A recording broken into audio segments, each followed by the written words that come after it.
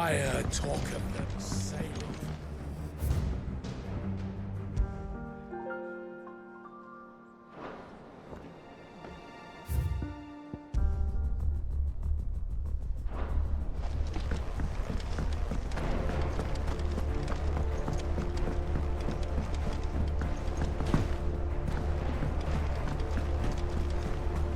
Covered in nicks and lumps, the lot.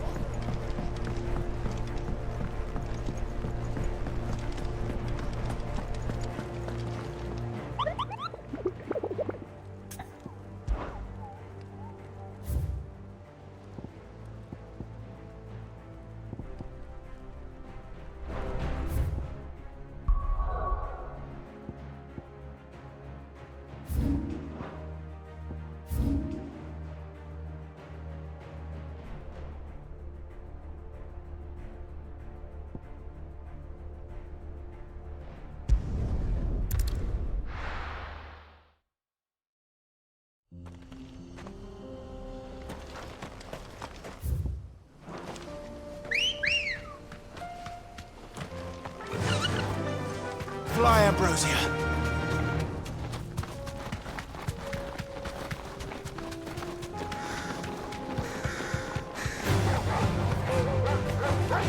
Be safe.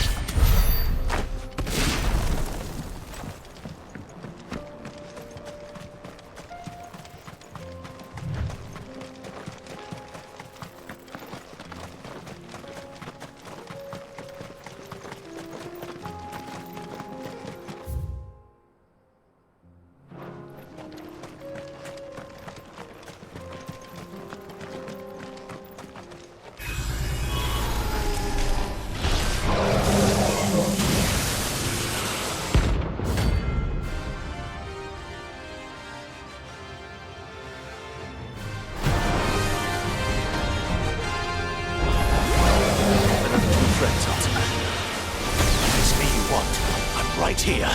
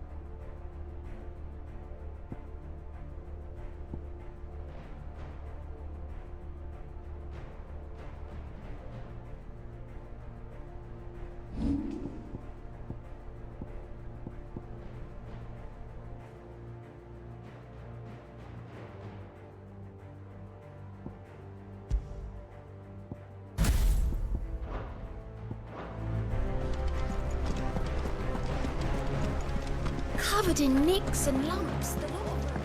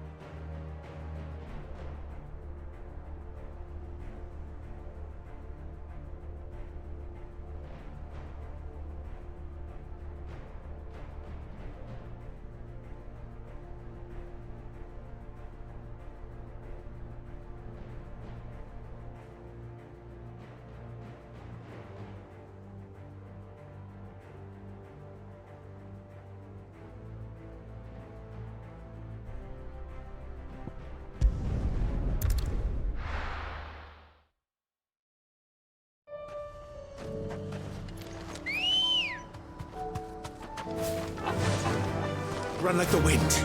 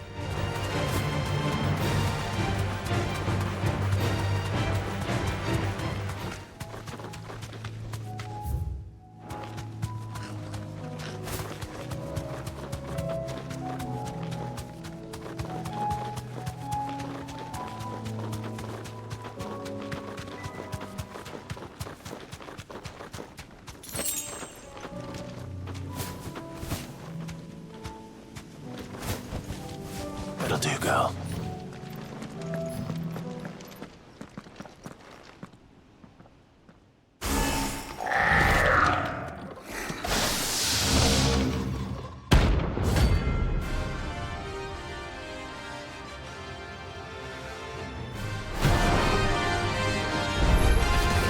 Looks like we're working something up.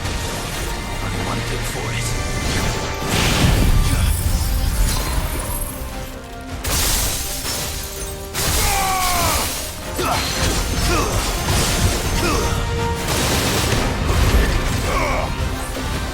Too slow.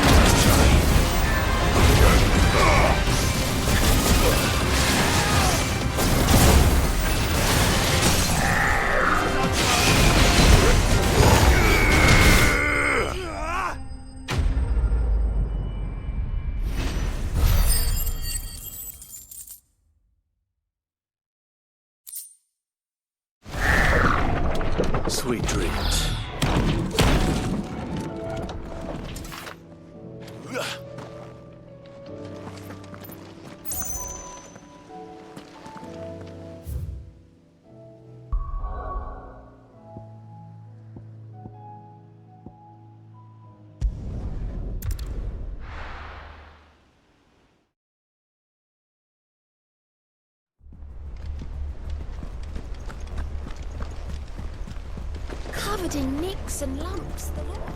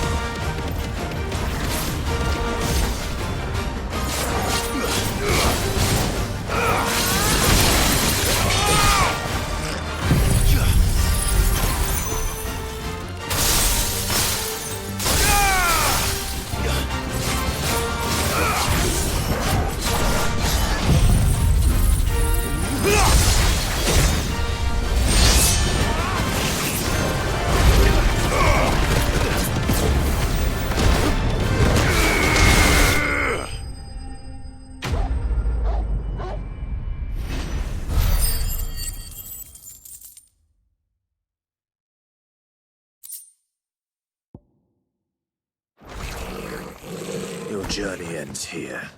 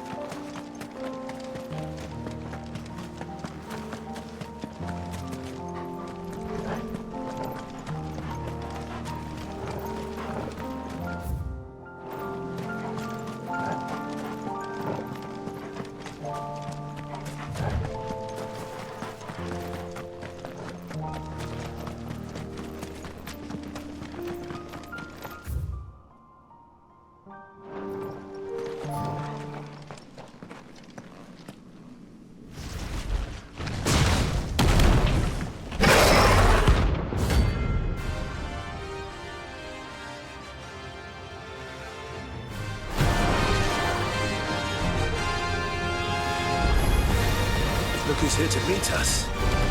Pity they don't seem fond of visitors.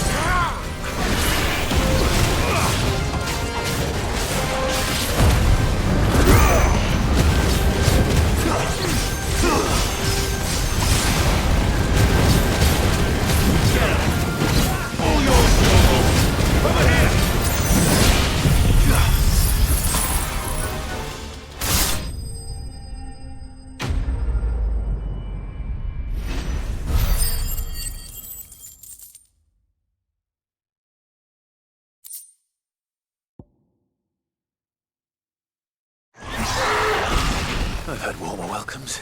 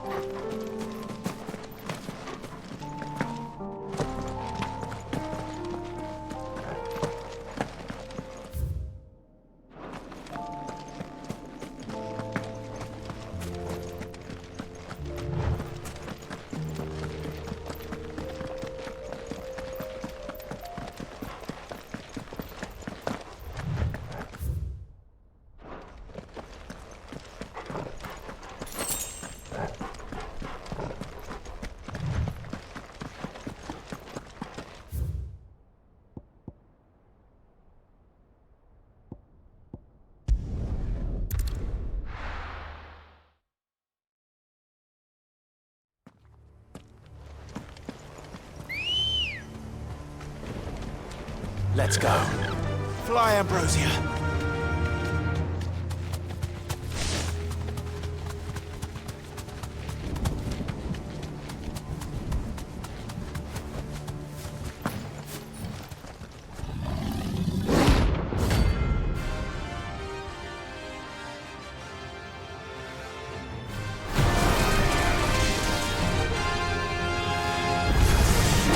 That's no ordinary comb.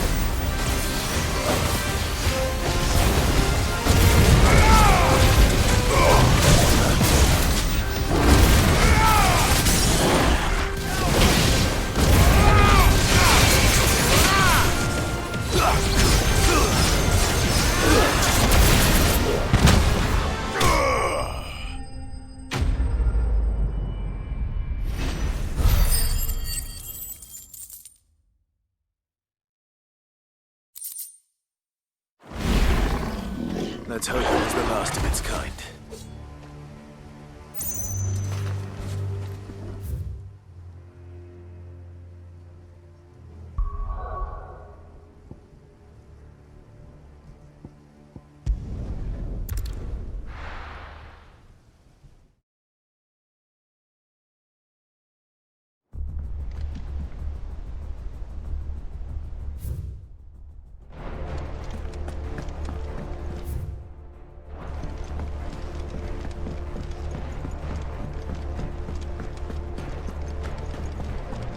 The stew's awful. So what do I owe the honor? What do you want?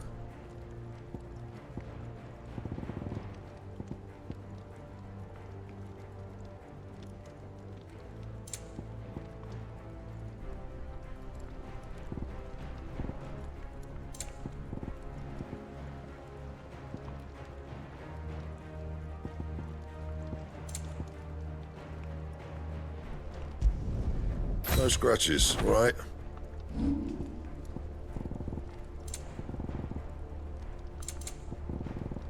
And?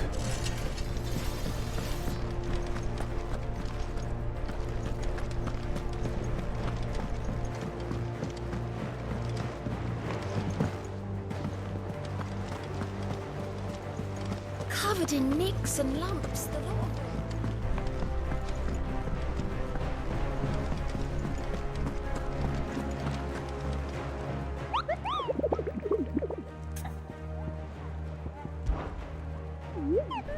Through Orcish lands.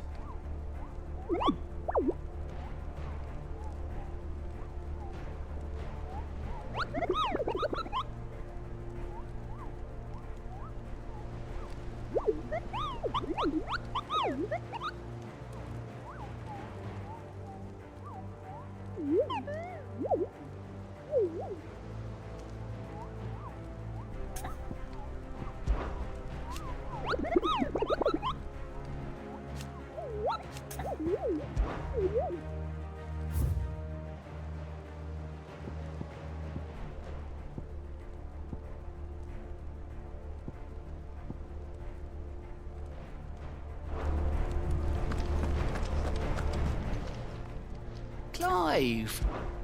Here you go. Always something in there. Oh, I wasn't expecting you back. All done? Howdy.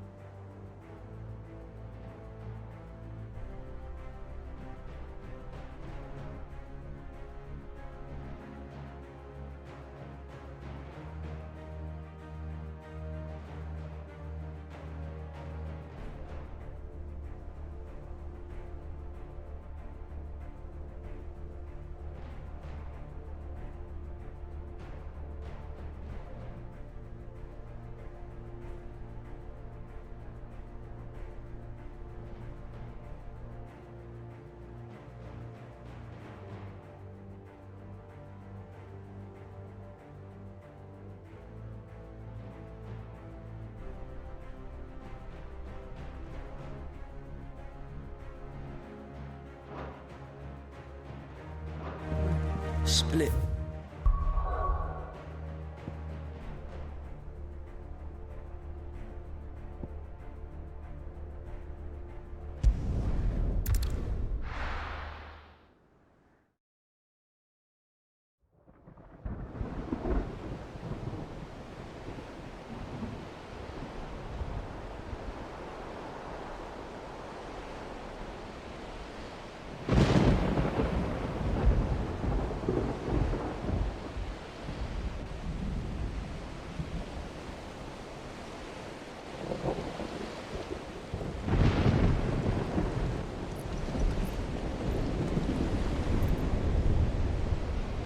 What the hell happened here?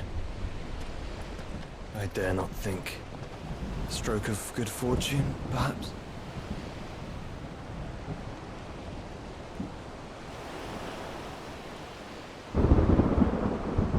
I hope you're right. So do I.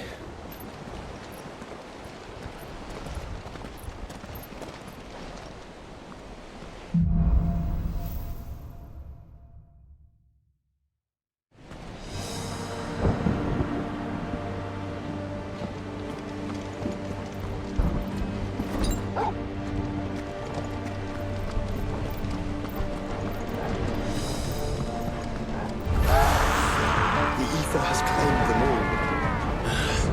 Let's see who went on next.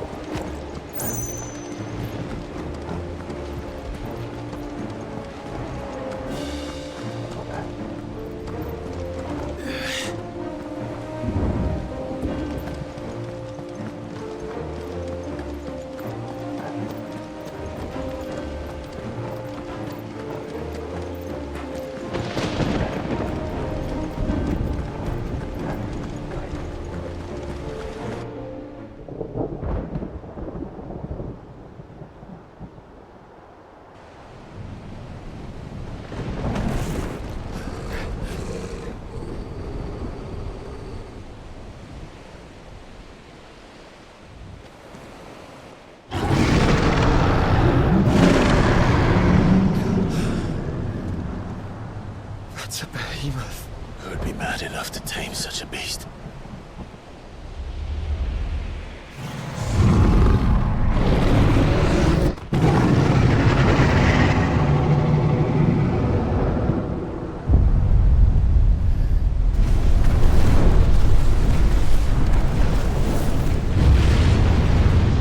Stand back.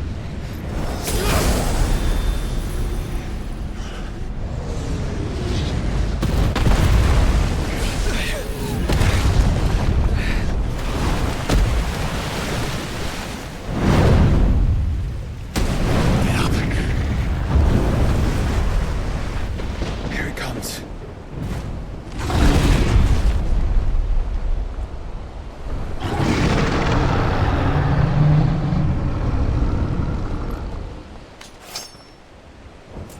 Well, what are we waiting for?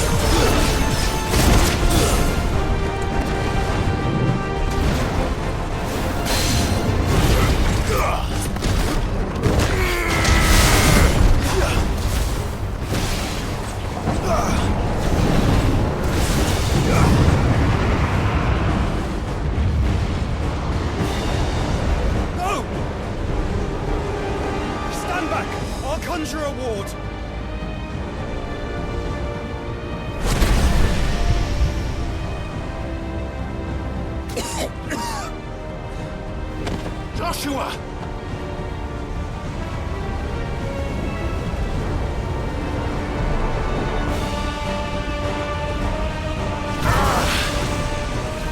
Desperate times. Clive, no! Trust me. I'm your shield, remember?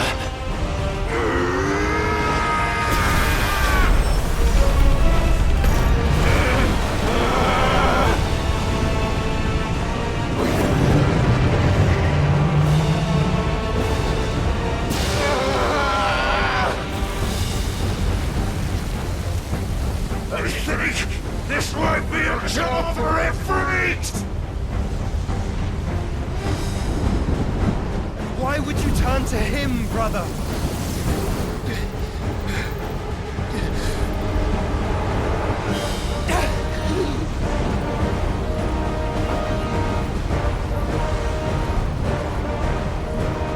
When we fight together.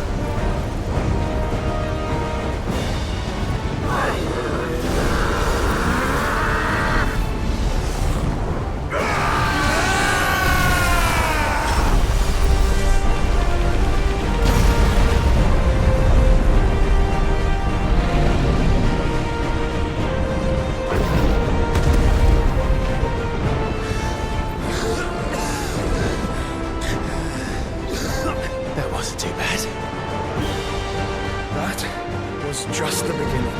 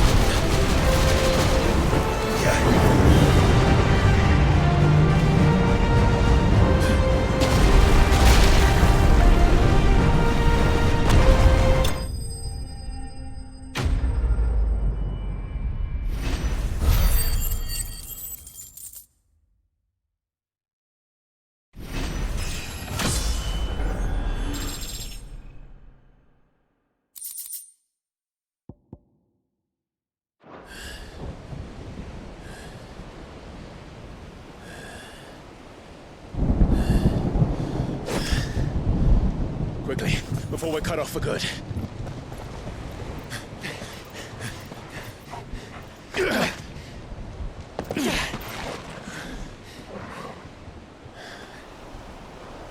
If it is like the others, the entrance to the inner sanctum will be at the foot of the crystal.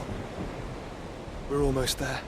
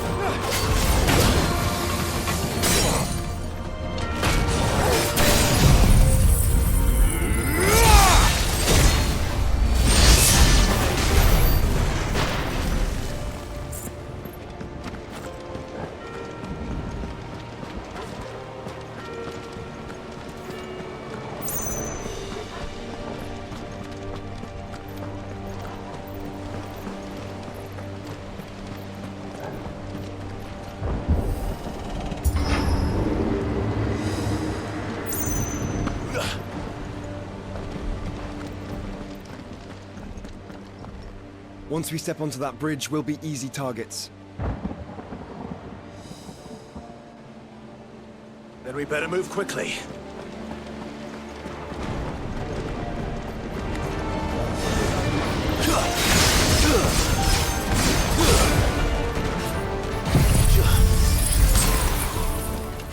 It's over.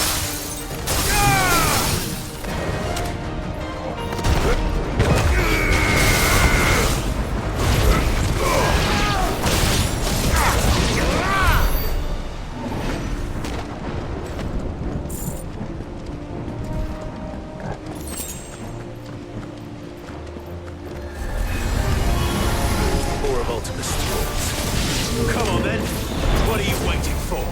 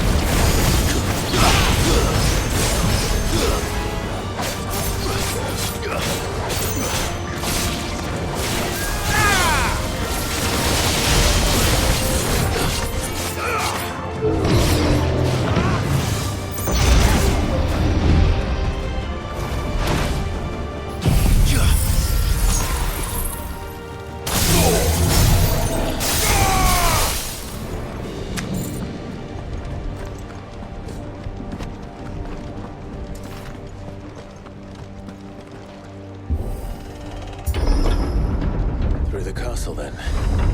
I don't see any other way.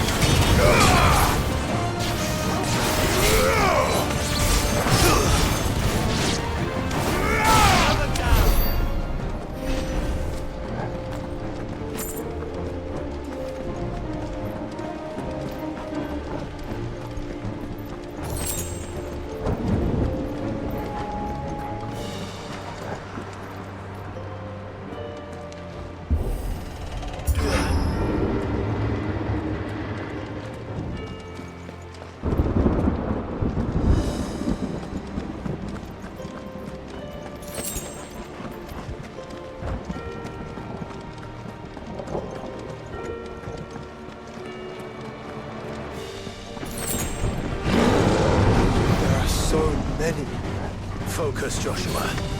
We're not done yet.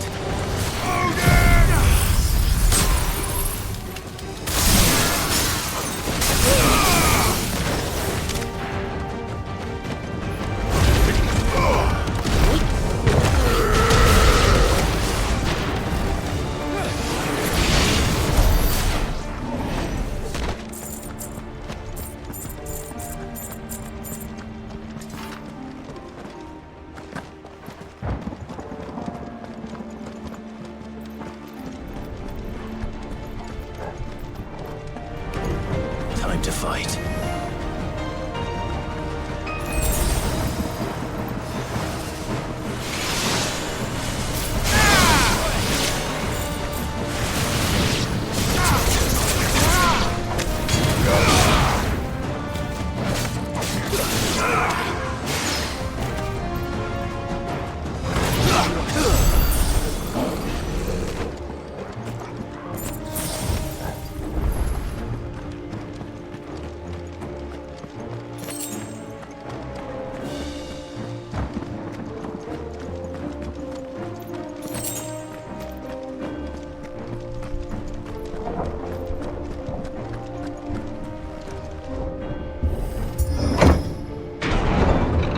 Let's hope this works.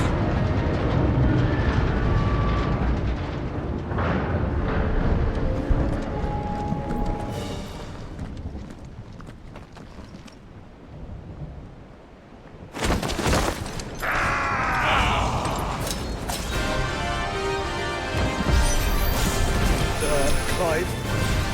Of course there's more. There's always fucking more.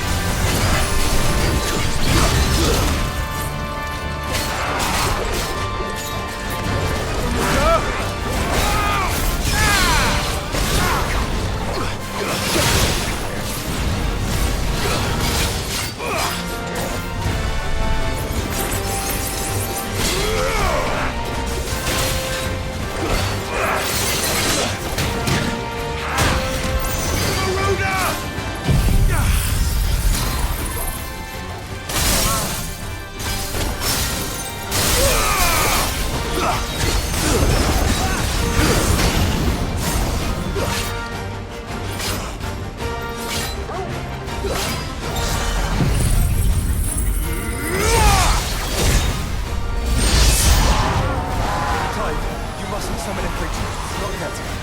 So I should let the burden fall to you? Yes, you should. Save your strength for the monster crystal.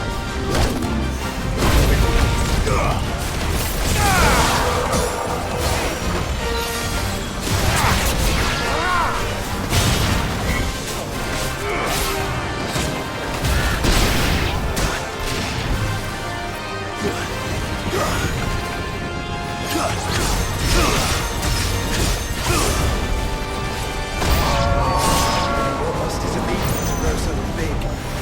You don't want to know. Farewell.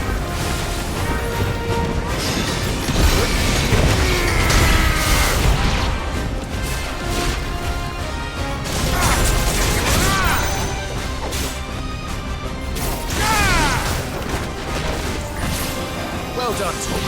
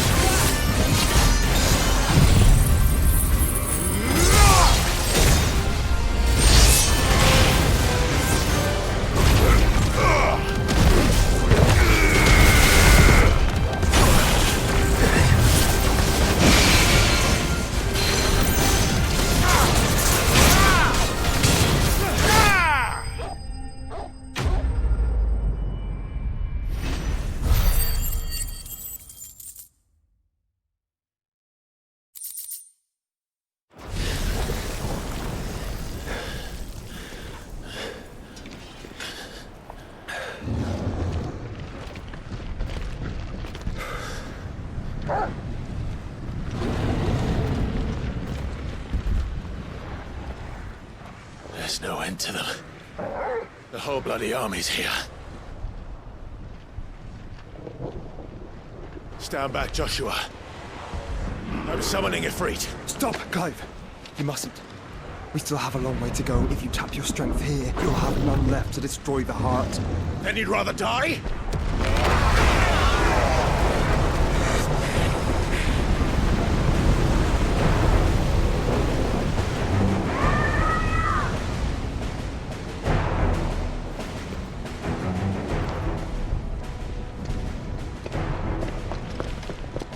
Jill!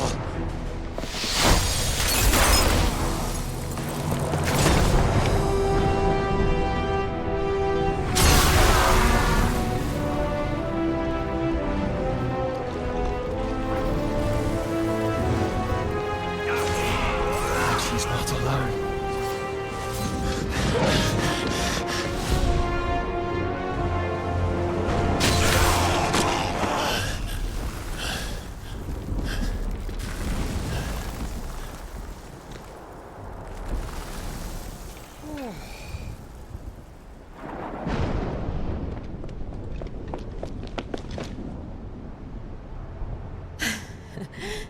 Surprised to see us. How did you? Gav. He told us exactly where you'd be. Even sniffed out a crack in the castle wall. And when we saw the heavens come crashing down, we had no choice but to believe him. It's been quite a day. To what do we owe this honor? A debt I would see repaid. Prince Dion. It's good to see you well. So, this must be Ifrit. Your uncle bade me give you a message. Listen to your heart, and guide your steel true. Your father would expect no less. That is all. Thank you. For everything, Your Highness. Dion, please. You do realize the only thing we've freed so far is this wall from its foundations, right? Now, if your lord and ladyship's quite finished... Well said, Gav. We have work to do.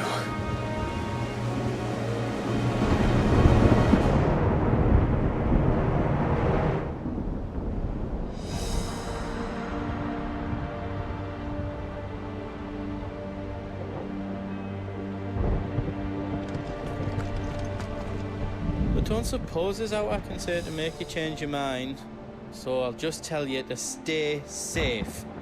Nan won't take kindly to losing her best customer, especially after letting us carry all this stuff all the way to Ash. And we wouldn't want to anger old Nan. You mean, you'll buy some off us? I've got some good stuff for yous.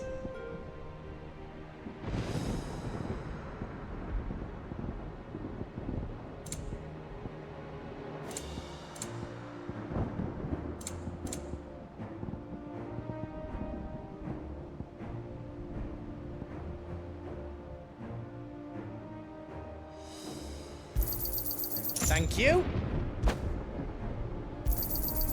Right on, here you go.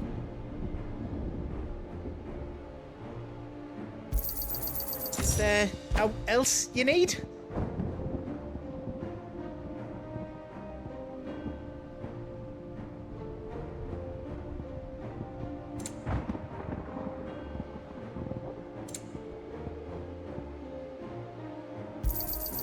Thank you. Right on, here you go. Thank you. You've got everything you need then.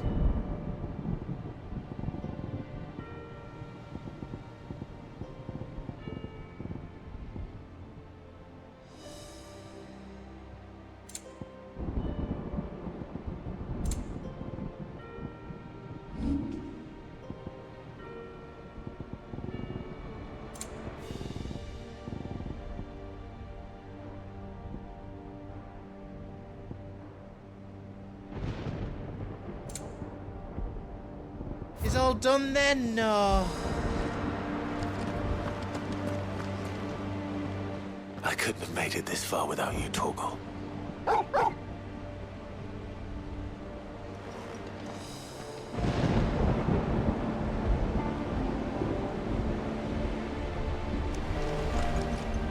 Each parting brings the hope of reunion. I missed you, Clive. I missed you too.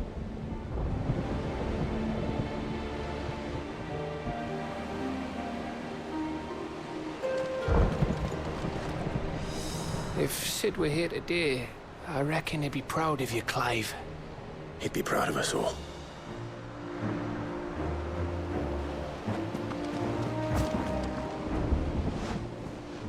There is still much I would learn of your tale, once this day is done. Until then, all who might come between me and such knowledge shall answer to my spear. I do not envy them.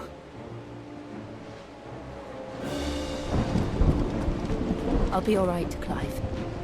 You may have Sheba's strength, but I still have her spirit. You see, Clive, we're not alone.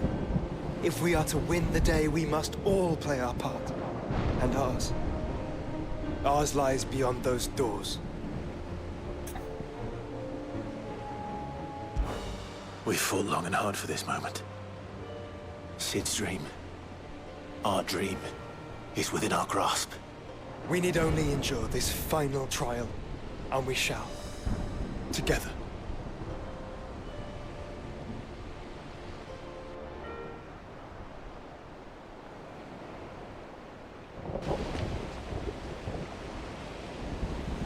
You all know what it is that awaits us beyond this gate. And we shall face it together. Aye.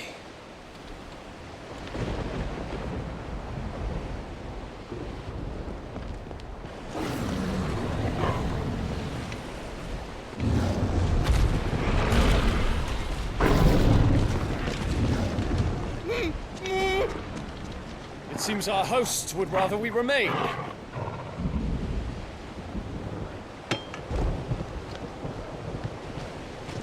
I will stay them. We will stay them. Go! Just don't keep us waiting. Thank you.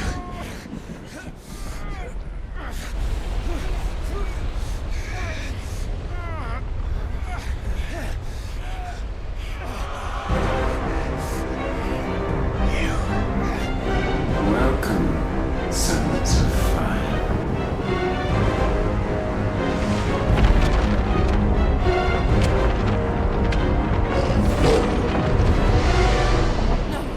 No!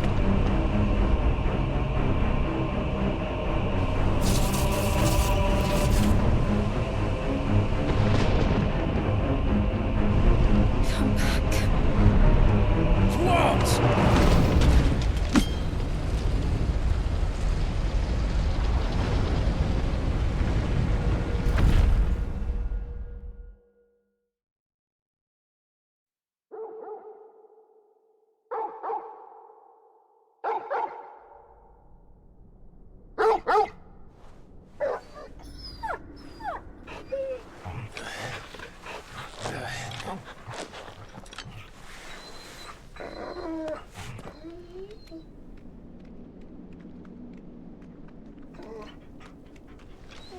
Joshua! Joshua! Wake up! Clive, is that you?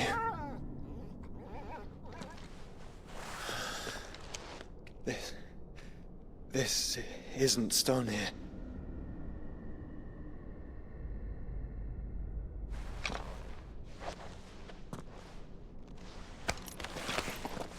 Welcome to our darkness.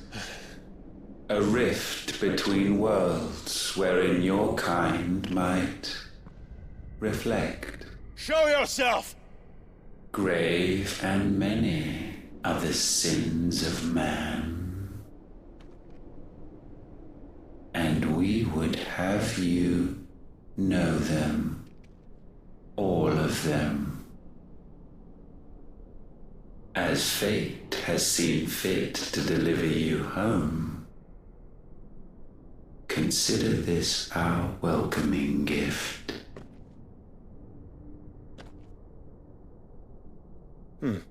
It would seem we are trapped.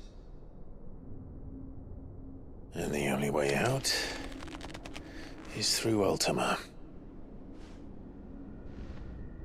We find him, and we leave.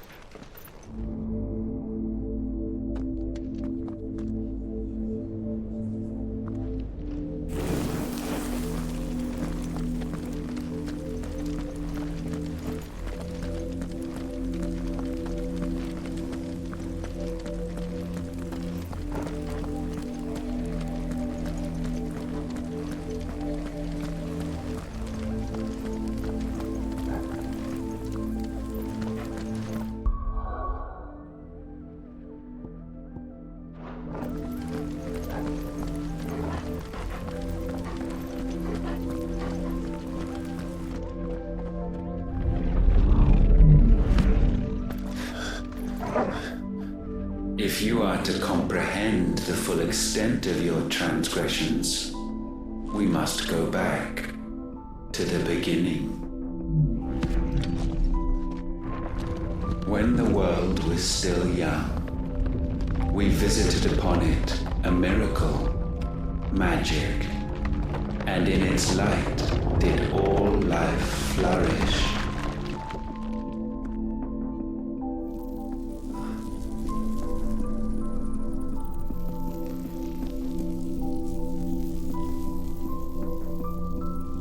Yet the price for this boon would prove heavy.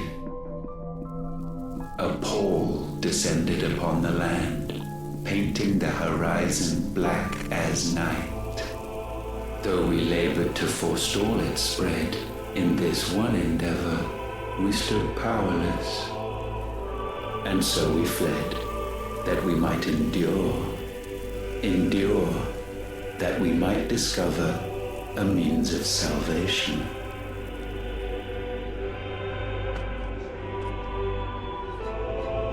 But if it was magic that caused the blight, what of the mother crystals?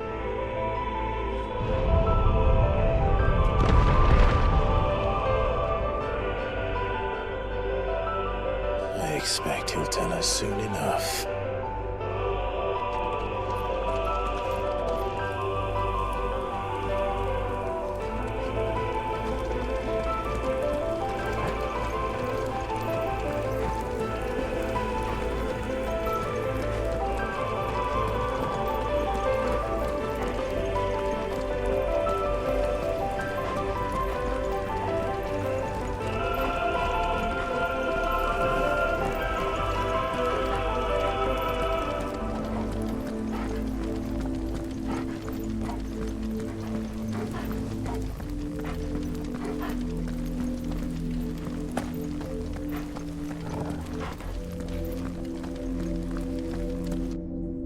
Salvation, alas, was not readily to be had.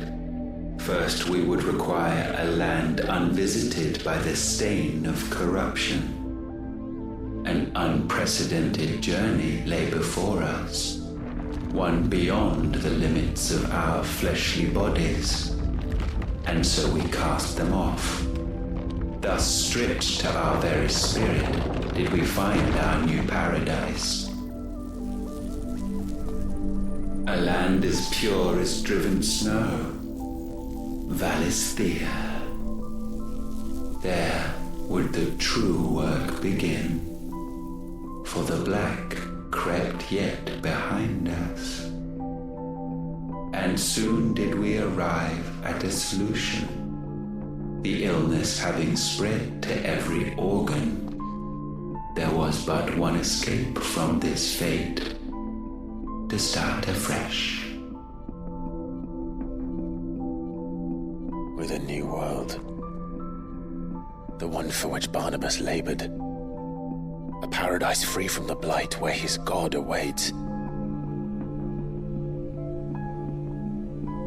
And where If we only forfeit our wills and abandon everything we hold dear, humanity can join him. So, Ultima would have us follow in the footsteps of the king. And follow we shall. For now.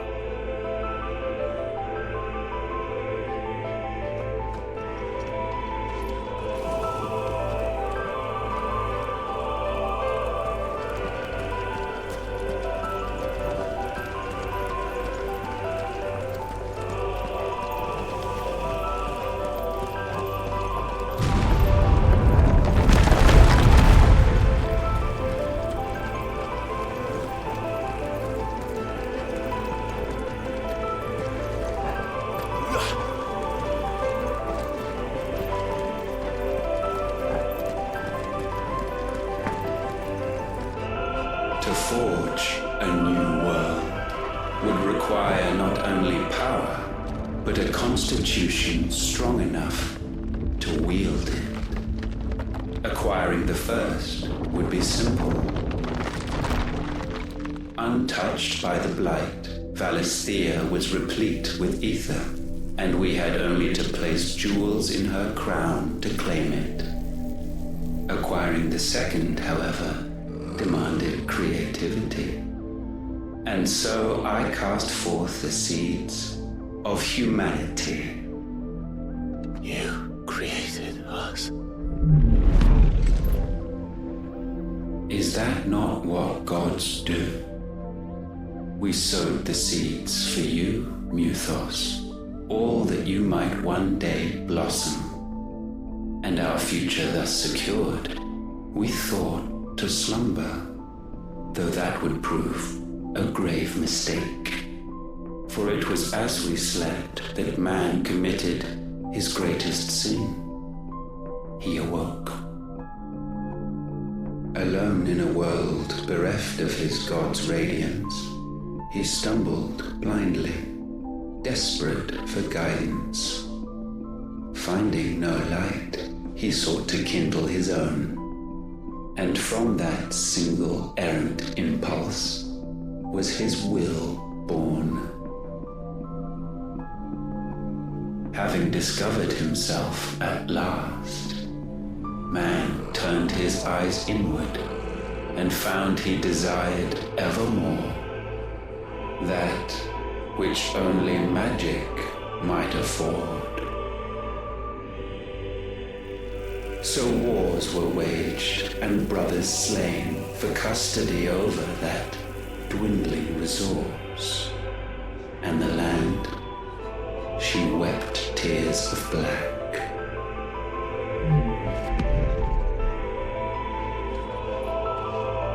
He would condemn us for this. Surely he cannot be so blind to his own hypocrisy. Not blind, just unwilling to admit the truth. Though we're one and the same.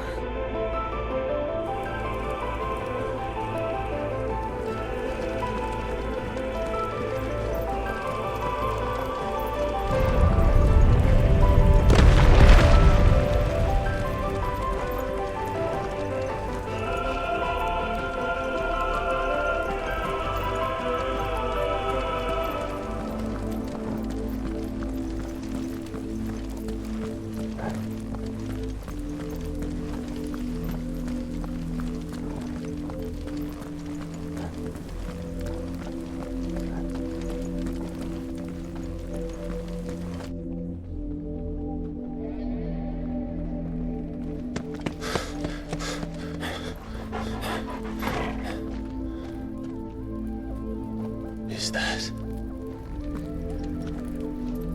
Ifrit, or what's left of him? Long have our ashes lain cold for want of a spark. Cast your eyes upon them and see what you must become.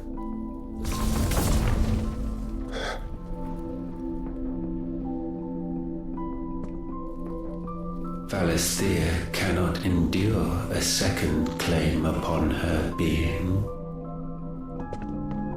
The avarice of man drives her ever closer to destruction. But she may yet be saved by you. It is what you were born to do, why we nursed you and fed you, as your own mother should have. And now that you are fully grown, our Muthos, it is time at last for you to serve your purpose. To right your wrongs. If our sin is wanting to survive, then you are as marked by it as we are. The fault is yours. Our wills were born because you abandoned us. And now, you would have us forfeit them. All for a place in your new paradise. Do you imagine yourselves worthy of one? Mankind has no place in our world. Is this truly so difficult to comprehend? We only ever require you, Muthos, when the time comes to bid this wretched realm farewell. None shall follow, none shall remain. What do you mean, none? This is our world. Once the land's rebirth is complete, humanity will have served its purpose. Why would we continue to suffer that which has caused us so much vexation? Because the land doesn't belong to you. It belongs to us all!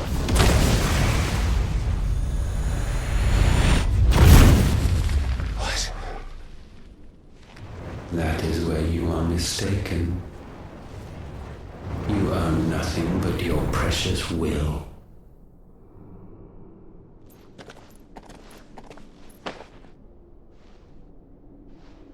Brother.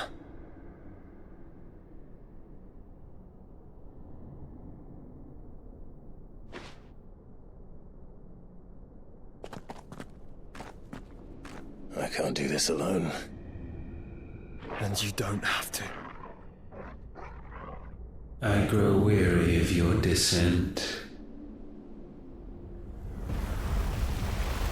Now you must learn that this master will not tolerate disobedience.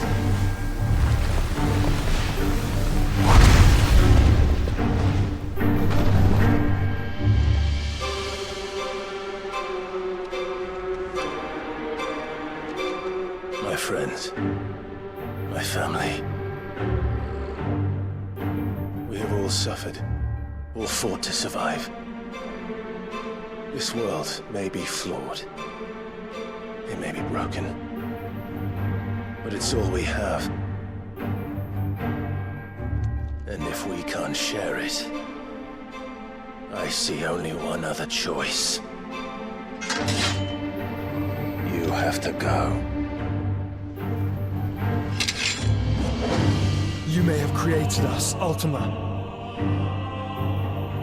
But it's time we lived on our own terms. This isn't your world anymore.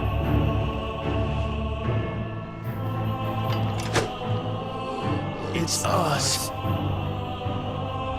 Bow down, offenders, hearts disdained.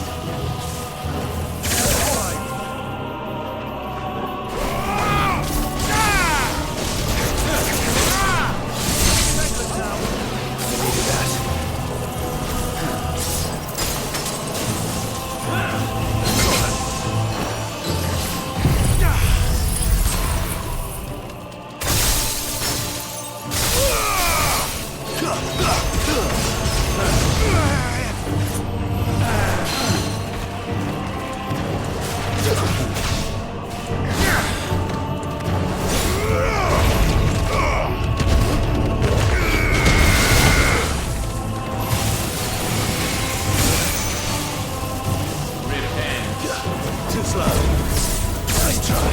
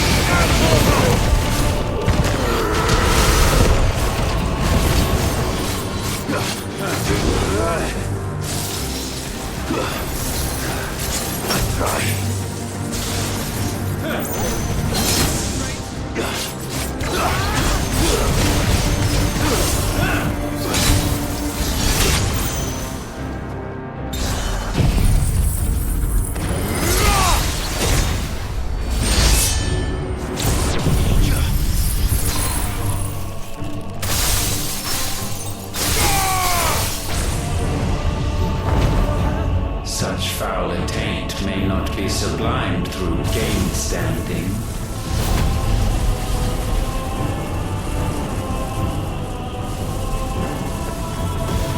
Only with heads hung low is penance paid.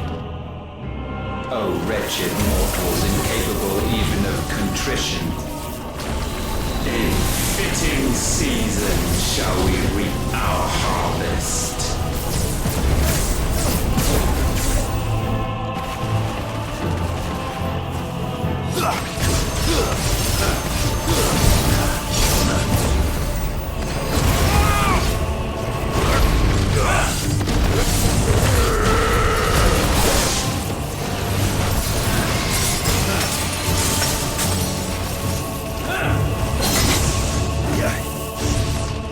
We're all ready.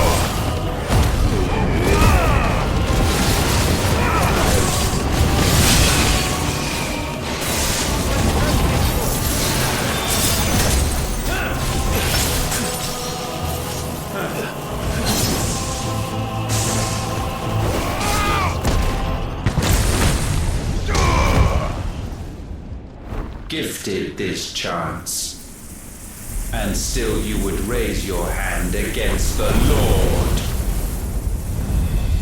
What now? The darkness bends.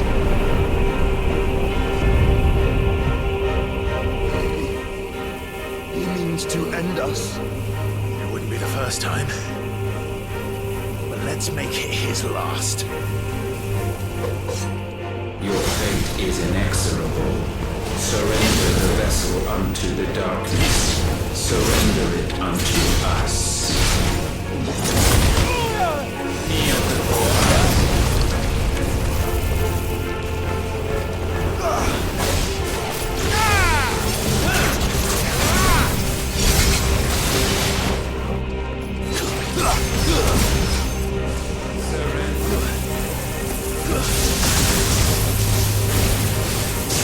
Prostrate yourselves.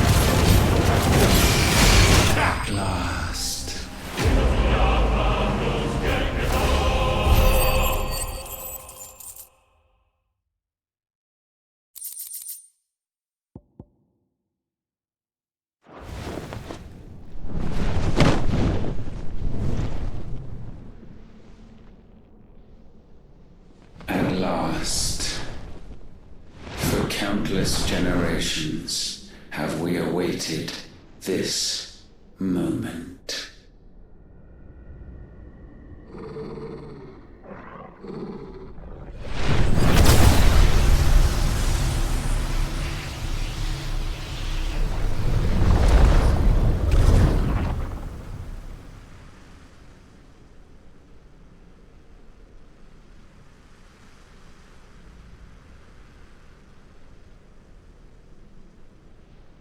Your struggles have made you strong, yet your soul remains heavy with sin.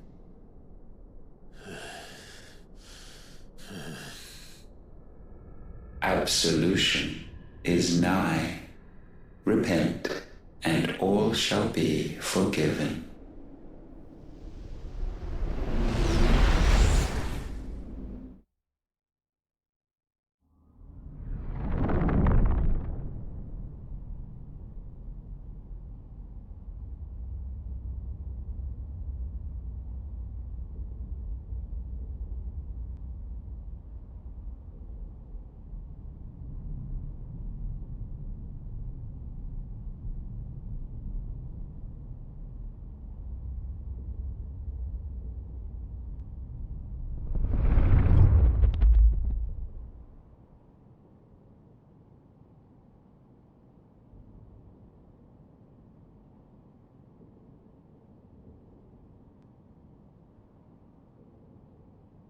Tell me, Clive, how many lives have you saved since taking my name?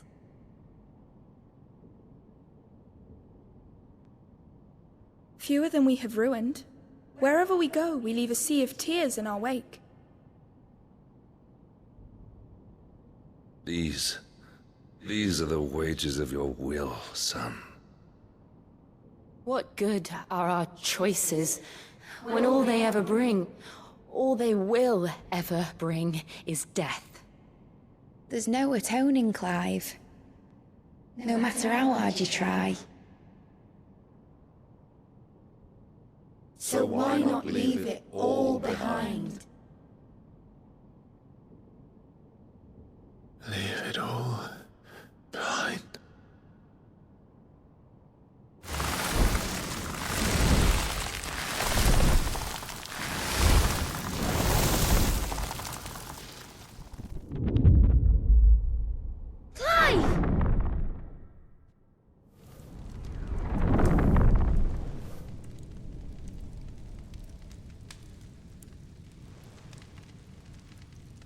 Please, won't somebody save me? Won't anybody love me? I yearn, yet still she is not mine. Have I not given enough? From will is born desire, and it is this which consumes you, rendering you incomplete. Do you not see how the world bends and warps under the weight of your hungering hearts?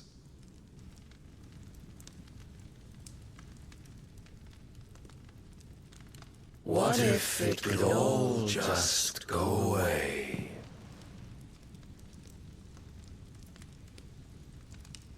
Just go away.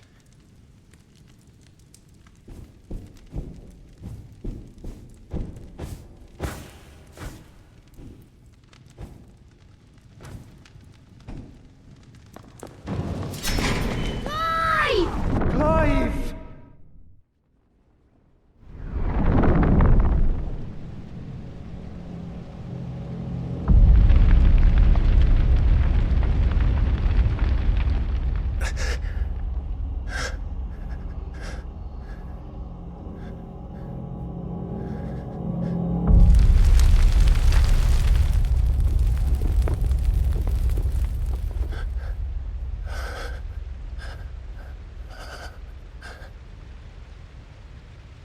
None of this is real. Wake up. It's time to go home, Clive.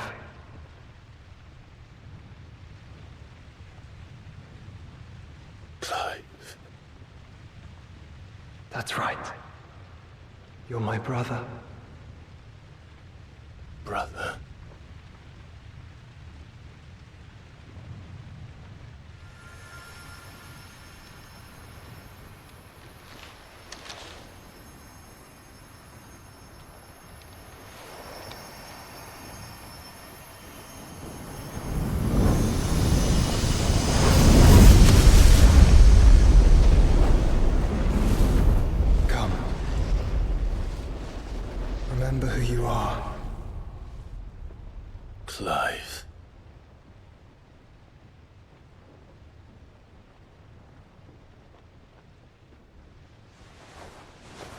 once more, lest you forget.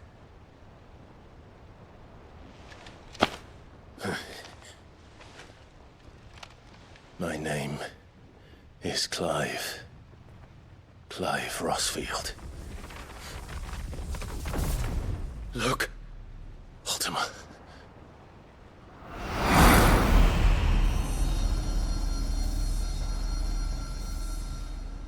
Even here, the light of the vessel's will cannot be quenched. And the Phoenix, his trespass should not have been possible. Not possible unless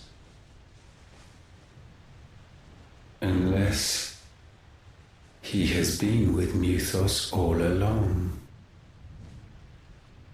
The mark of the Phoenix, emblazoned upon his heart, made manifest by the power of will alone. The power of creation. Can it be? Are their wills truly so potent? Are you still talking?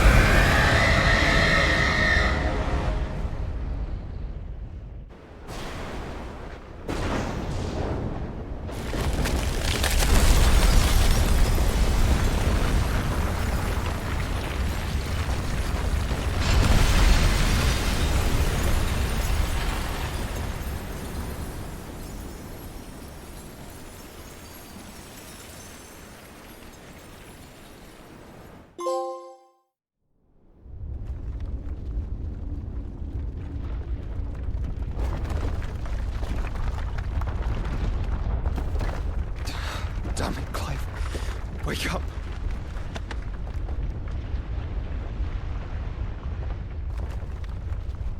That. Sorry to wake you, but I think it may be time to leave. This place.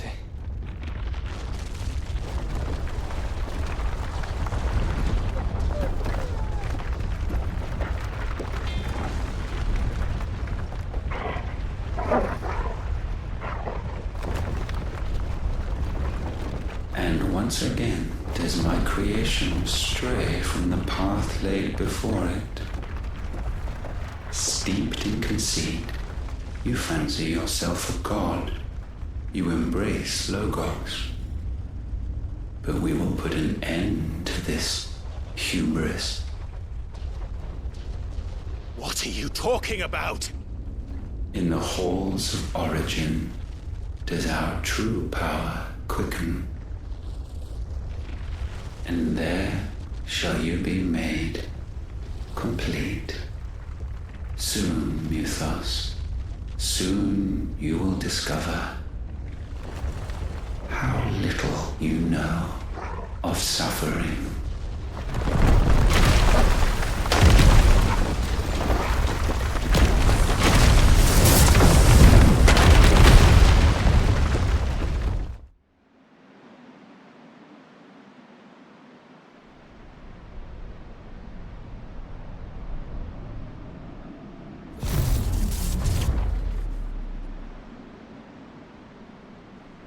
And so the crystals are no more.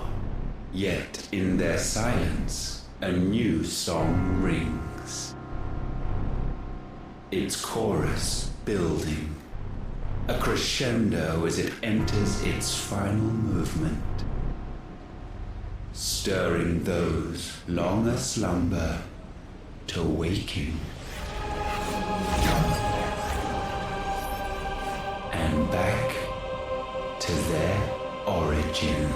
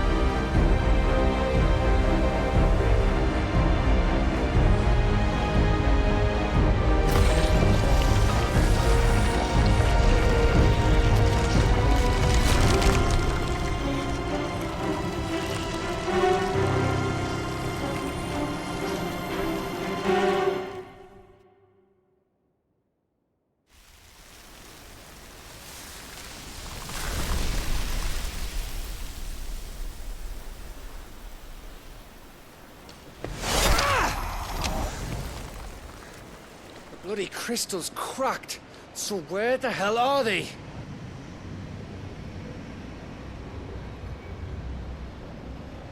Oh, fuck me.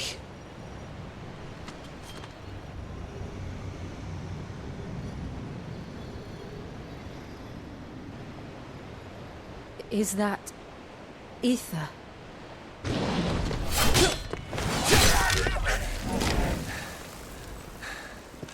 What in good Grieger's name is going on? This is wrong.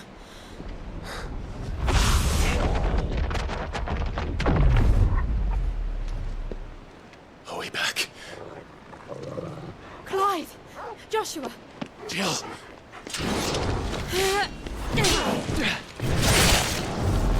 Is everyone all right? We're fine. What happened? Too much to explain here. Mate! We're leaving! Now! Everyone, fall back to the ship!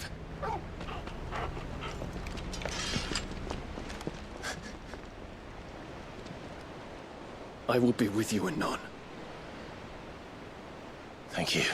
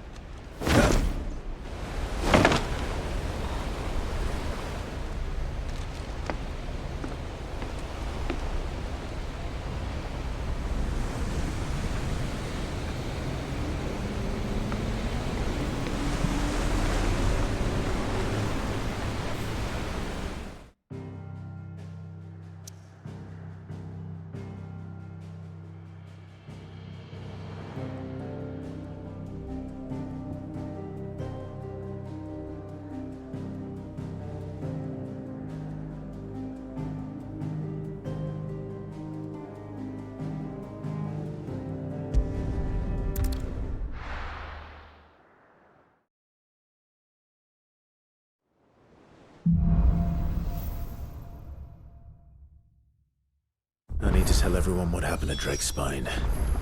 And I'm going to need Otto's help.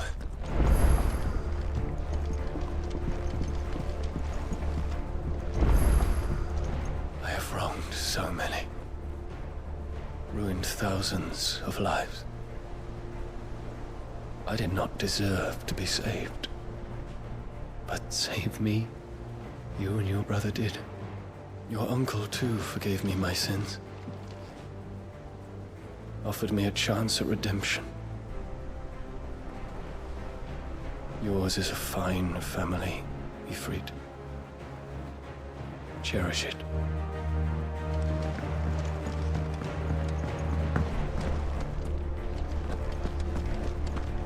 this the last of the mother crystals, do you think? Or could there be others buried out there? There's nowt like a fuck-off crystal hanging over the horizon to sour your ale.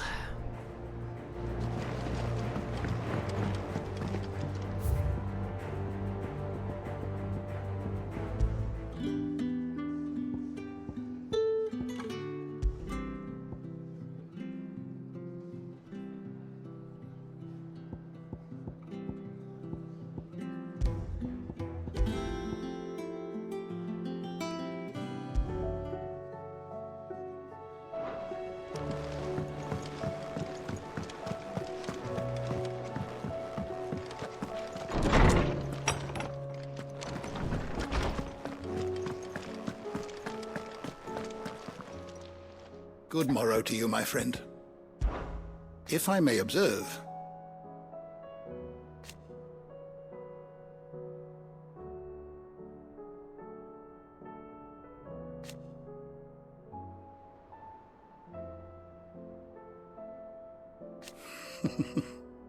history can wait.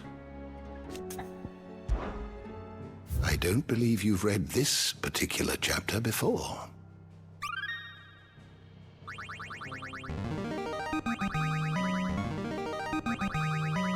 This, I believe you will find most interesting.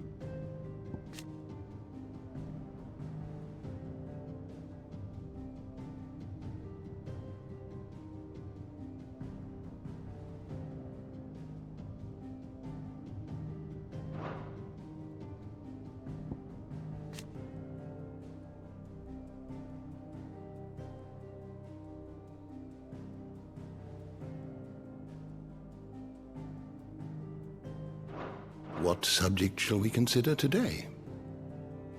The door to the shelves shall ever be open.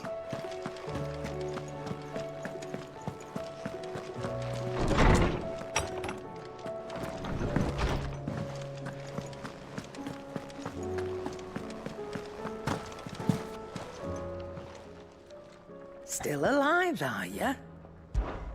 If you're gonna buy something, be quick about it.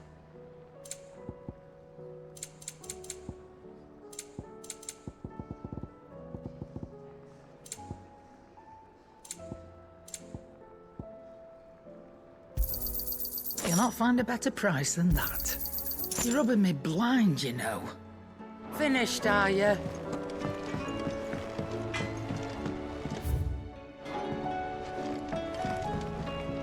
Trouble with your gear, or... What do you want?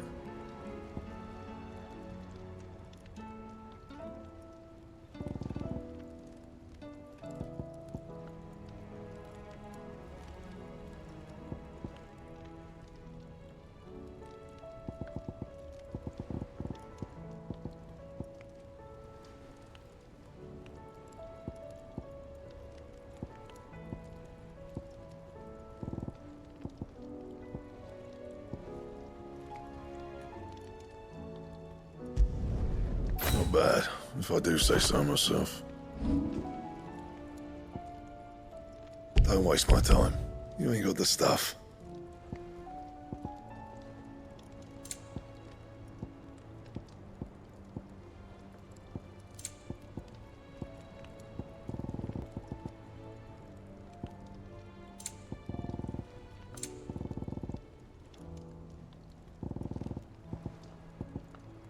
And?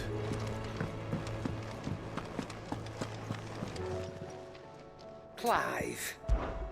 Go on, then.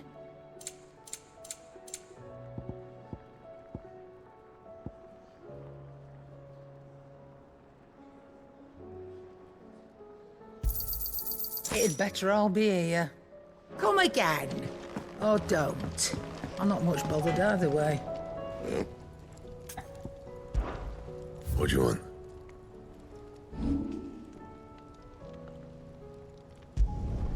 Yeah, that should do you. And?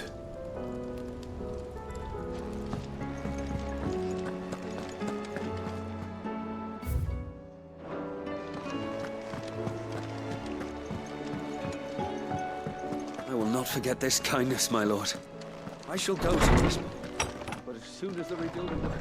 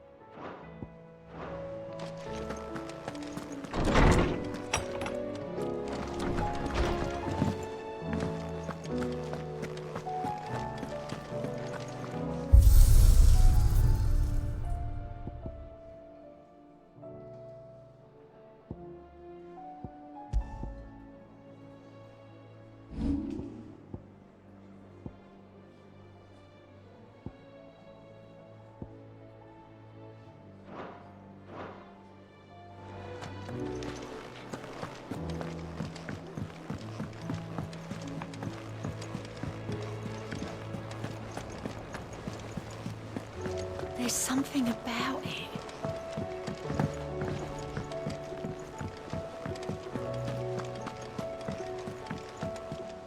What will it be today? Allow me to educate you. Here's the latest information I have.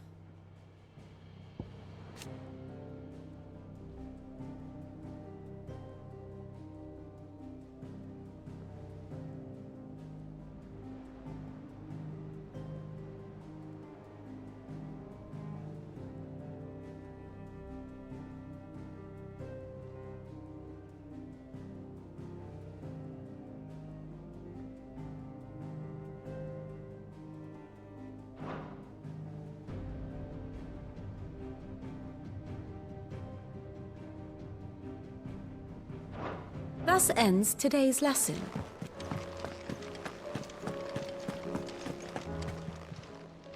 How may I help you today, Clive?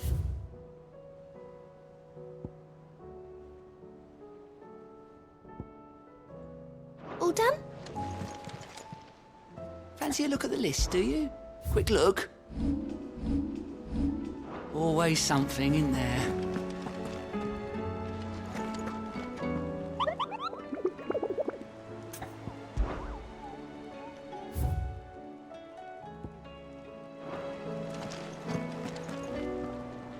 Still alive, I see. Something tells me that eyesore on the horizon is your doing. How'd you manage that? It's a long story. One that I'd rather only tell once. Right. All hands on deck, then.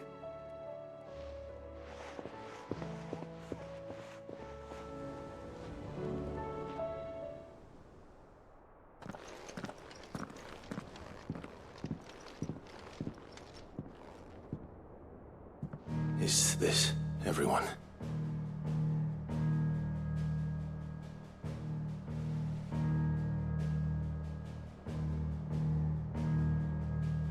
As I'm sure you've all guessed, the crystal which now commands the eastern skies was summoned by Ultima. You called it Origin. Though the significance of that name is as yet unclear. What does it matter what it's called? Its emergence tore Twinside asunder and wiped my homeland from the map.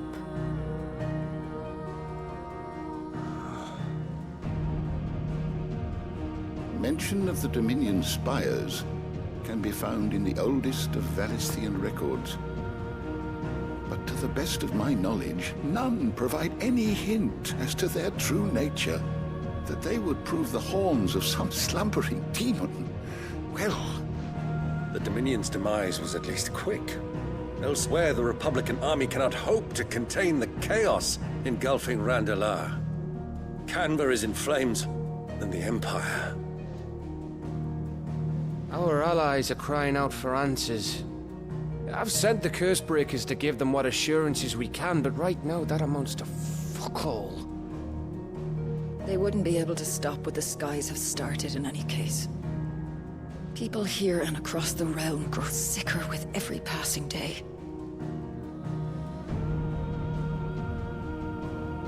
Could it be that this new Mother Crystal is like the others? That it draws upon the land's ether? It certainly looked that way from stone here. If that were true, it would explain the hastening spread of the Blight since the crystal's appearance. Would it not? And as the land's ether slowly rises to the surface, it pools,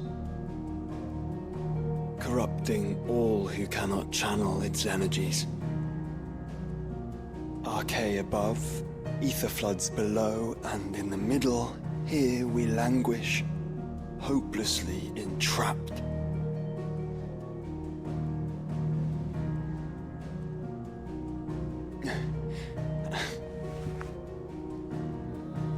It's all right. When we faced him at Stone here, Ultima told us his true power quickens in the halls of Origin. Needless to say, we cannot allow that to continue. If we are to stop him, we will have to find a way into the crystal. How are we going to manage that then? It's up in the sky. And fast as she is, the Enterprise can't fly.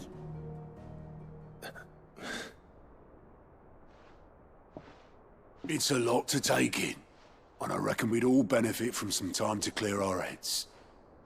The answer will come to us. Don't you worry.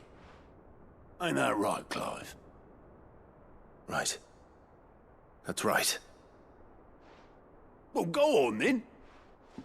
Bugger off.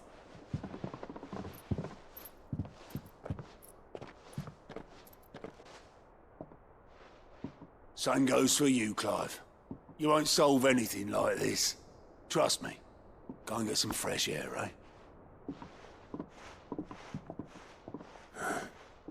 Thank you.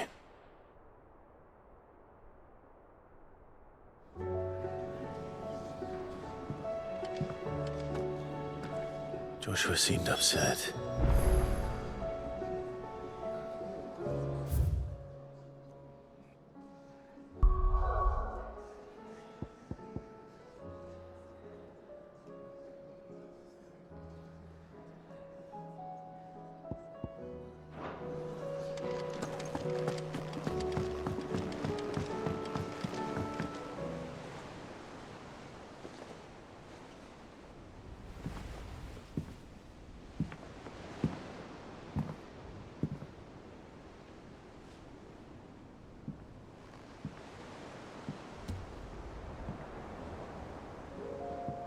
Ultima may have created us, but he doesn't make us who we are. Only we can do that. And if he would have us fight for our survival, so be it. It's what we've been doing all along. Much like Ultima himself, it would seem. His new world being naught but a means to survive. And so, we must contend to decide which of us shall inherit the land. Should Ultima prevail, it will mean death for us all, Of that, we can be certain. But even should he fail, what world awaits us? A withered, godless place where our newfound freedom will most like prove a chain in itself. Well, that may be. But a chain can always be broken. As long as one has the will to break it. It won't be easy. It may take generations. Centuries of suffering. And that is, if everyone plays their part. But it will happen. And when it does, it will be on our terms. That is the world that awaits us. Indeed. And what better world could one wish for?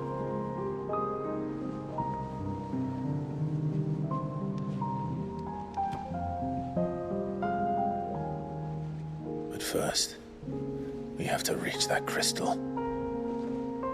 Then it's a good thing I have wings. You can barely stand, let alone fly. And only the Founder knows what horrors await in those skies. You certain about this? Am I certain? I am the Phoenix. I will do what I must. This is our fight. Remember?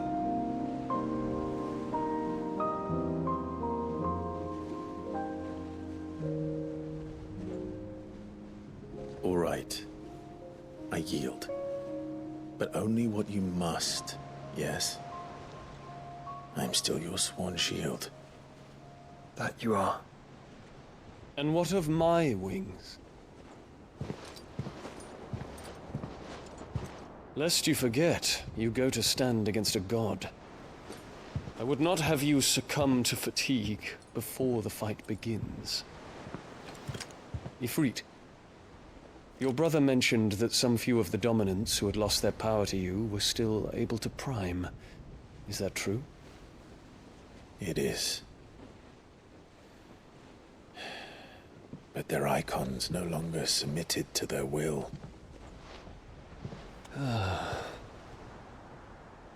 Then mine will have to be stronger. That you both might save your strength for the battle to come. You don't have to do this. If you do, there's a chance you might lose all you have left. And what have I but regret? My life ended in the Dominion. I fear death no more. Besides, I would have words with Ultima. He has much to answer for.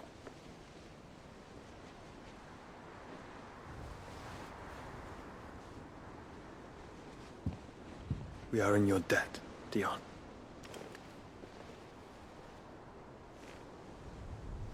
We can speak of debts when this is over.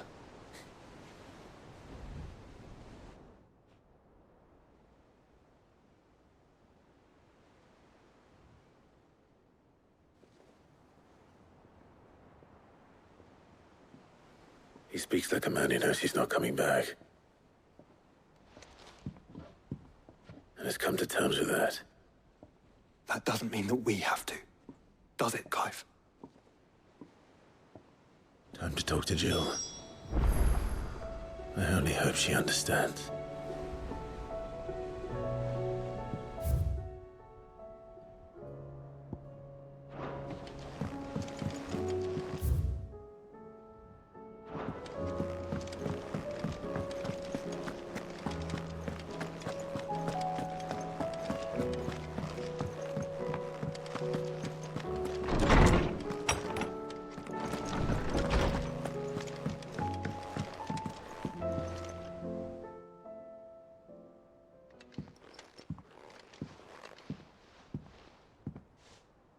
Come to wish on a star.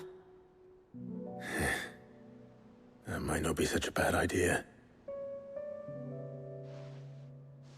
This is it, Jill. You know what I have to do. Why I have to do it. There's no turning back now. This is where our journey was leading us. Where it will end, for better or worse. I could pray to Metia for you. But you'll be all right, won't you, Clive? You always are. I did promise we'd watch the moon together. I'll be waiting.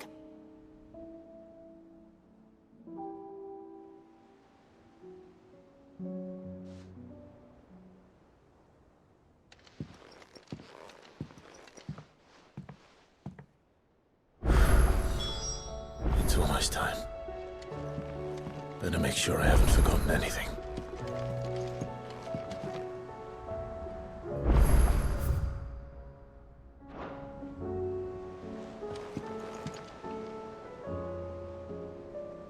Clive? Do you have a moment? Of course. Always. I wanted to give you something. Is this? I stitched it from the cloth you gave Hortense. The piece she said you liked best. I told her I used to enjoy needlework, but I didn't think she'd remember. It's beautiful, Jill. You didn't have to. When I was very little, I recall my mother telling me that young ladies of the court would give knights ribbons from their hair before they went off to war. I still wear mine, so I made you this instead. Black is the color of eternity. It cannot be stained. It cannot be sullied. It is unchanging, unwavering, just like your resolve. And mine. Our resolve. May it never diminish. And may it ever bring you back to me. I will always be here. Thank you, Jill.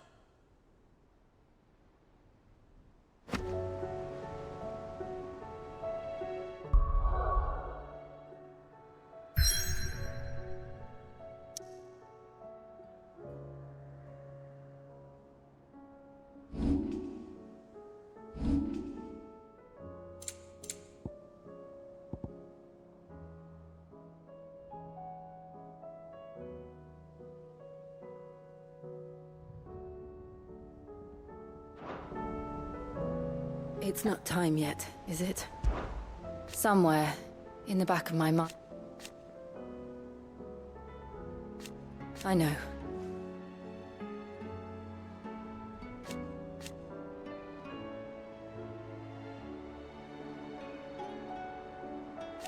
Thank you.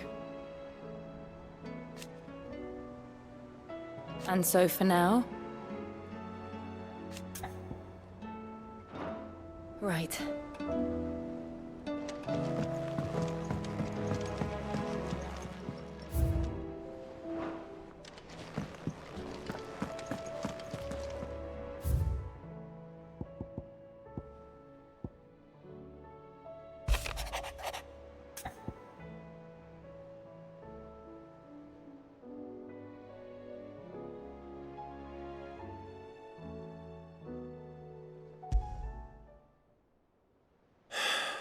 What is it this time, Torgal?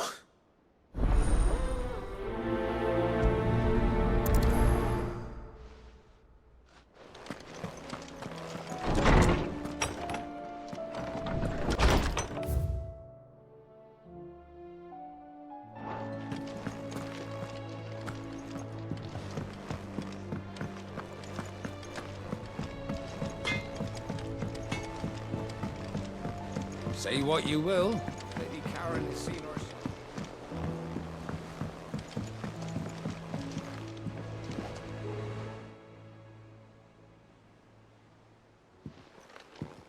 Pining for something, boy.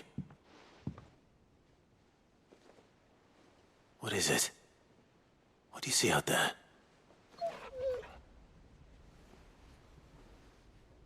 I never did ask where you got that anklet of yours.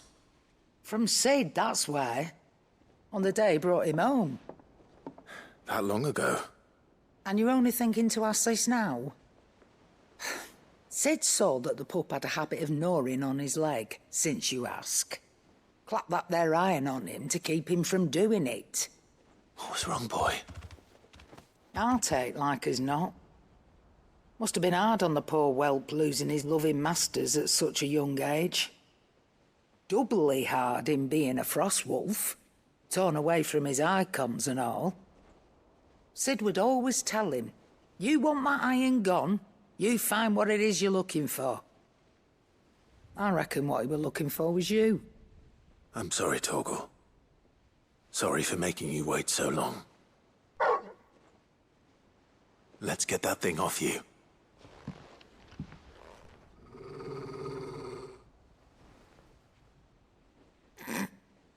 Doesn't sound like he wants it off. Indeed. You miss Sid as much as the rest of us, don't you?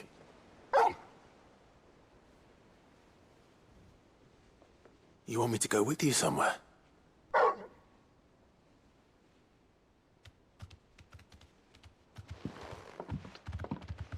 Quick, aren't you? Glad you've been paying attention. Not nearly as much as you have, Lady Karen. Aye, good thing and all. It's not like Gav would have kept him in nuts and rubbed his belly these past 10 summers. Your kindness is appreciated. You've been a good friend to him. Only because he doesn't talk back like the rest of you. Go on now.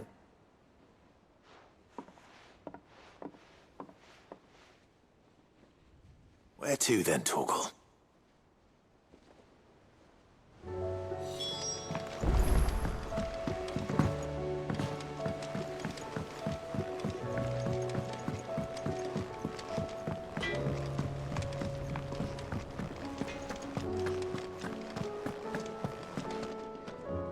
All right, Torgal. Where are you taking me? I'm going to need a little bit more than that, boy. Do you have a better hint for me? Unless... you've already given me one. Back on the rear deck, you were looking west, toward Rosaria.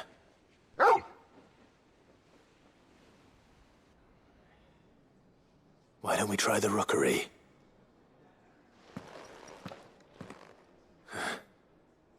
I haven't been to the island in almost 20 years. To Port Isolde, then.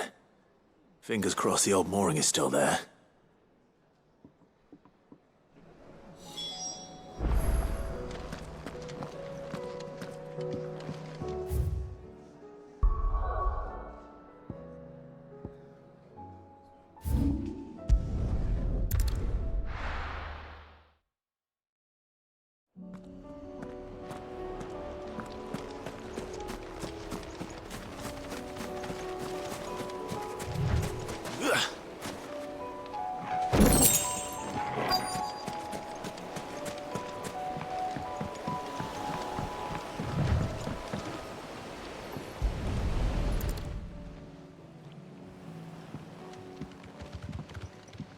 It's still here. After all these years. A lot smaller than I remember. And you're a lot bigger. You might have to swim, boy.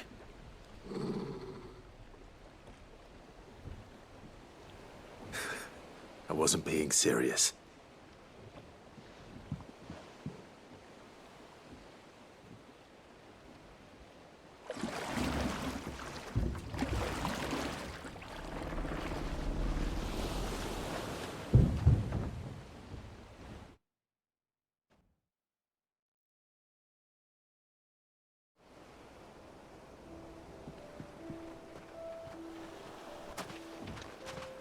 This place hasn't changed at all.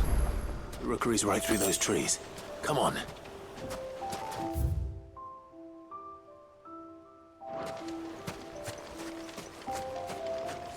Race you there? I bet I could still beat you.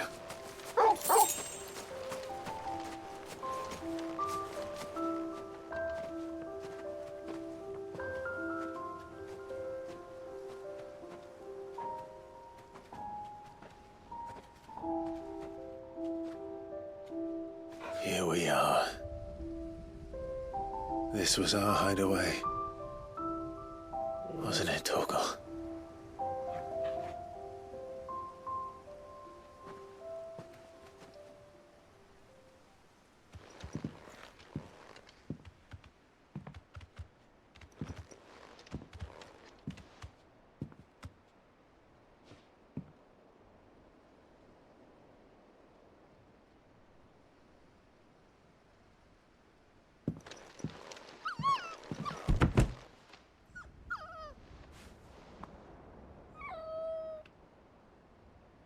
Coming here helped me to forget who I was.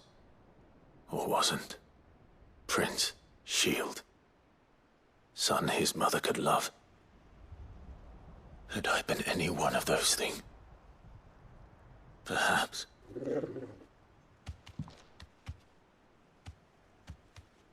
What is it, boy?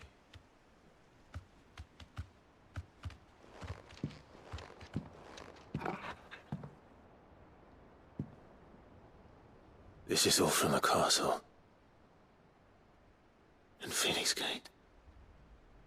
Did you bring these here?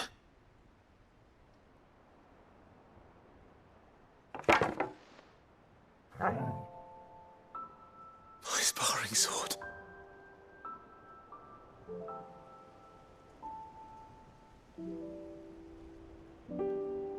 Well, well. You never stopped looking for me, did you, boy?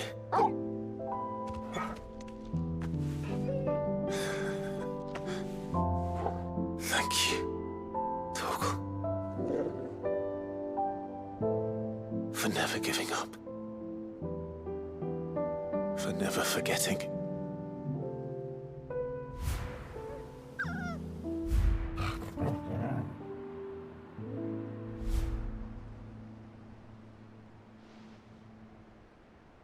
Let's take this with us, shall we?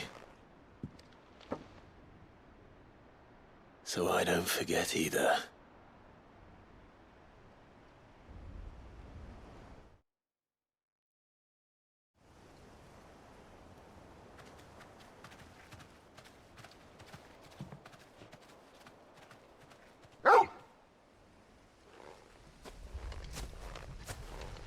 That's not the way back to the boat, Torgal. All right. I'm coming.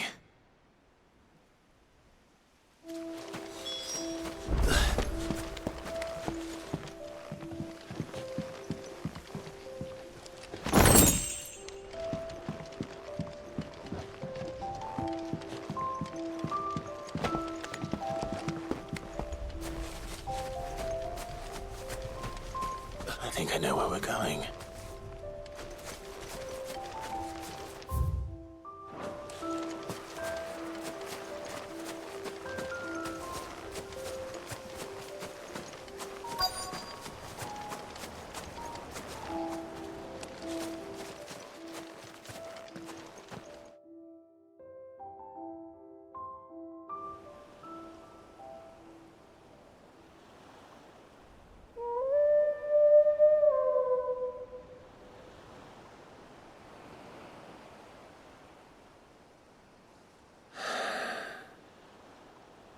People always talk about the importance of putting the past behind you.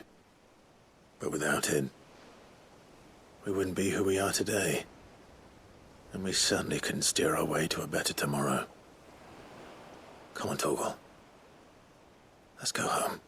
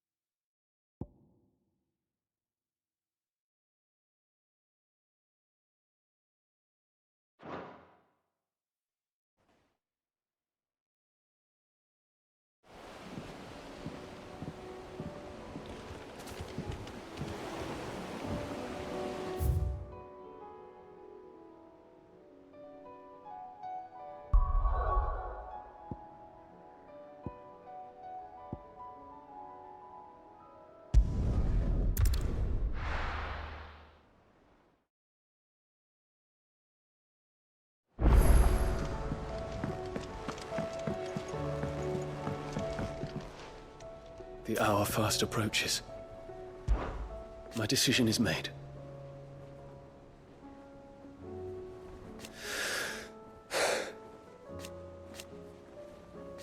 You said it yourself.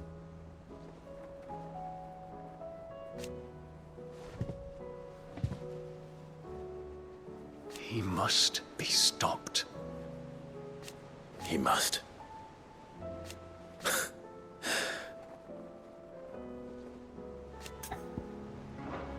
Make ready.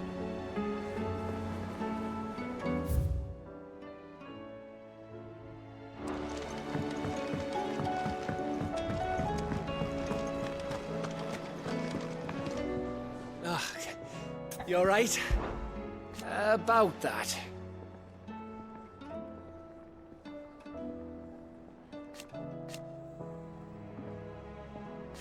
Oi!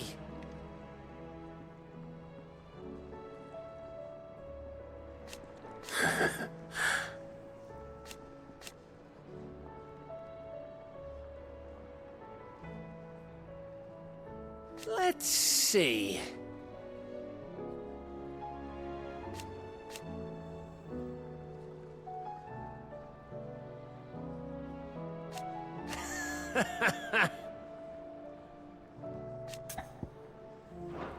You off then? Still alive, are you? Ta-ra then.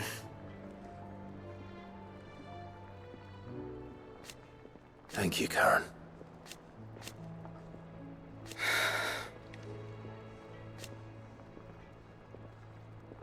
You could do this too.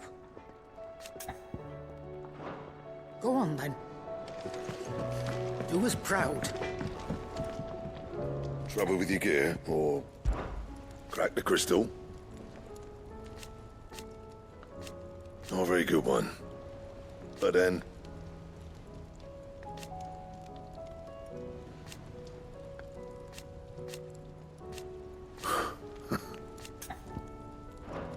See that sword of yours stays oiled.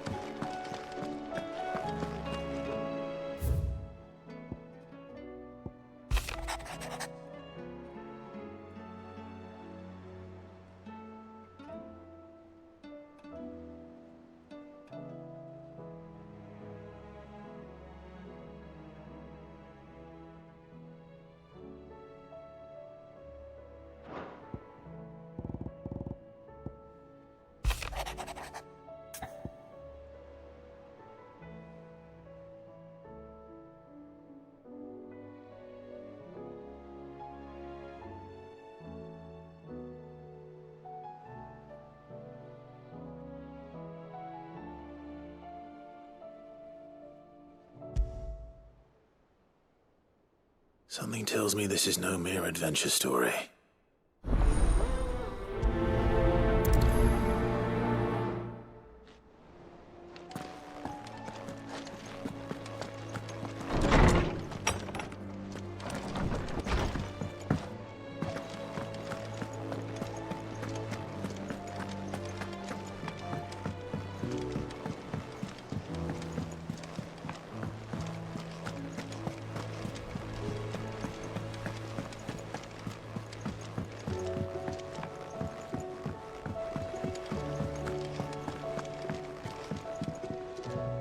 Vivian, I read your note, and I'd be happy to help you find the book you're looking for. Thank you, Clive. But tracking it down will not be easy. Are you sure? Please. You have always granted me your wisdom and insight whenever I asked. It's only right that I return the favor. Or at least attempt to. You are too kind.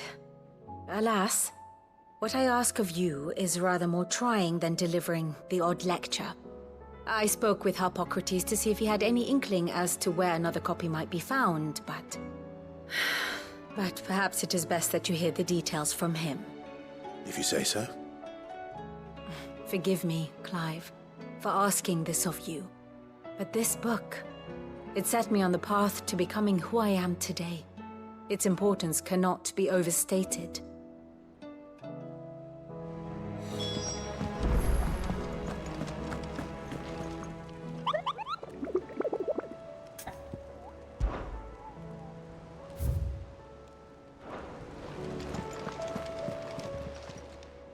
Ah, I wasn't expecting you back so soon. Your benefactors are a generous lot. All yours. Come again. I may have more for.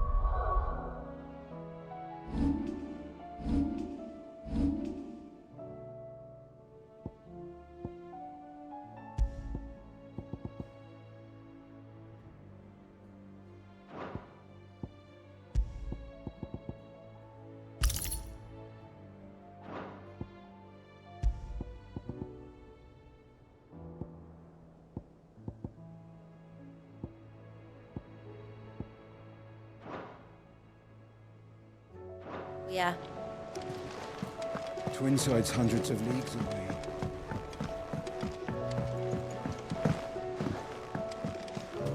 There's something about... You be careful up there. If you happen to snag your britches on anything, be sure to bring them back to me. I'll get them patched up right away.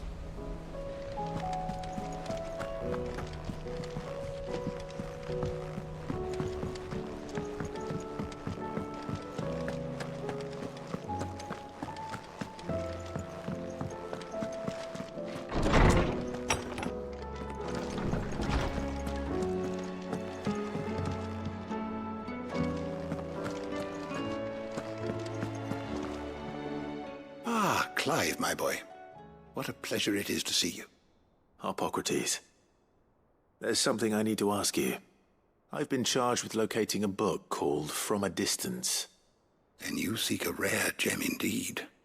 One whose name I had not thought to hear from your lips. You've been talking to Vivian. Right as always. But she didn't seem keen to tell me very much. I take it she didn't like what you had to say. And yet I gather it did naught to dissuade her. Clive, if the young professor has tasked you with obtaining a copy, I fear she asks the impossible. The executors would not allow it. The executors? Coveters of Secrets. A clandestine organization committed to the collection and intenebration of forbidden texts and technologies. One such text being the tome Vivian seeks, chronicling as it does the true history of the enslavement of bearers. A tale which could overturn the established order were it ever to become widely known. Or, so rumor has it. I've never actually read the thing, or even set eyes on it for that matter. How is it that I haven't heard of this organization? Why, secrecy is the executor's watchword. They lurk in the shadows, emerging only to seize that which must be seized, be it books, inventions, or people, before disappearing again, leaving nary a trace. Which would explain why Vivian's copy was snatched from her grasp not long after she found it. By the hand of the executors, yes. But what drives them? Self-interest or ideology? Fine question. Sadly, all that is known of the executors can be recounted in a single breath. You may just as soon ask me of their origins, numbers, or the identities of their leaders. Any answer I give would be pure speculation. Then my hunt was doomed from the first. What was Vivian expecting? That I'd pluck it from thin air? Not from thin air, no. From ash. Rumors of the executors are rife among the scholars of Storm, but rather less so across the strait. I have a friend. Well, I had a friend in the village of Garnick, a collector of rare tomes, upon which subject we would oft correspond. Alas, I have heard naught from him since the skies fell dark. And no doubt he too has turned. But Though he did not mention it by name, it is possible that a surviving copy of From a Distance yet rests upon one of his many shelves, quietly awaiting discovery. If you were, by some chance, able to save even a single book from the poor man's library, I know his soul would rest easier. Very well. When I next find myself in Waloed, I'll be sure to pay Garnick a visit.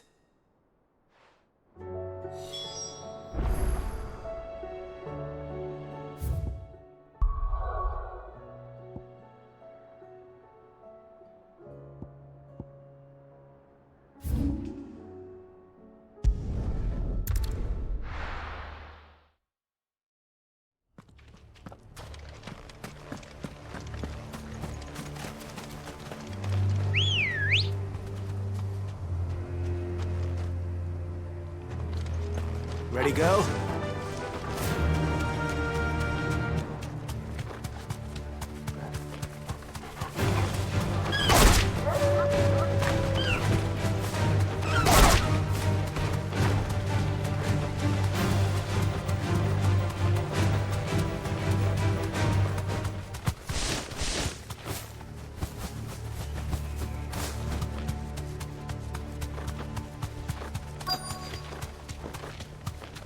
The entire village looks abandoned. Now, which house would a bookworm live in?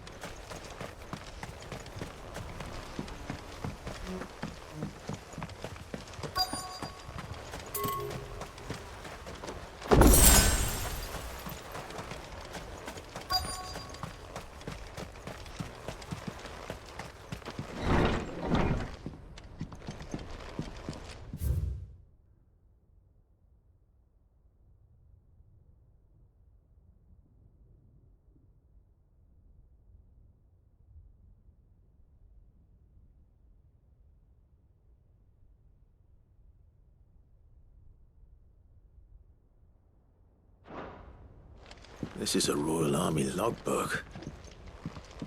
Did he take this from the local barracks?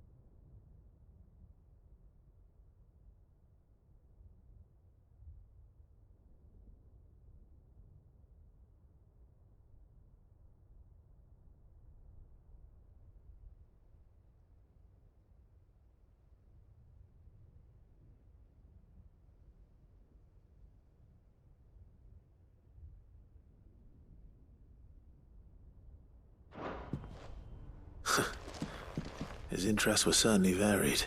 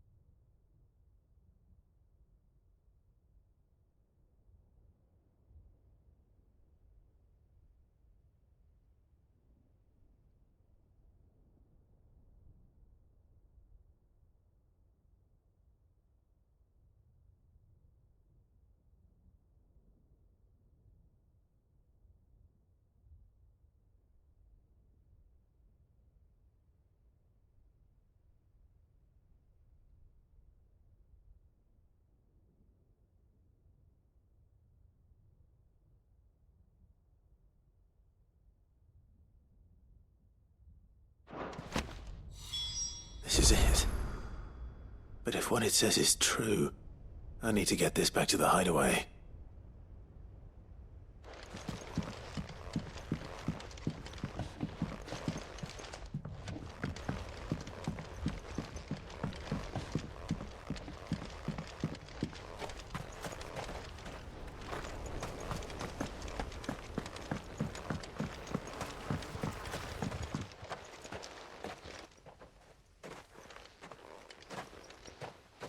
Leaving so soon, stranger?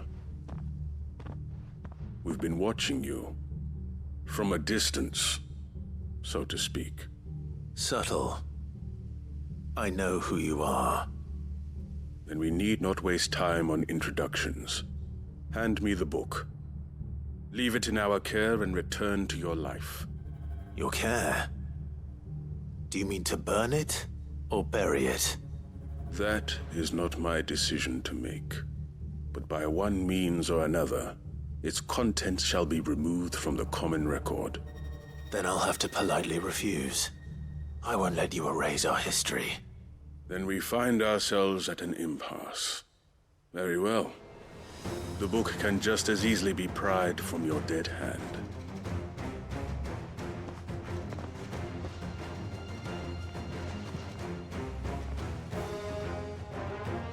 Let's see, shall we?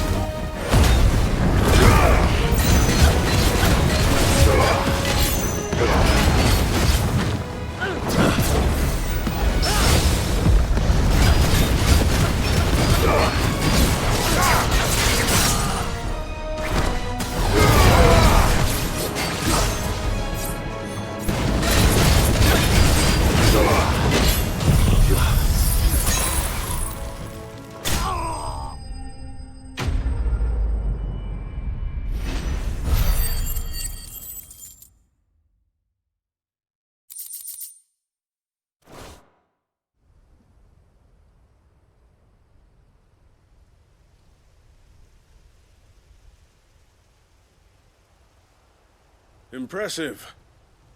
But we have other means. We shall claim the book yet. Why do you want it so badly anyway? It lays out in no uncertain terms the vanity and avarice of mankind. It tells the shameful history of the persecution and oppression of a gifted few by a giftless many. Would you say that this interpretation was correct? I don't know. You don't know. Your sword may be sharp, but your wits are dull. So let me answer for you. There is no correct interpretation of history. That a series of events took place may be proved beyond a doubt. But there can be no single, immutable explanation as to why they came to pass. It is a question of numbers and of belief. If enough people believe that a set of events occurred for a reason, that belief becomes the truth. So you're trying to control the truth? We are trying to protect people from themselves, from knowledge that would bring them naught but pain. That is all. You may keep the book, for now. The world is small. We shall meet again. Until then. Wait. Damn it. Let's get this back to Vivian. Perhaps she can explain what that was all about.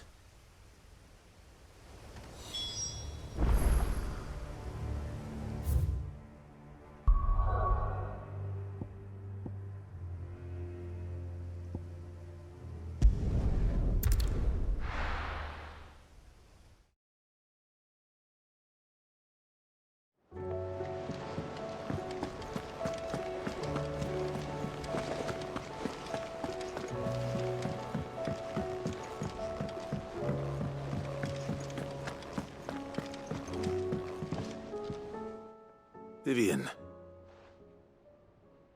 I found it. The book you lost.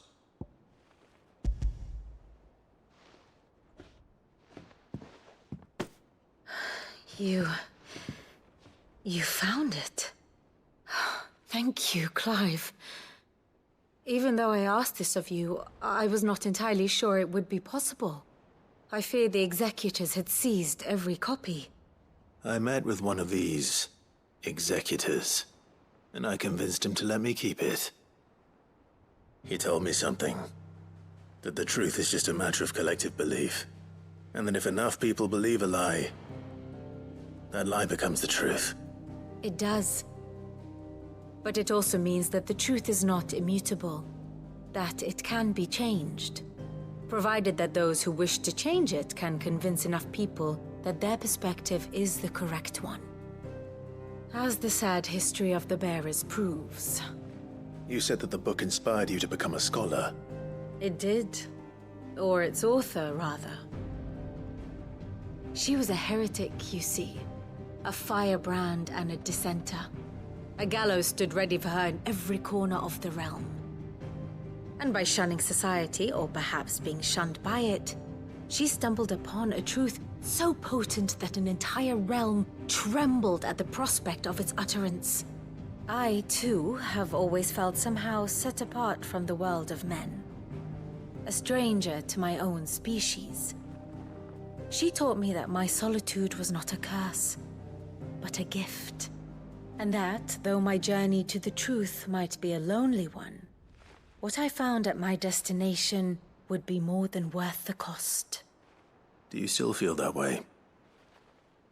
That you're not one of us? Honestly, I'm not entirely sure anymore. Since coming to the hideaway, I find my thinking somewhat clouded. Perhaps the result of studying mankind from a rather closer perspective than I had intended. But the more I study, the more I find value in this perspective. In looking not from the outside, but from within. So if you'll permit me, I'd like to continue my work here. Remember, Clive, when enough people believe, belief begets truth. Give the men and women of this benighted world the gift of truth. Make them believe in you, as I do. I'll try, Vivian. I'll try.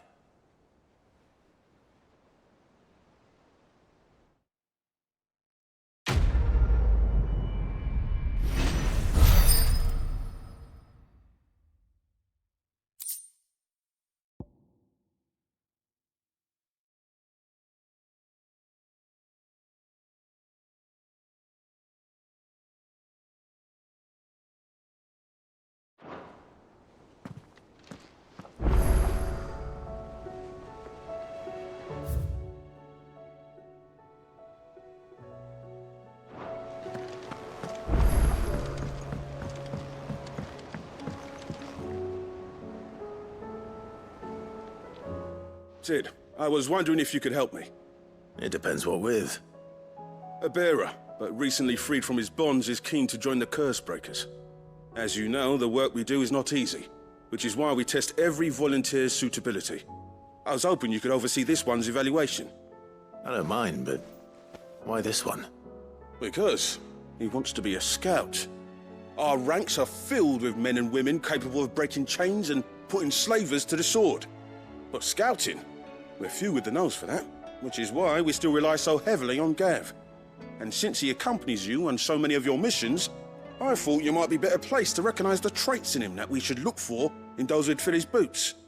Sounds reasonable. So you happy to oversee the boys' test, then? One can never have too many scouts. Truer words, Sid. I'll let the initiate know that you'll be attending his trial, and that he is to proceed directly to Northreach in readiness. No time like the present, eh? No time like the present. I'll await you there.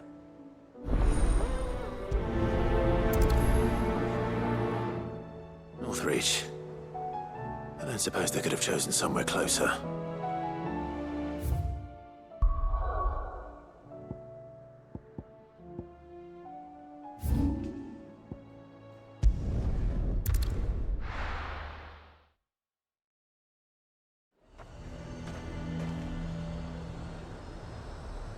Nazaire might at least have mentioned where in Northreach he'd be testing this recruit. I'm nervous. Well met, Sid. This is the initiate. Ember, present yourself. At your service, Master. Please, just Sid. There are no masters here. Your life is your own. Oh, of course. Thank you, Sid. The sergeant says you'll be evaluating me at my trial. To become a scout, yes. You are aware of the dangers inherent in that role. I am. But I swore I'd face them. Just like the man who saved my life. And who would that be? Gav. It was him who found me and freed me. No magic, no support, just one man and his nose. Came and sniffed me out. It taught me what one man can do if he puts his mind to it. And I've been training ever since, so that one day I can be someone's saviour, just like Gav was mine. I'm sure he'd be flattered. You clearly have good intentions, Ember. And it sounds like you're under no illusions. Stick to this path and you'll make a fine cursebreaker. So, what? Have I passed? You haven't even started yet. Now listen.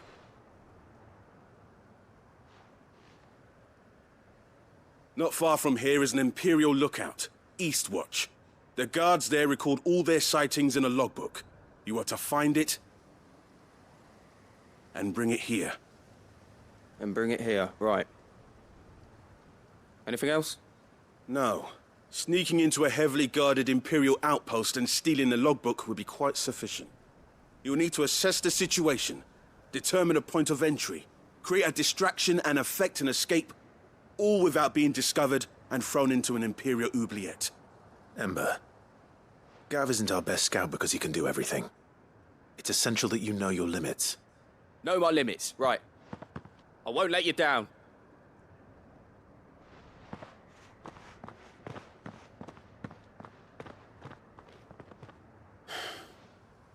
It shouldn't be as dangerous as I made out. But keep a weather eye on him all the same, would you? On my way. All right, Ember. Impress me.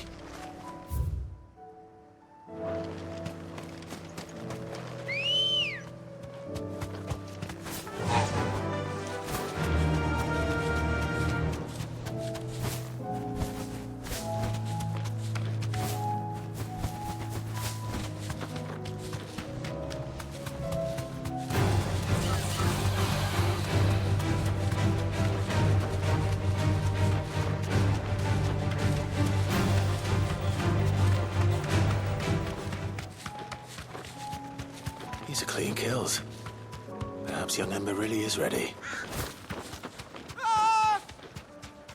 Or maybe not.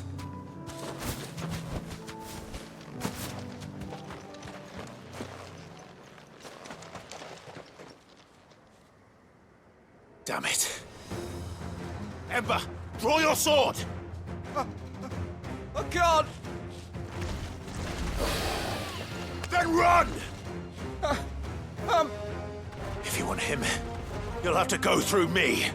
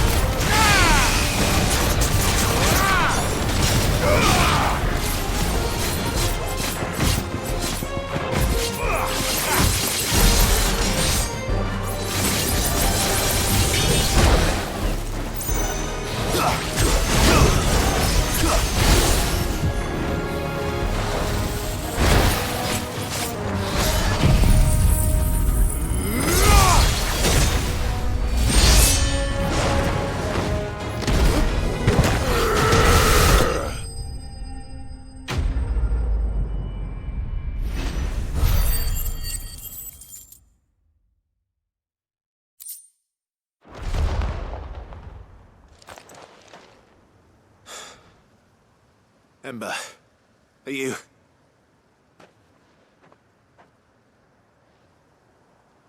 Gone. Of course.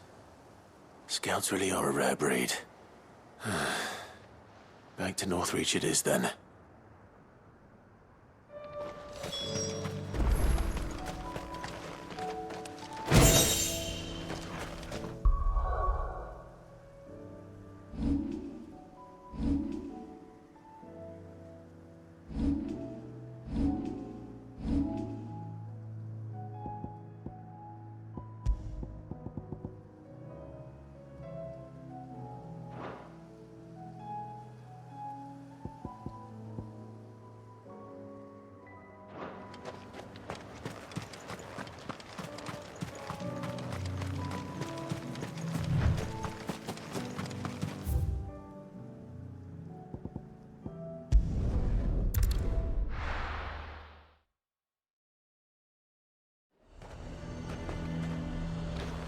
A fortress?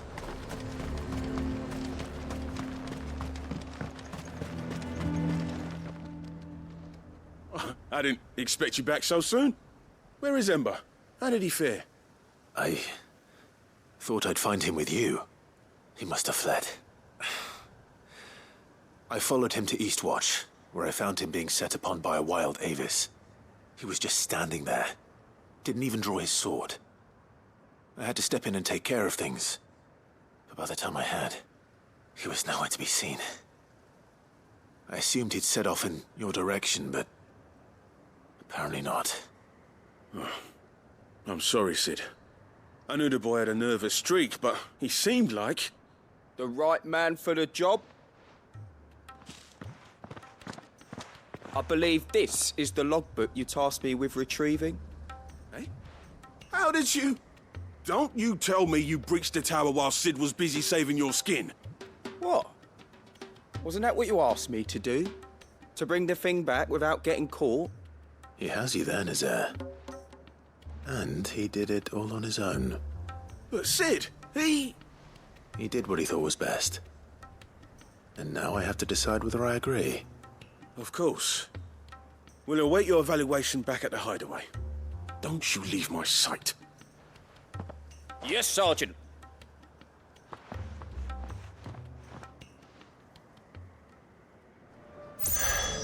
This won't be an easy decision.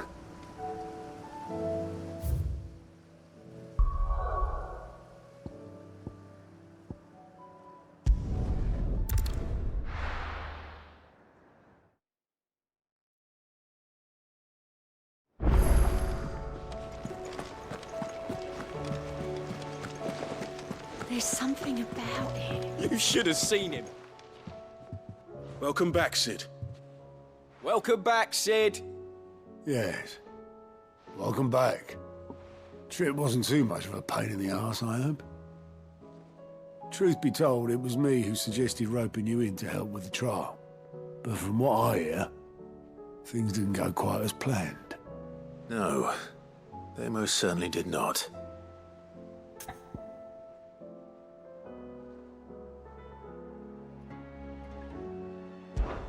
Ember lost his nerve in the face of a beast of prey, but he didn't lose heart.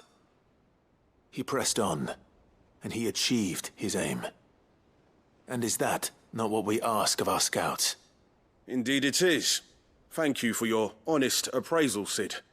The fact remains, however, that Ember will not always have a battle-hardened warrior on hand to pluck him from the jaws of peril.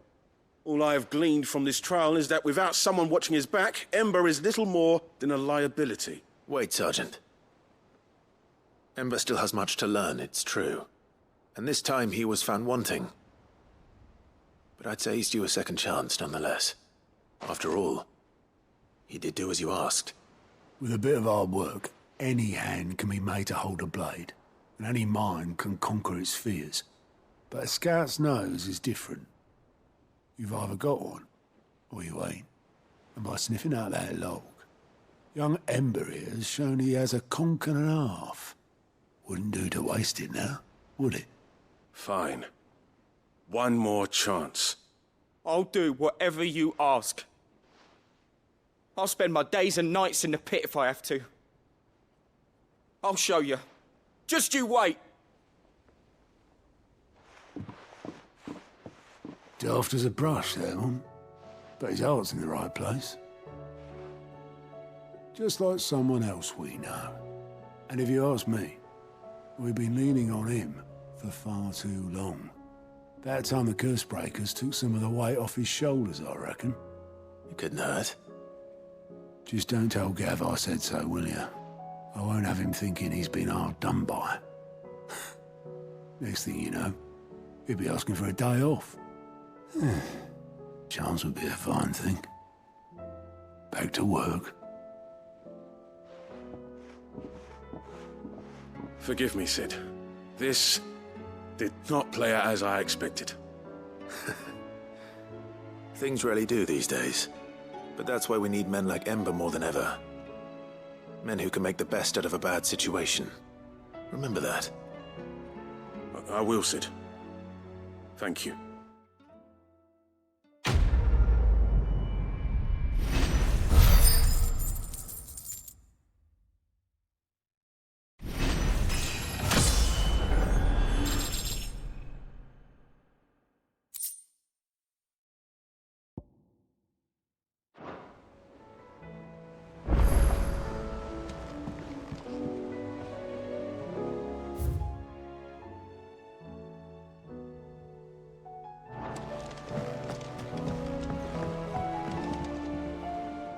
Sid, do you have a moment? By all means. It's my old master. Seems there's no escaping her. She found some way to send me a letter. And something else. Records from a Waluda prison. Seems they were keeping a lot of bearers there. How did she come by such a thing? Finding bearers always was her strong point. And it seems the cells of Balmung Dark are full of them. Foreign captives, the masterless. Bearers no one would miss. And even better for her, bearers with no one to look after them. When ether started lapping at the walls, the jailers fled. Leaving the bearers to be liberated by whoever happened to come along next. Sid, I'd like to believe that I've earned your trust by now. And while I'm well aware that you've forbidden Cursebreakers from traveling to Waloed, I can't let those bearers die in their cells. I'd rather risk shipwreck on the Shadow Coast than leave them to starve. We'll be needing the Enterprise if we're going to navigate the Narrow. Does that mean... I'm making an exception, but we travel together. And we stay no longer than we have to. Ash is an inhospitable place at the best of times. We save as many as we can, and we leave. Thank you, Sid. There was a name in the prison register. A name from my past. Chadwick. Another of my former master's protégés. A gifted soldier, and the closest thing I had to family. The thought of him held captive in that place. He must be very important to you. He was. Is. Then we find him. The entrance to the prison lies in the shadow of Ravenwit Walls, just beyond the portcullis. We should head there as quickly as we can. I only pray there are still bearers alive to save. As do I, Doris.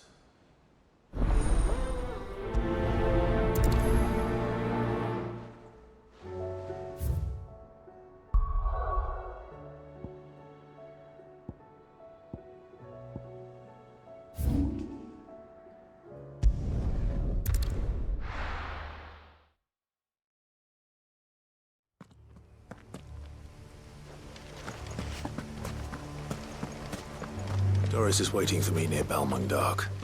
The longer she's out in the open, the more likely she is to be found by a Kashyyyk. I need to hurry.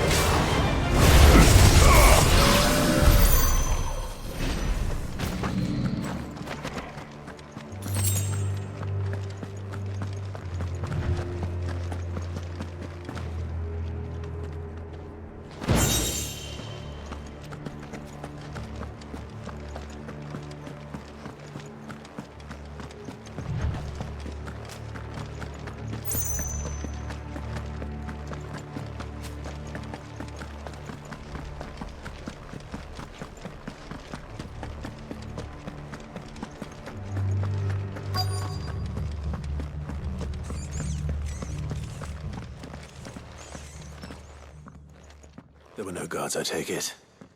None manning the gates, no. It's a different story inside, though. The corridors are crawling with Akashic. Most likely guards left behind when the Wardens ran. If Chadwick was being held here, I worry that he may already be. Don't give up hope just yet, but let's move quickly. Let me check the ground floor. The ether's thickest there. Then I'll search the upper level. Good luck, Sid. Stay safe.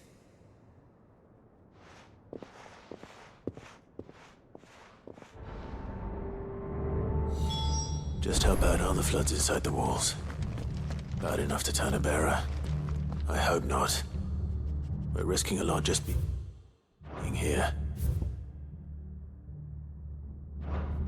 Better keep my eyes open for signs of life.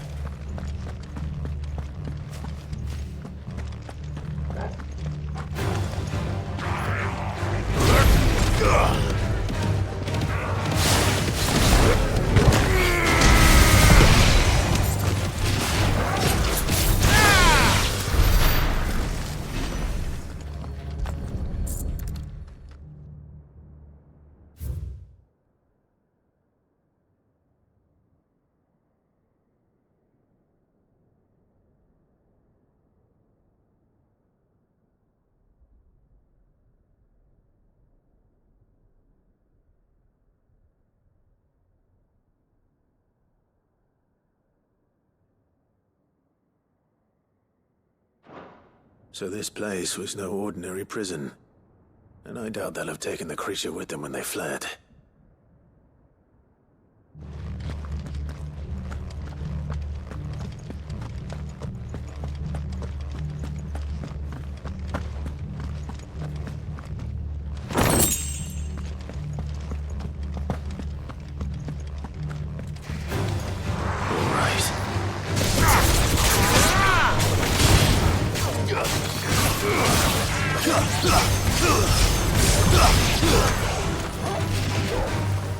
To me, Flames!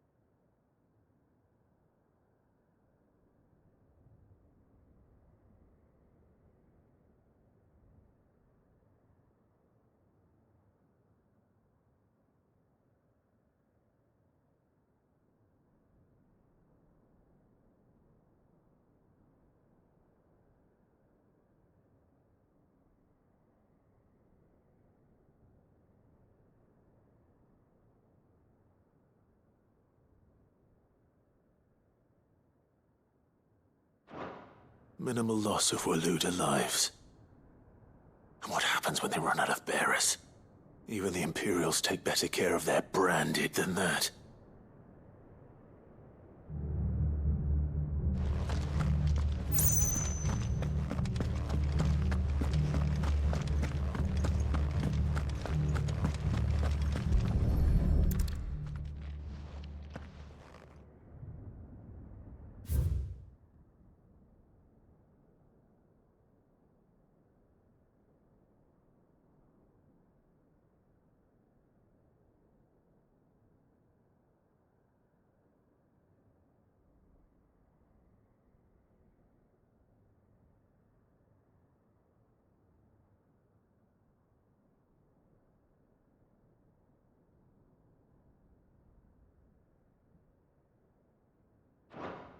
They were feeding bearers to it.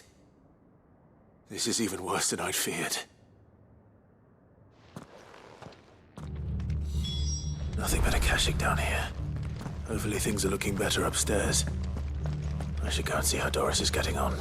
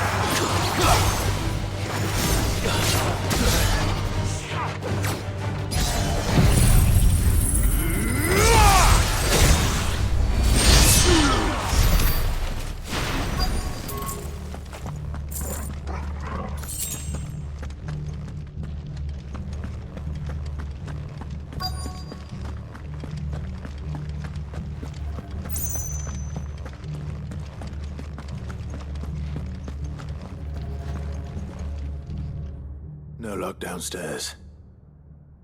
But I did find out that this place was more than just a prison. Something far more sinister was happening here. I know. I've been reading some of these documents and... it can't be true, can it?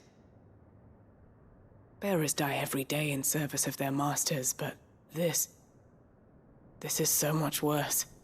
Pitting bearers against a wild beast armed with nothing but their wits? And all in order to bring about more death.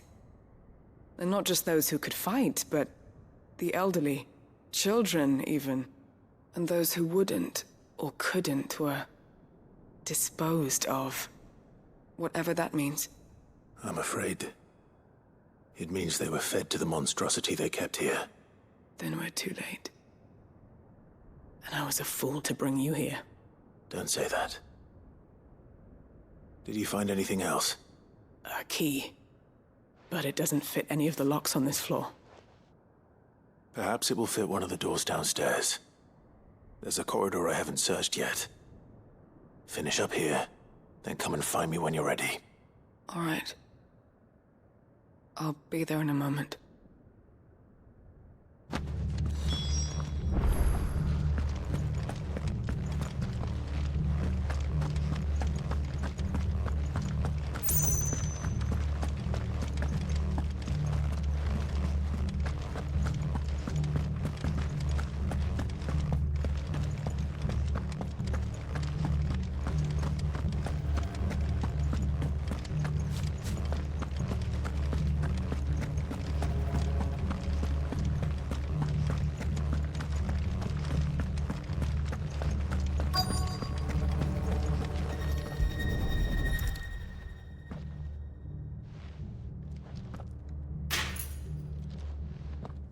Let's see what we can find down here.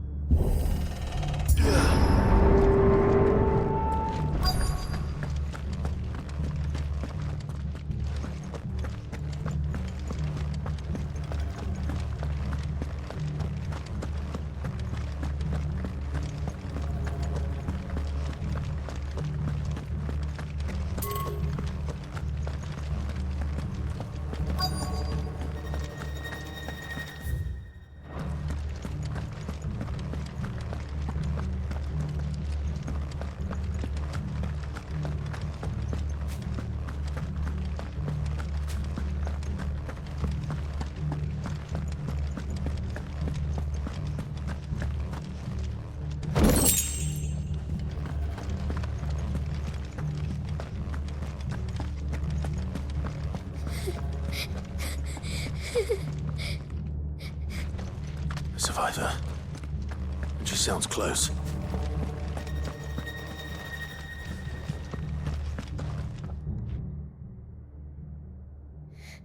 Who are you? There's no need to be afraid. Are you alone? Are there any other survivors? Some of the guards. They're still here. But something's wrong with them. Everyone else was eaten by the monster. Of course there were. Thank the Founder. It was worth our coming. But I'd rather we didn't linger. Are you ready? Ready when you are. You poor thing. He must have been terrified. Did Chadwick send you? What? He fought the monster. Distracted it so I could run away. He must have sent you. He promised to free the others too. Where is he? He opened your cell, didn't he? He wouldn't be here otherwise.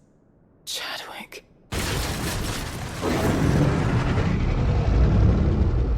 Was that?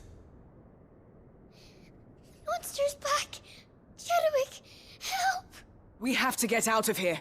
Doris, keep the girl safe. All right. You put that bearer-eating bastard in the ground. It's out there waiting for me. I can't let it live. Not if it's got a taste for bearers.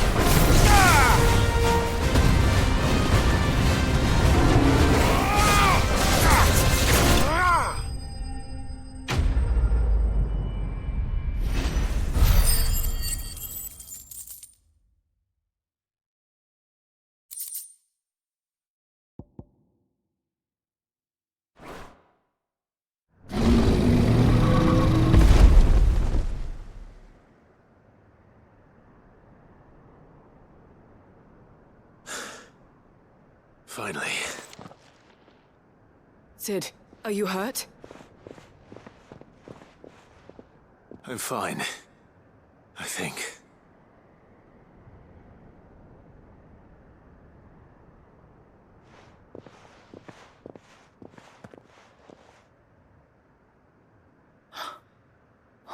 No. What is it? A diary. I gave it to Chadwick before we went our separate ways. He was here. Do you think that creature? I'm sure he fought bravely to the last. The girl is safe thanks to him. Chadwick. You fool. Come on. We have to get her back to the hideaway. We don't want his sacrifice to have been in vain. No. Of course not. I'll see that she's looked after from now on. It's the least I can do.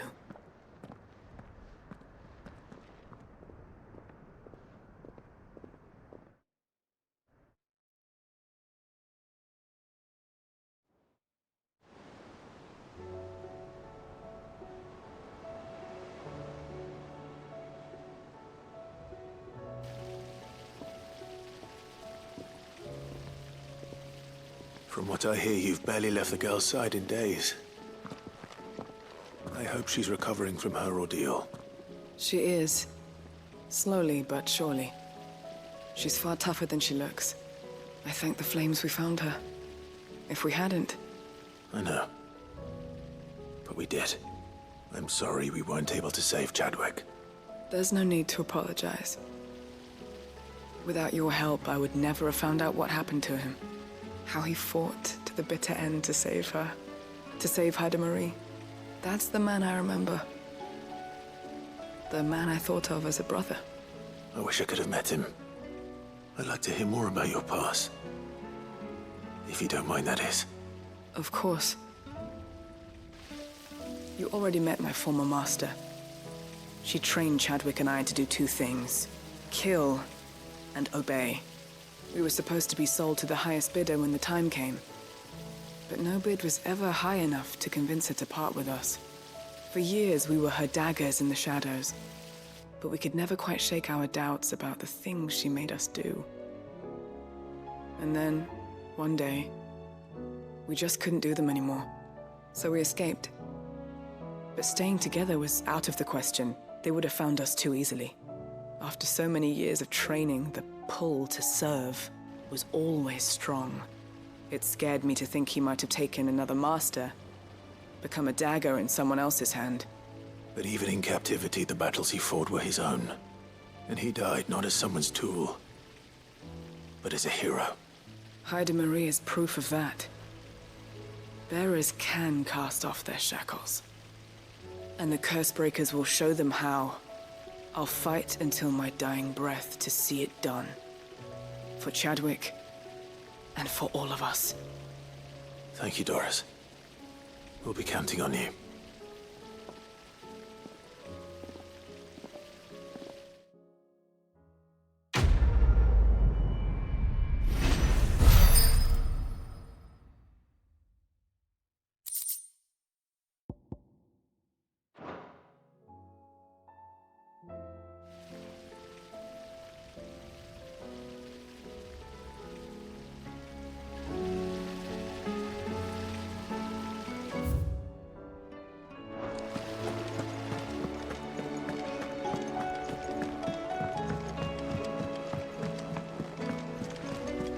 What do you think happened to Miss...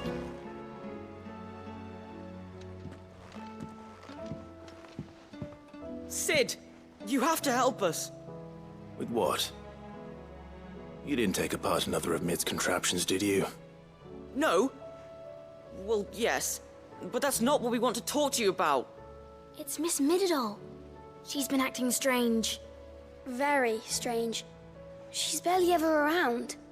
When she is, she acts like we aren't even there. Her head's in a crowd. In the clouds. That's what I said. In the clouds. Well, she does have a lot on her mind. When did you last see her? Not long ago. Right after she got back from saving you from Stonehenge. Then it's probably just about the Enterprise. It did take quite a battering on the way there and back. You didn't break it, did you, Sid? You really should be more careful around Miss Mididol's inventions. Oh, don't listen to her. Even if you did break the Enterprise, you could put it back together, couldn't you? But who's gonna put Miss Mididol back together? She seems really sad. Why don't I go and see if I can cheer her up? You do that? For us? She's in her dungeon. Don't scare him. It's not a real dungeon. Thanks for the warning.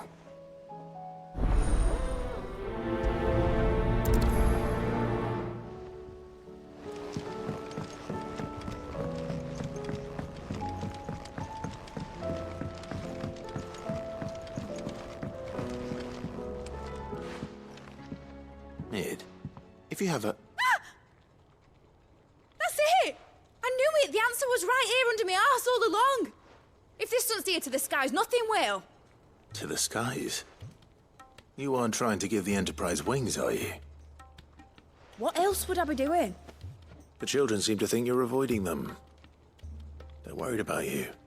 Is this really so important that you need to shut yourself away from everyone? The Enterprise is already the fastest ship in the realm, and that's with the sea beneath her. But what if she weren't bound to the waves? What if she weren't bound to anything at all?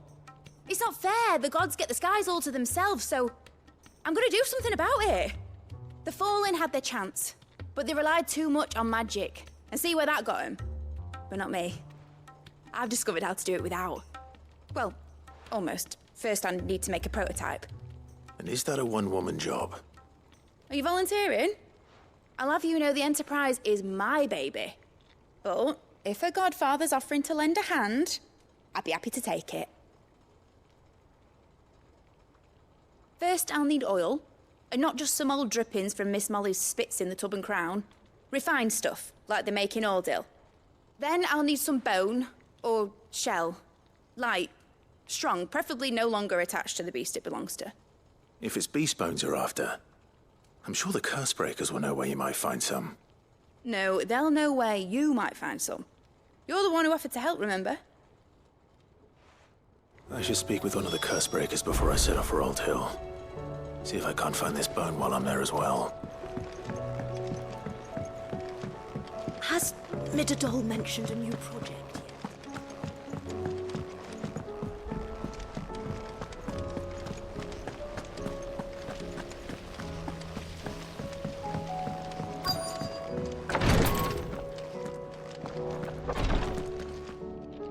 Clive, I wanted to give you something for the kindness you showed my mentor.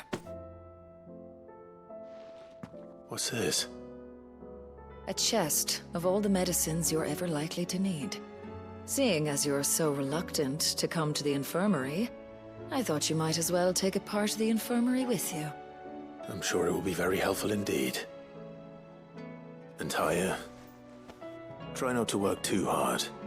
And work Rodrigue all the harder, you mean? He's a quick study, but he's got a long way to go yet. I'll take that particular piece of advice when you heed it yourself, thank you very much. Besides, who else is going to see that your brother takes his medicine? Who indeed?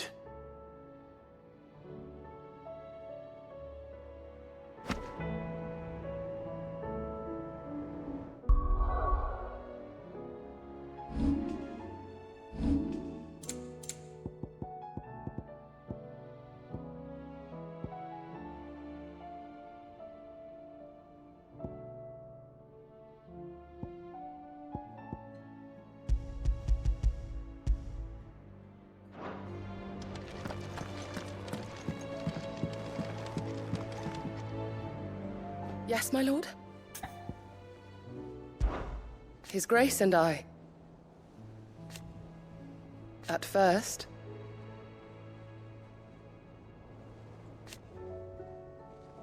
it was my duty to him.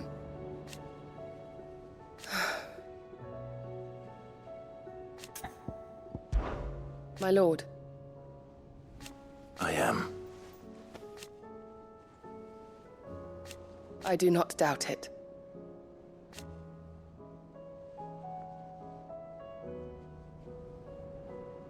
Thank you, Yote.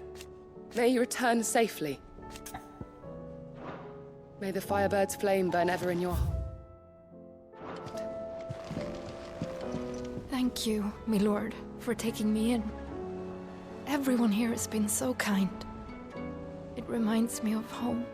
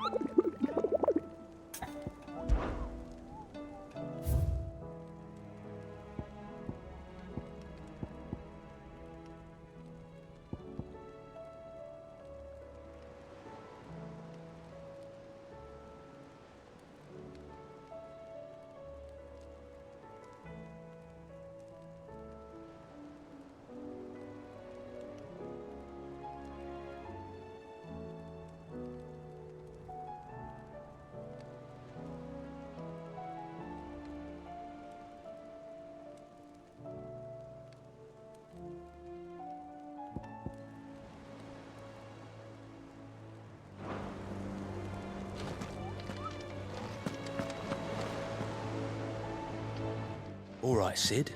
Come to buy us around, have you? Only if you earn it. Mid needs a piece of light but durable bone for her next project. You've encountered your share of beasts on your travels across the realm. Any ideas?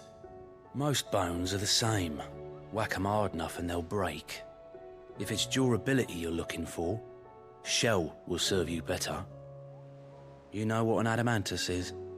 I do. And I know to give them a wide berth. Will any old adamantus do? Well, with shells, the older the harder. There's a rumour of an ancient adamantus down in Karava, near Old Bidza. Or what's left of the village anyway. But don't expect to make quick work of the bastard. There's a reason it's lived as long as it has. I'll keep that in mind. Thank you.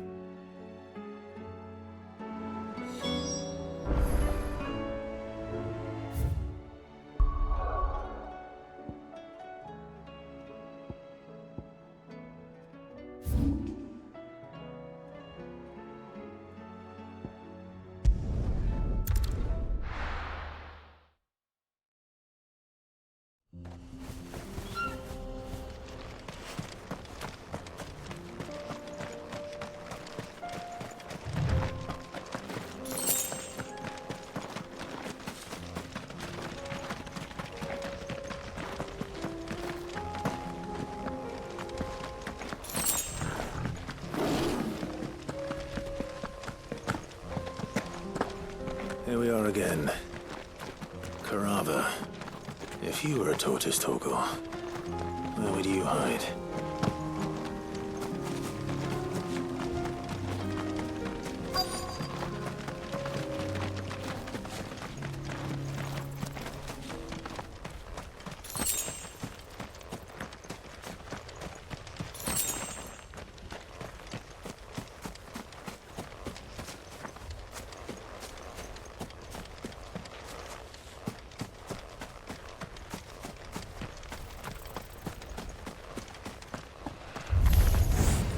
Looks like we found him.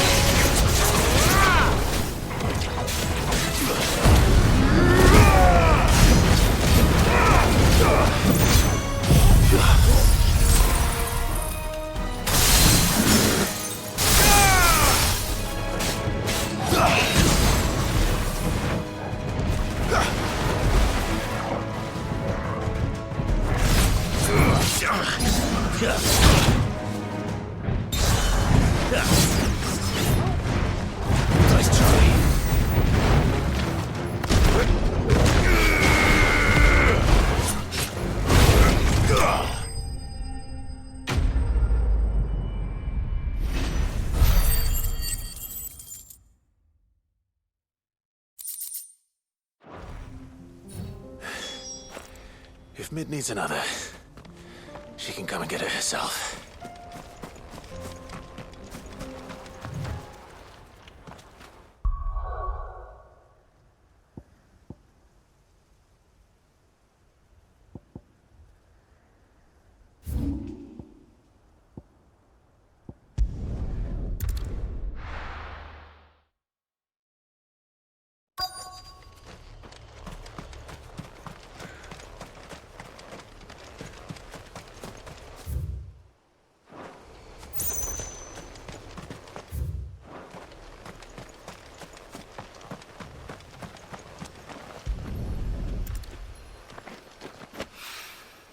Mid's well.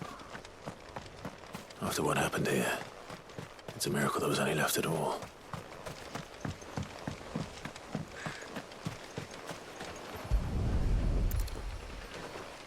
I better get these materials to Mid so she can finish her prototype.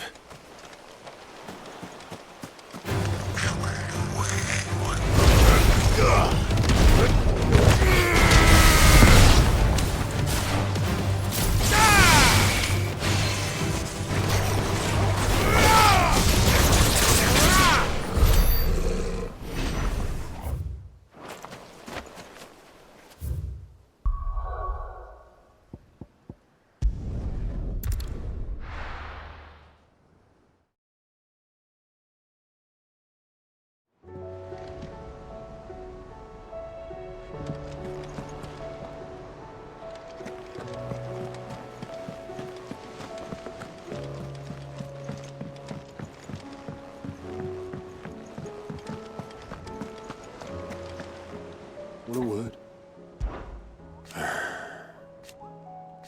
No.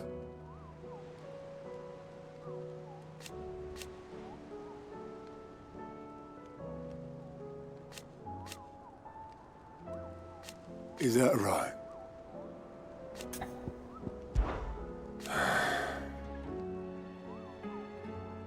Might be time to take a step back.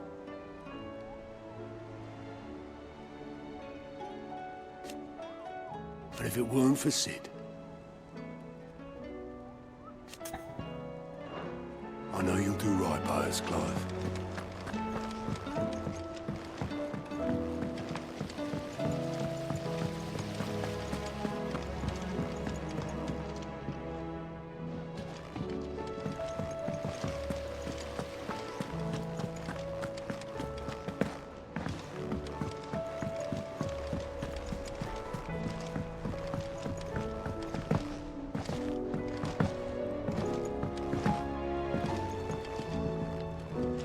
Mid, tell me this is all you need.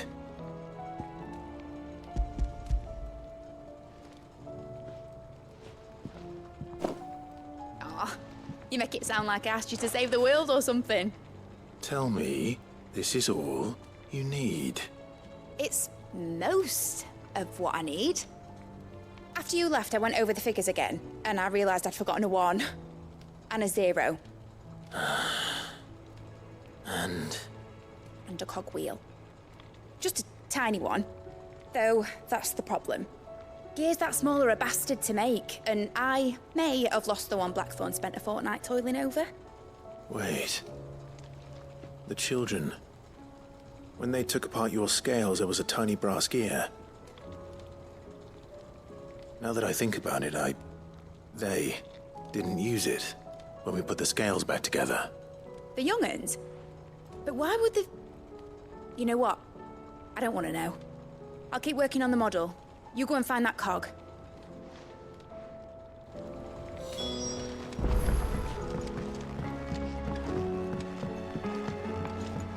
Has Midadol mentioned a new project yet?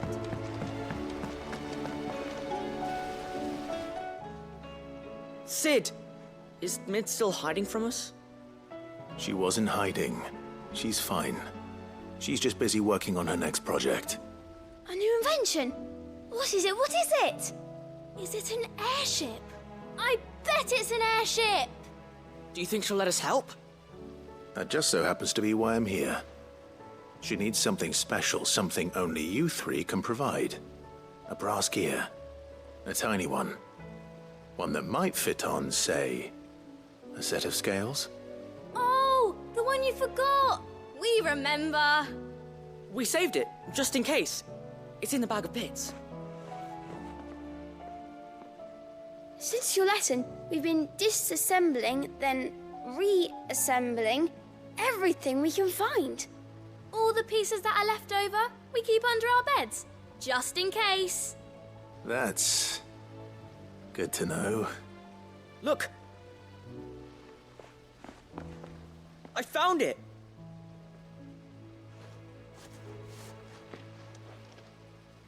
Is that all? Just the gear? We have more parts if Mid needs them. That's all for now. But I'll let Mid know about your hoard. Just in case. Thanks, Sid.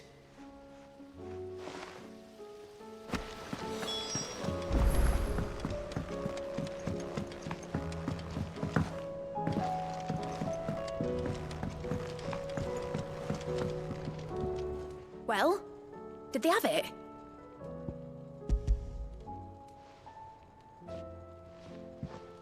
They did. And they kept it somewhere nice and safe. Will it work? Will it work? He's perfect! You're a genius, Clive. What exactly are you going to use it for? Only the most important job of all. The wings aren't going to move on their own. But with the right cog in the right place... Well, you just wait and see.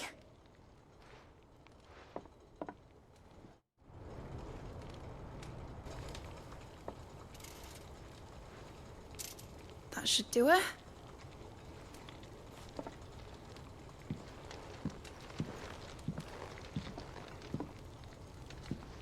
Here goes nothing.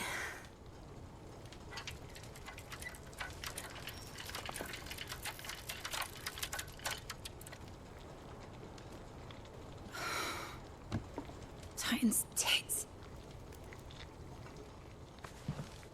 It wasn't supposed to fly, was it?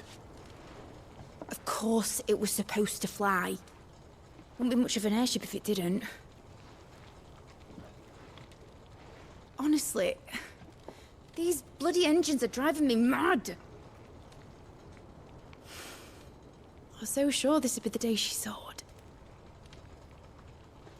The Mithril engine was made to make dreams come true. But maybe this is one dream the world's better off without. Show folk how to take flying. It won't be long till they're raining death down on each other. People will lose their homes. Children, their mums and their dads. Like I lost mine. I'm sorry. So am I, Clive. So am I. Sorry that I have to choose. Do I follow my head, or do I follow my heart?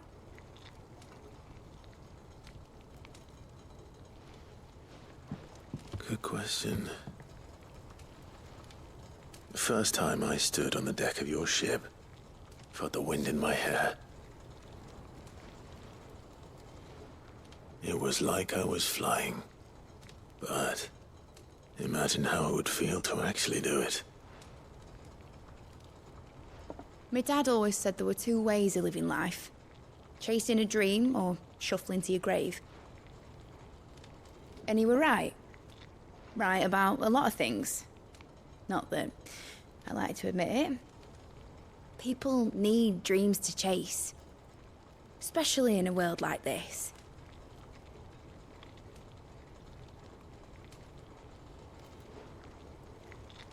Right. When this is over, I'm gonna take all my Mithril engines to Zemeckis and sling them over the edge. I won't have my dream end up turning into someone else's nightmare. But all that hard work... All that hard work will not be used for war, Jamie. But it ain't like it'll be gone. Tell me, Clive, have you ever been on a treasure hunt? Not since Joshua and I were boys. Why do you ask? Because I'm gonna bury the engine schematics and leave behind a little riddle telling people where to find them. a really hard one, so that only the most dedicated dreamers will ever be able to work it out.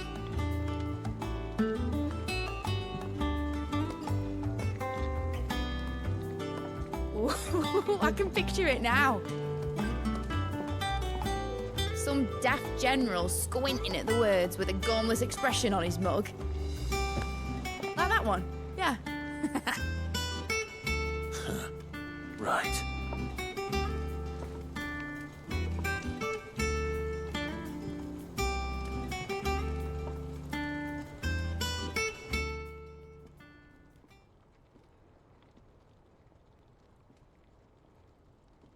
Of course, if I'm putting this engine at the end of a treasure hunt, I'll still need to make it a treasure worth hunting for. Won't be much of a prize if it couldn't even make a toy boat fly after all. My dad always said, dream big. But it ain't the size of a dream that's important, is it, Clive? Only that it's a good one. And I reckon I've got a fair few good uns left in me. I'm sure you do.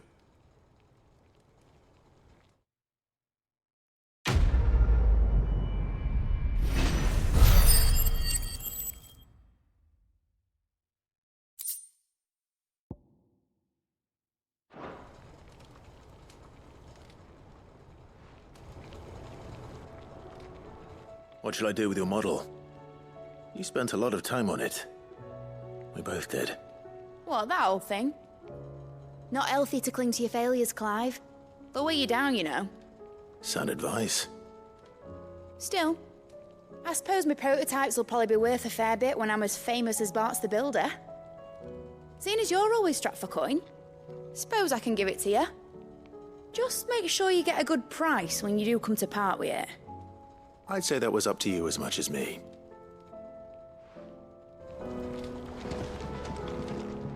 You're not leaving already, are you?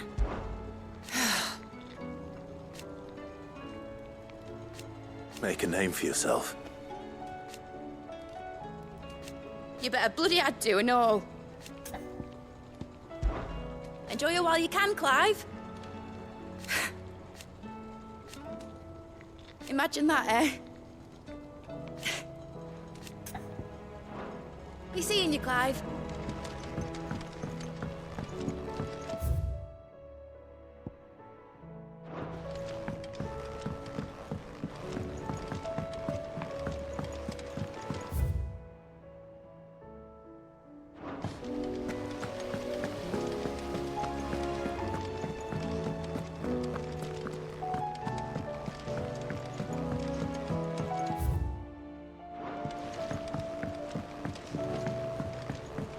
Whatever should I write next?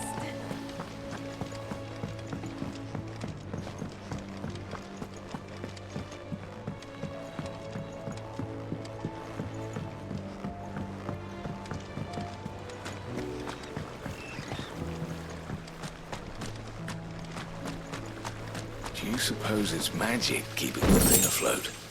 What else could it be? I will not let them be forgotten. Sid, may I have a moment? Of course. It is an honor to finally speak with you. My name is Herman. I've been with the Cursebreakers for some time now, and I wish to be deployed to Ash. Any assignment will do. No. The lands across the Narrow are too dangerous. I will not send good men and women to risk their lives needlessly. Why would you want to go back? I need to retrieve something. Something important. I was raised in an orphanage. The Badbach Conservatory. Or rather, I was held captive there. It was not a place of nurture. It existed solely to turn bearer children into mindless weapons. We were tortured until we feared no pain. Tormented until our hearts turned to stone. And few ever survived long enough to become tools of the last king. I can't imagine. I lost so many. I can't even remember all their names. But they must be remembered. They cannot fade away, faceless and forgotten. The Institute was run with military precision.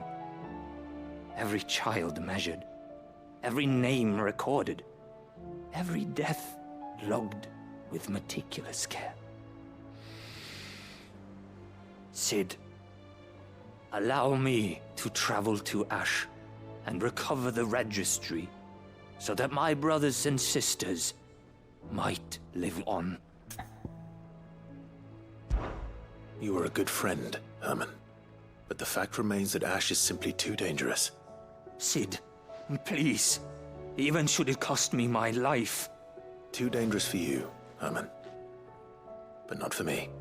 I'll go to Bad Bach and find the registry. You will? I won't let you risk your life. I don't know how to thank you. You can start by telling me where I'll find this orphanage. Vida Grace. Hidden in a forest, overlooking the plains. All right. I'll see what I can find there. May the mothers guide you.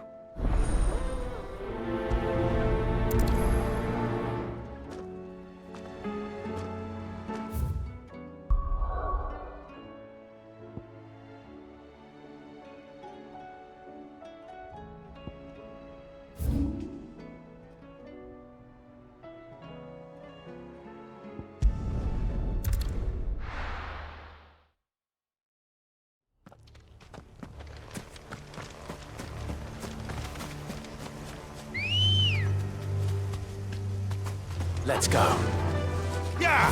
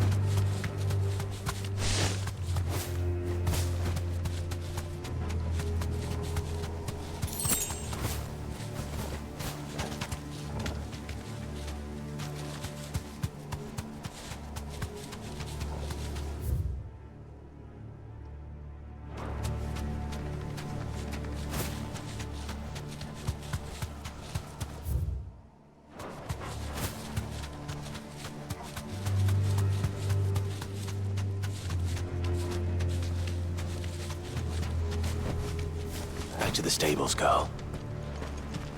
This must be the orphanage. Hopefully the registry is still here.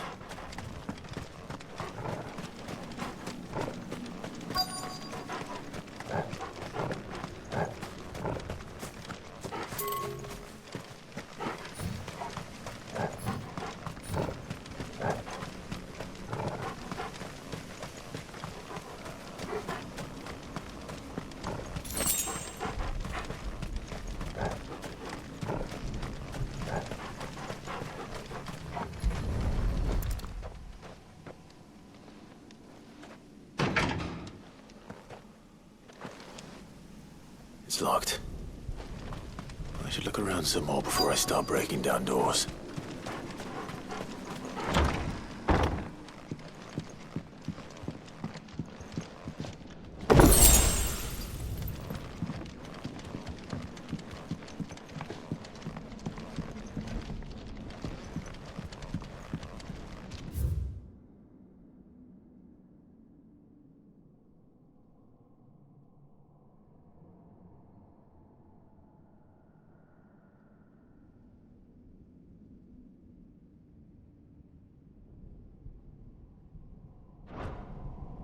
Disposed of.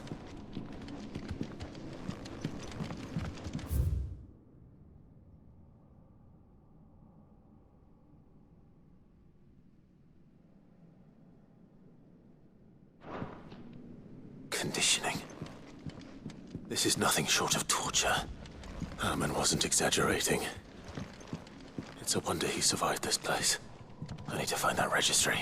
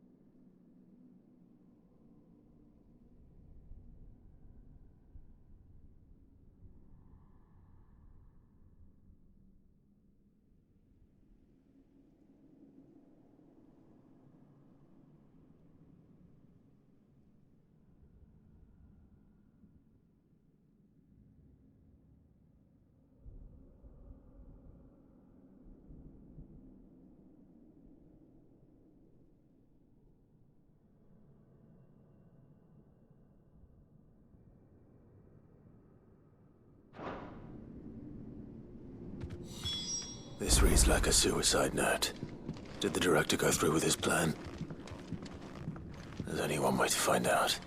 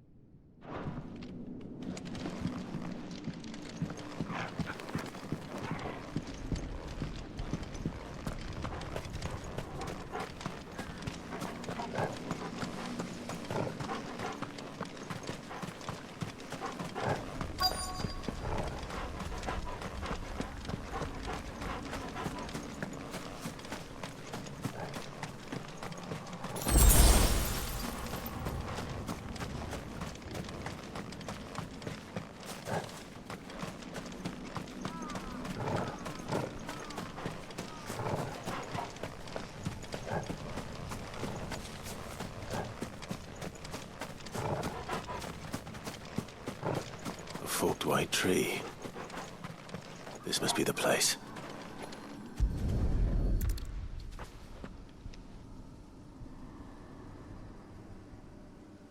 Could he really be buried here?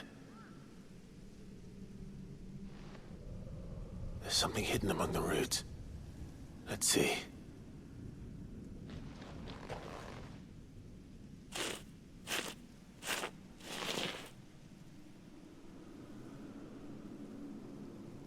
This must be the registry.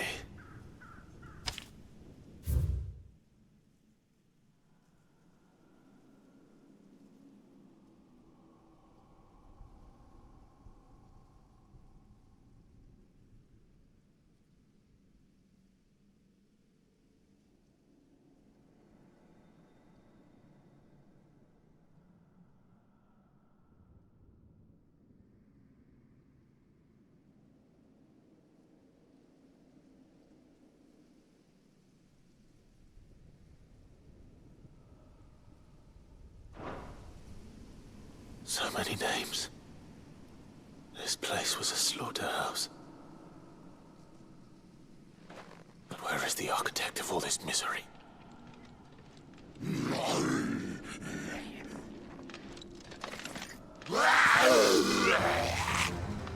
It was only a matter of time, I suppose. This place is cursed.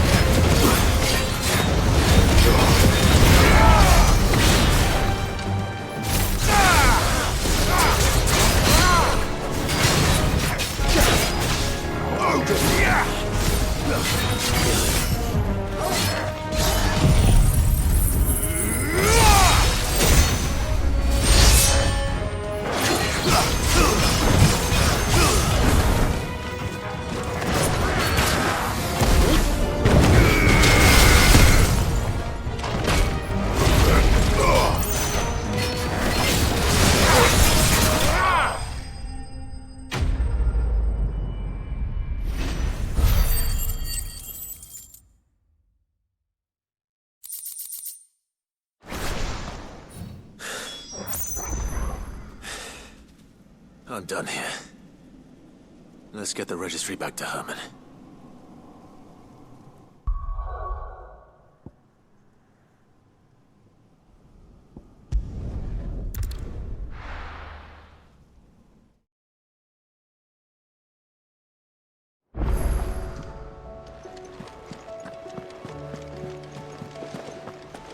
There's something about it.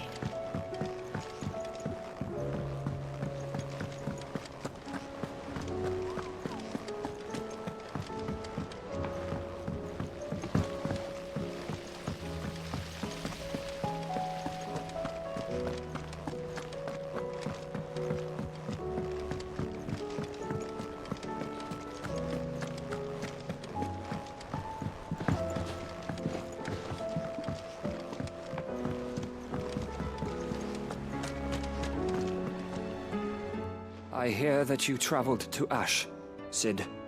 Did you by any chance recover the names of my fallen friends? I did. Yes.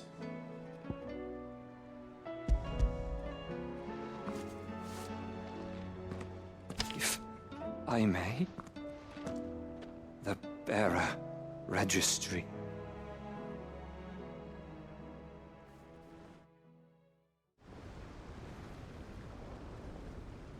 The director was a brutal man. He got no worse than he deserved. The registry was all I found beneath the tree. There was no sign of a body. Or any record of what happened to the children after the orphanage closed. I pray that at least some of them survived. All their names are here. The ones we lost. My friends. My light in those dark times. I can still remember their faces, like it was yesterday. Children who were taken from their bunks in the morning, never to return. No explanation ever offered. They'd be happy to know that you survived, Herman. But why did I make it out alive, when so many others died in that awful place? It's not your fault. And blaming yourself won't bring them back. Honor their memory. See that their names live on. That way, at least. They're never truly gone. Thank you. Cid, I'm going to write a book. An account of the horrors of Bad Bach, and the spirit of those its custodians sought to crush. All of Valisthea will know of our suffering. And in the name of those I lost, I will not let it happen again. Neither will I. These records would have been buried for all eternity, were it not for you. Thank you.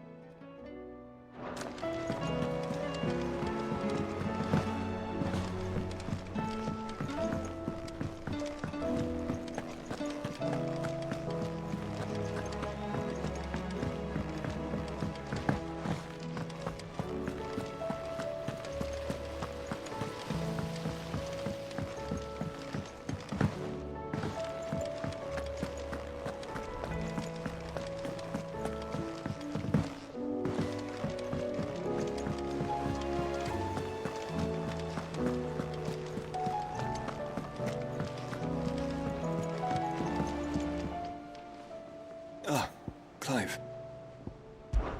This is it then, brother. Indeed. You're wrong.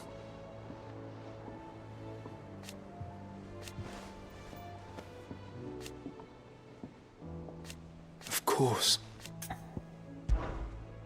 Joshua, what's wrong?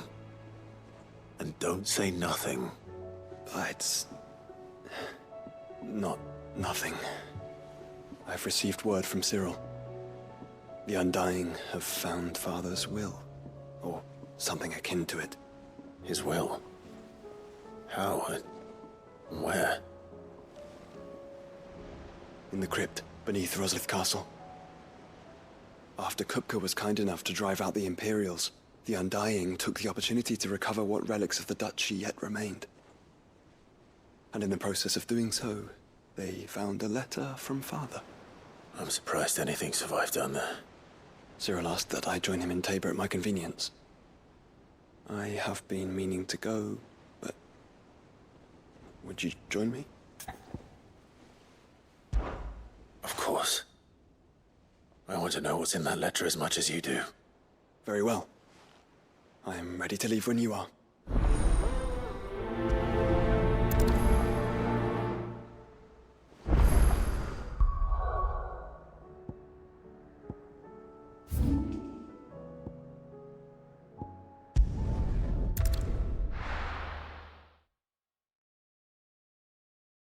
Are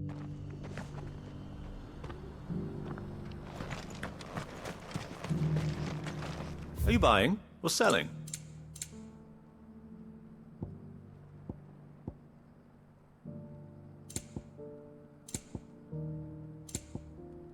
Take care.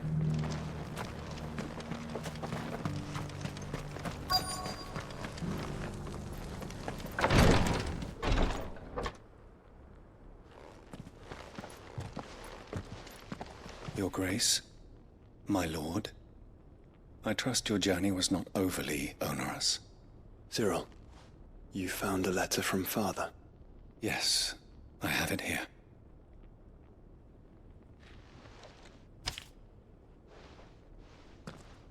If you would do us the honor, my lord.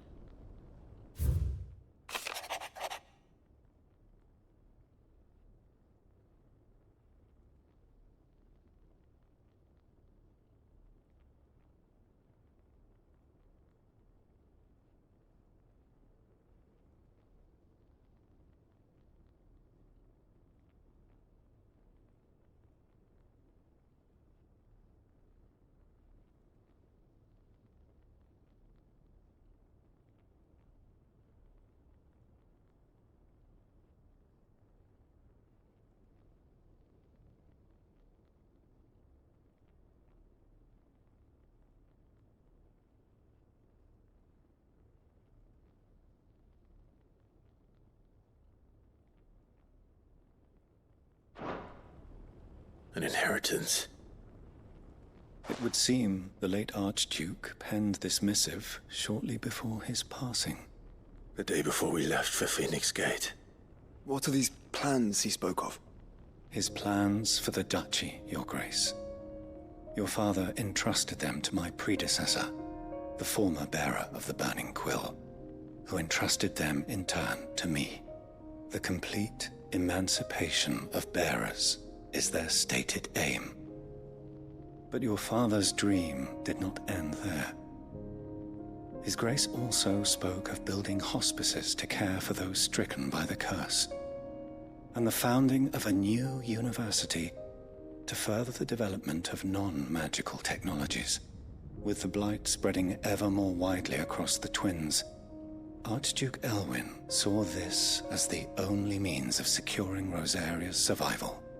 He wished to see men and bearers treated as equals. To see centuries of common wisdom overturned. Small wonder he did not think it achievable within his lifetime. But he thought it achievable nonetheless. Had he not, he would never have written this message. Nor would he have entrusted his vision to his most faithful aides, those who would have stood with you, shielded you from the machinations of the less benevolent personages at court. It's a pity only they are still with us. 'Tis true that those most loyal to your father were the first to suffer the Duchess's wrath.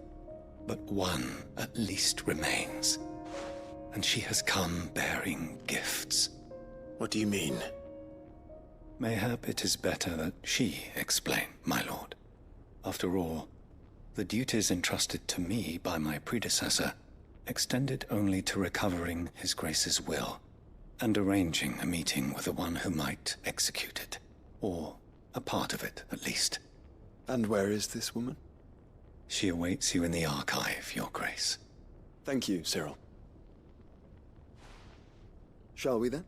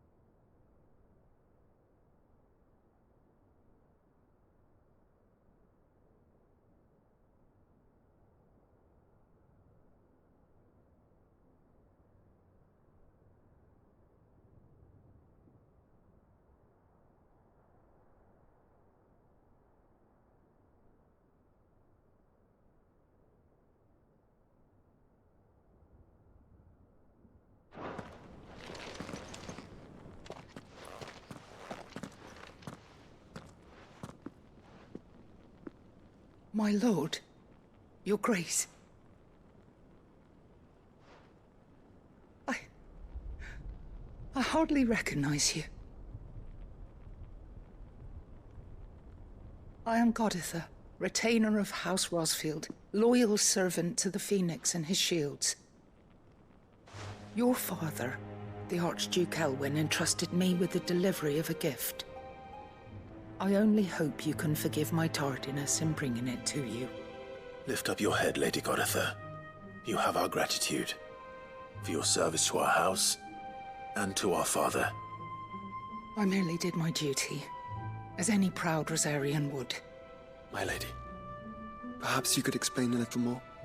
What exactly is the gift you bring? As I'm sure you know, it has long been the custom for the children of House Rosfield to be presented with certain keepsakes upon their coming of age. Indeed it has. Our father often spoke of the day when our turn would come. And had he lived to see it, he would have presented you with the treasures I bear. Matching armbands for you both. Alas, he did not live. Indeed, he was taken from us even before they could be completed. He had intended to claim the Heartstone with which each armband was to be finished himself, but it was not to be. And his gifts remain incomplete. I see. It saddens me to bring them before you, as they are. It was your father's wish that you be presented with the finished articles, not these works in progress. But with his grace long since gone, and the stone left unclaimed, I had little choice. You are grown men now, and his house is yours.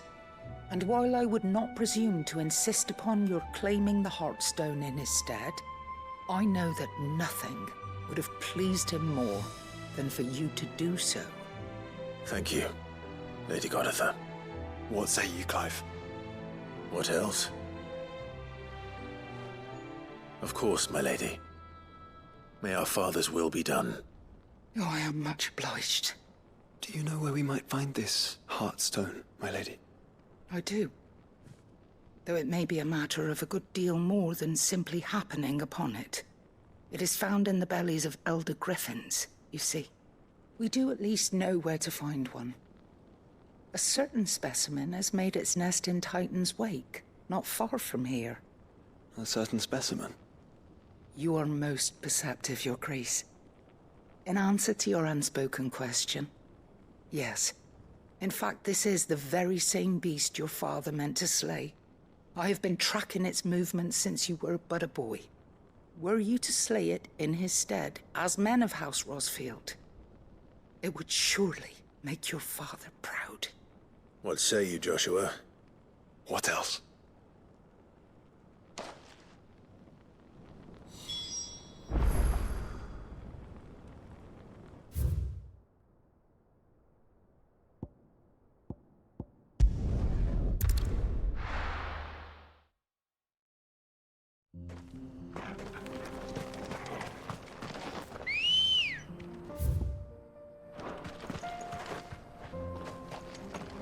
Good girl.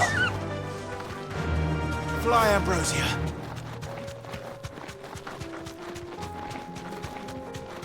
Eyes peeled, Joshua.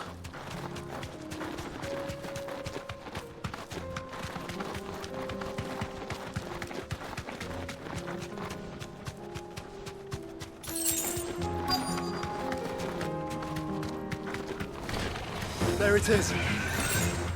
For House Rosfield. Too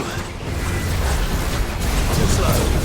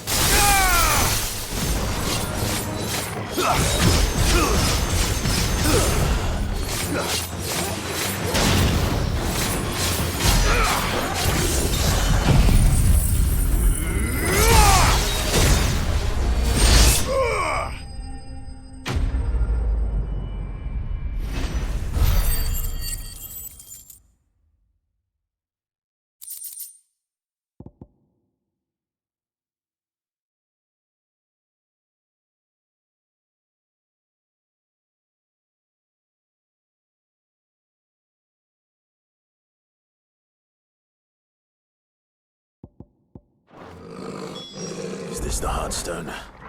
I expect Lady Goditha will know.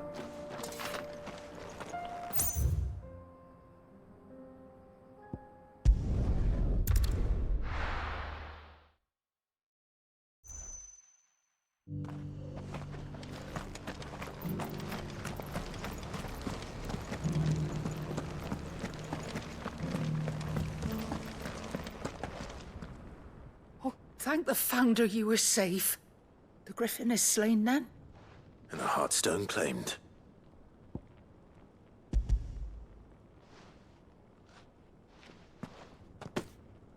Yes. This radiant luster, like frozen flame. It is just as your father described it. Thank you, my lord. Your Grace. Your father would be so proud. Lady Goditha, the lapidary is ready. Thank you, Cyril. I will be with him shortly. If you would excuse me, I shall have the stone cut and set forthwith.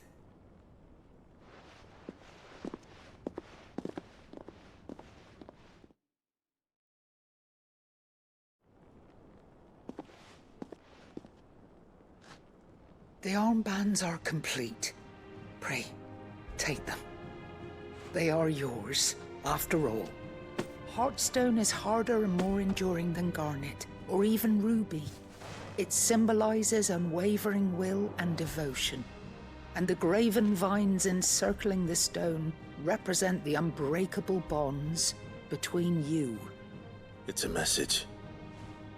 Father knew we had enemies both inside and outside the duchy. Enemies who would thwart his vision. Only with unwavering devotion would it ever be realized. And only if we stood together, as Phoenix and Shield, as brothers in arms. Only then might those enemies be overcome. Indeed. His Grace knew the enormity of the task he would entrust to you, his heirs. But this was more than just a message. It was a promise. That he would always be with you. Thank you, Lady Goditha, for remaining the steadfast custodian of our father's will. Forgive me, my lady, but there is something I don't quite understand. The Undying told me that after Father died, Mother claimed all of the ducal treasures for her own. Even if the armbands were incomplete, she would surely not have overlooked them. So, how were you able to keep them from her? Because I was the keeper of the vault. Though I was but a lowly servant, your father spoke to me of his intentions for the bands, of the deep love he had for both of you, and his hopes for your future. In the days before the disaster at Phoenix Gate, I discovered that the Duchess had ordered her jewelry be sent away from the castle. It was then that I knew she meant to betray us. I tried to warn your father, but it was too late. When word of the fire reached Rosalith, I knew my time was short. So I took up the armbands and I fled into the night. And thank the Founder you did. Yet my duty to your father was incomplete. Not knowing what else to do, I followed the Griffin, thinking I might claim the Heartstone on its passing. And so my pursuit continued, until Lord Cyril appeared before me. He informed me that His Grace's will had been recovered, and that his sons were alive and well. Lady Goditha, on behalf of my father and all the people of Rosaria, I thank you for your loyal service. As do I. Thank you, my lord. Your Grace, for coming back to us, for giving my service meaning.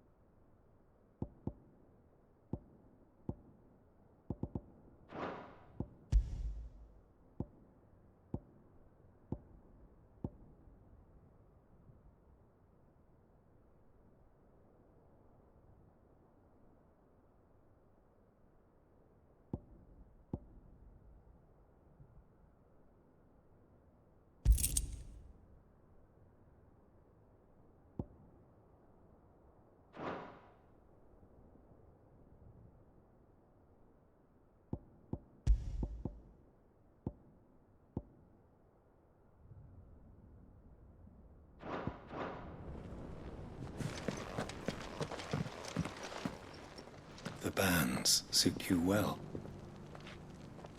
It must be gratifying to finally receive the inheritance that was denied you for so long. It is. And we thank you for the part you played, Cyril. If you would permit me to play my part a little longer, might I suggest that you make your way to your father's memorial atop Hawk's Cry Cliff? Let him see that you have received his blessing, and that his vision lives on in you. I suppose it would be churlish not to. What do you say, Clive? Shall we pay Father a visit? I think we should. I was hoping to be able to offer him my thanks before we left for Origin. Your father's helm is enshrined there. It has been since the day we recovered it from Phoenix Gate. I prithee claim it, for it too is a part of your inheritance, and I do not doubt that your father would prefer it in your hands than perched upon some lonely rock. Thank you, Cyril.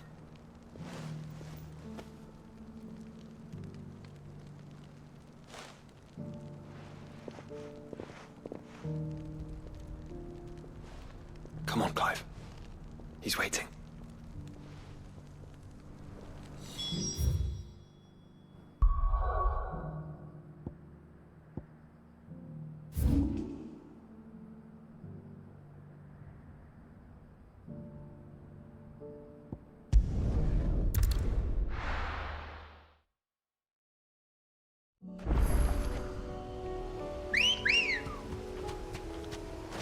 Come on.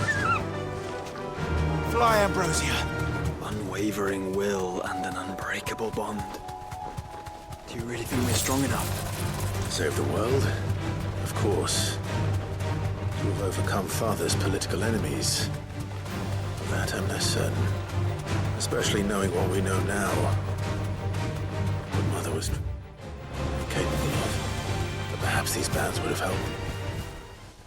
Knowing he was with us would have made all the difference. It's just back there.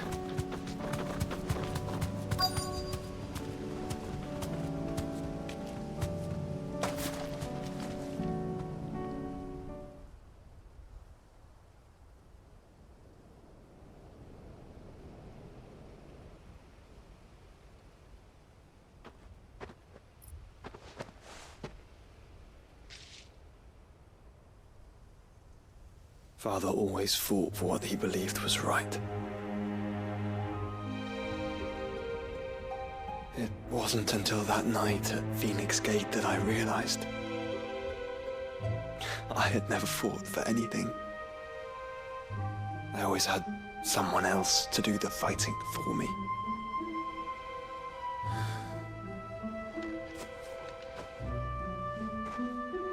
No matter how fate conspired against him, he never lost heart, never looked back, never stopped fighting. To me, he was the greatest of men. And I've been trying to live up to his ideals ever since.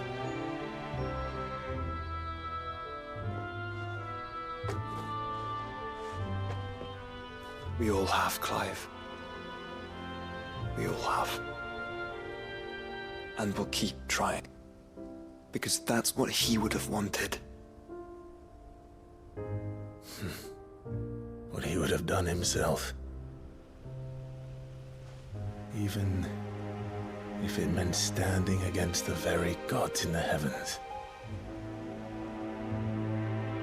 I shall be borrowing this, Father, if I may. That you might watch over us as we follow in your footsteps.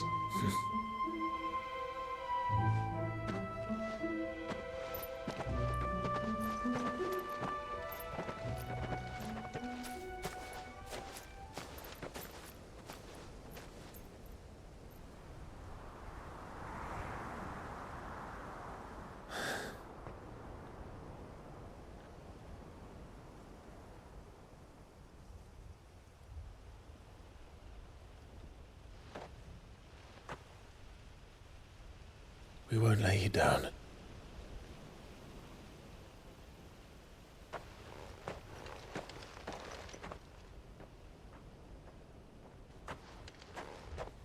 Onward then?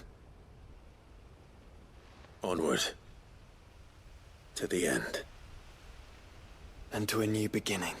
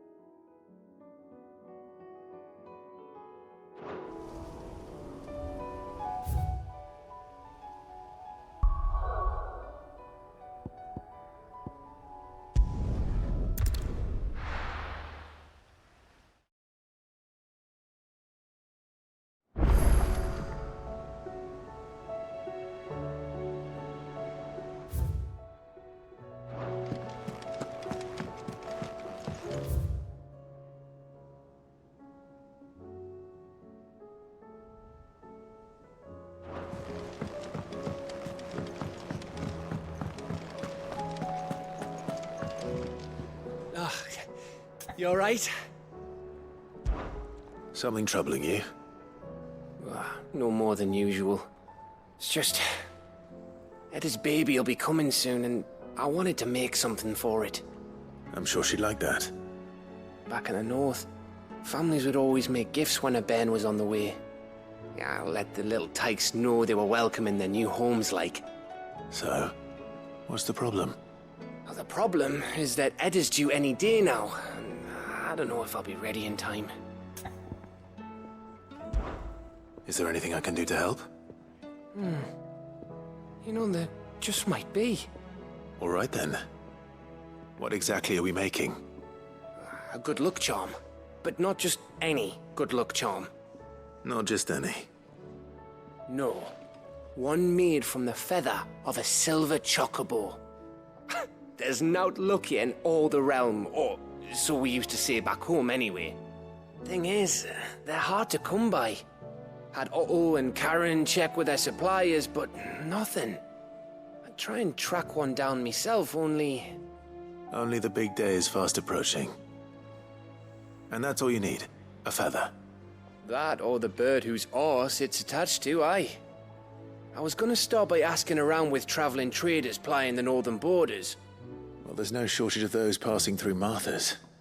I think I might make that my first port of call. I'll let you know if I find anything. You're a good friend, Clive. I won't forget this.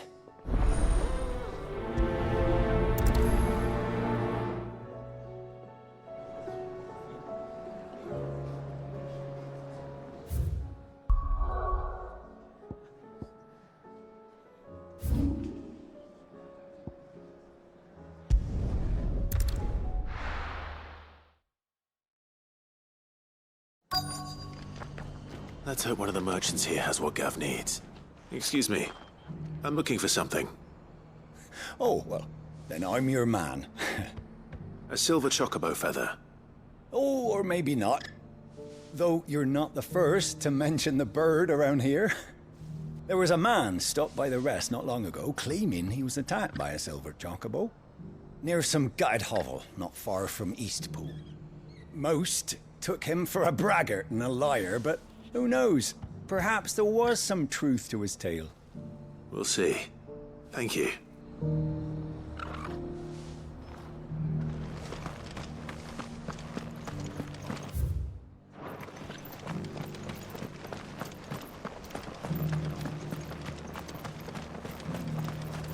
How do?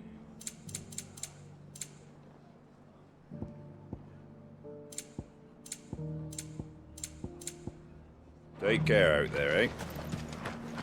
Just because the heavens have gone to wreck and ruin, we don't. I've got greens of all shapes. How do, traveller? You've the look of a man who could do with a new whetstone. Or perhaps a bawdy etching of the Vicerine. Maybe another time. I'm looking for a silver chocobo feather. If that's the case, rumours are all you're likely to find. No one has seen a silver chocobo for years. Word is they were all hunted for their feathers. Some northern nonsense about bringing good luck. Didn't bring them much, nor their bows. If any are still out there, I reckon they'll be doing their damnedest not to be discovered. You're probably right. Thank you anyway.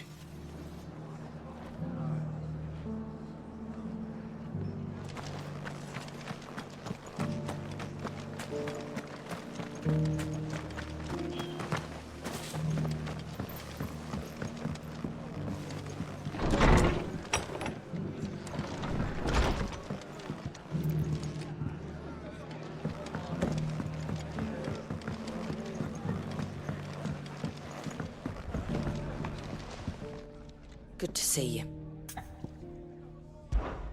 When I was a little girl,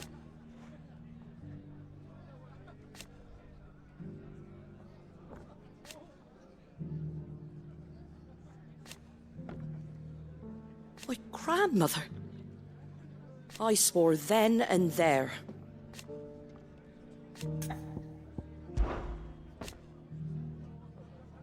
Put the wind right up us.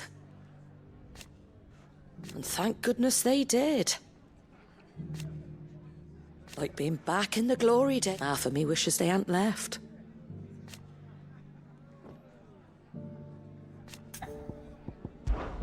It ain't exactly a bed of roses.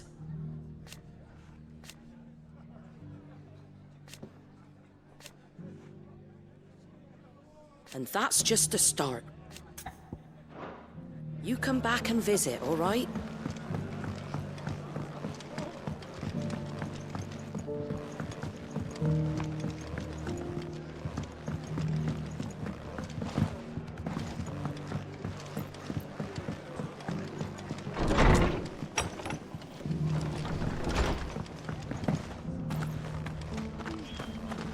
We've got a few rooms going spare now.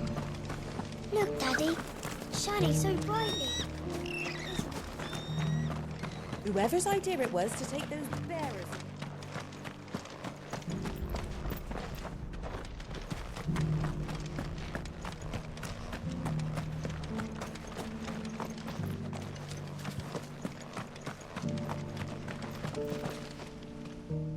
Can I help you with something?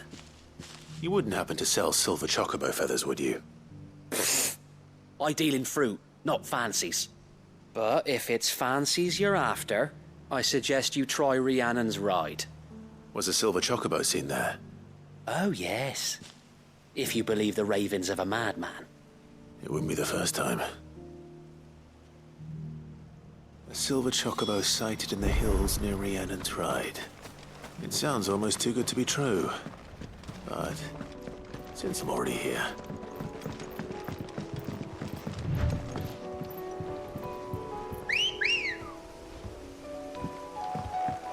Let's go.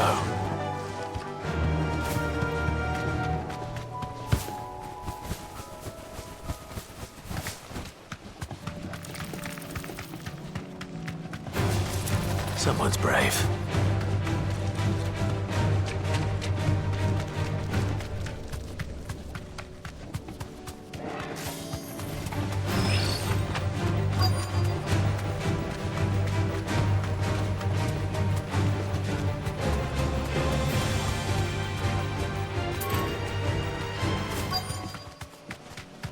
Tracks.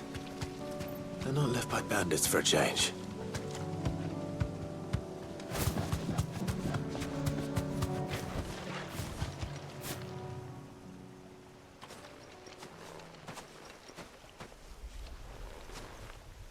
More tracks. And these look fresh. The chocobo was here. And recently. Perhaps it still is.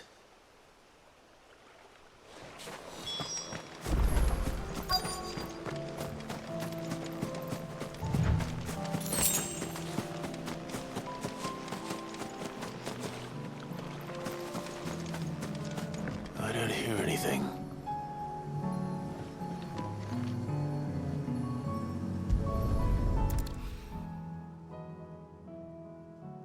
Well, I'll be damned.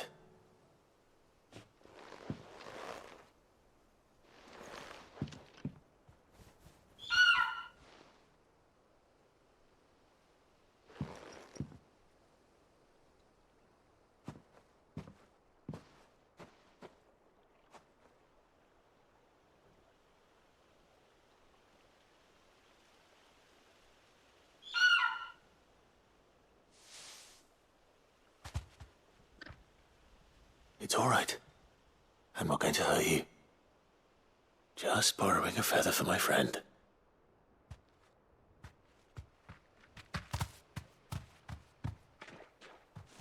Thank you. Let's get this back to Gav before they change their minds.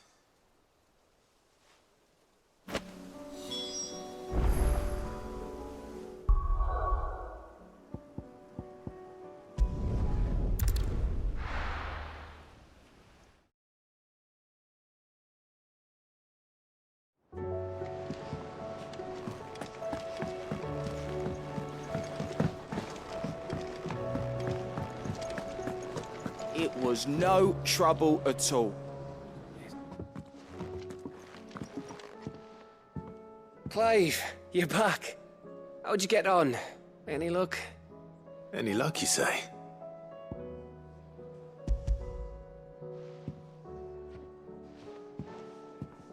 Crystal's crack. Is this what I think it is? Where in the hell did you find it? It's a long story.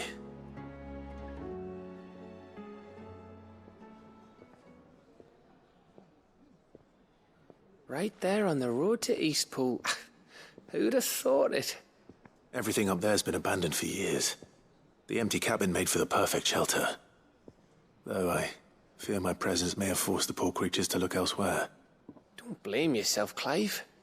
The Blight's right on Eastpool's doorstep. They'd have had to move on before long, even if you hadn't have turned up. They'll find a new home. Trust me. After all, that's what us endangered animals do. Anyway, what matters is, you managed to nick us one of their quills before they could run off. And now all that's left is to fix it to the carving. I didn't know you could carve. Reckon there's a lot you don't know about me. Like the fact I'm as good with a whittling knife as I am with a sword. And that bone Ember gave me's a dream to work with. What did you say it was from again? An Avis? But it weren't your Avis, Sid. I slew one of my own at last.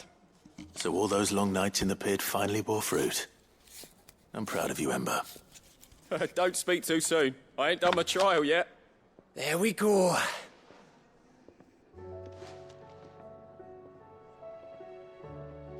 What do you think? I think if you ever hang up your scouting cap, you'll be able to make an honest living. Oh, will I? I should go and see if Ed is awake. Give it my best. You can give it to yourself. Come on.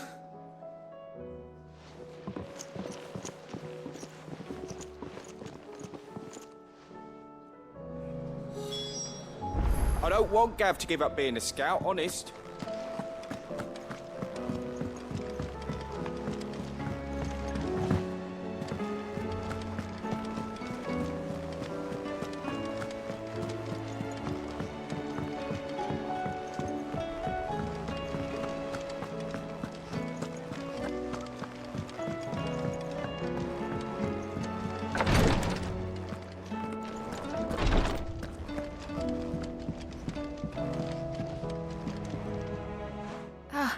Me lords. How are you feeling? Well, thank you. Is something wrong? Wrong? No, nothing like that. What it is, Go on, please.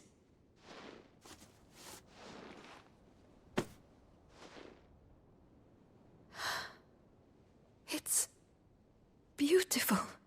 Did you make it? We did.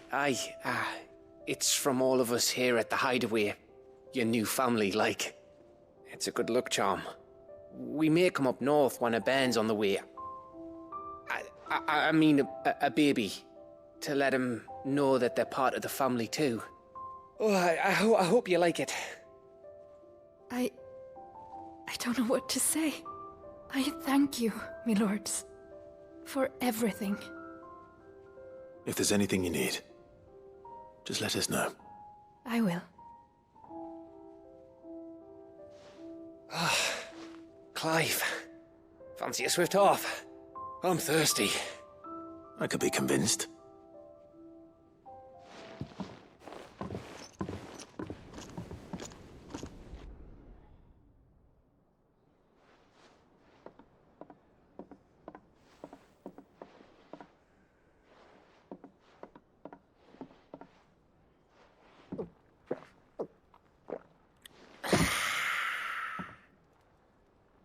Don't you think you've had enough?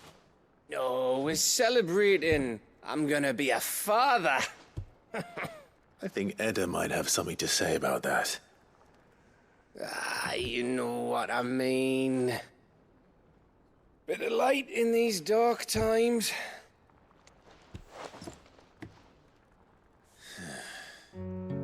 Wasn't long after me 10th name day. My mum told us she was with child again. I was over the fucking moon. I was looking forward to having a little one to lord it over. What with me being the runt of the litter. Thought I'd finally have a chance to prove to the world that I could be a big brother. Imperials came the day she went into labour. Had myself a baby sister. And then I didn't. My whole family gone in a blink, while I hid in the cellar like the spineless little arsehole I was. Great brother I turned out to be.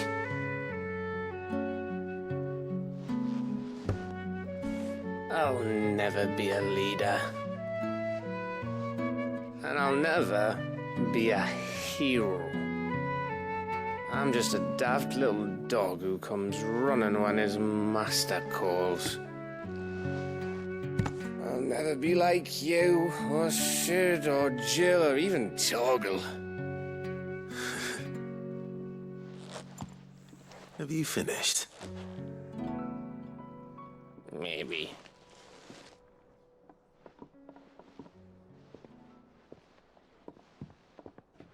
Do you know why you're our best scout? Because you don't need anyone to hold your hand. Without your resourcefulness, your courage, your determination, I don't know where we'd be. Maybe hanging off a cliff like, That was only the once. Exactly. You learned from it. And here you are after Founder knows how many missions, stronger for everyone. And let's not forget Rosalith. Who was it who freed me from the dungeon? Who was it who ran to Jill's rescue? That would be me. Because you're our brother, Gav. My brother.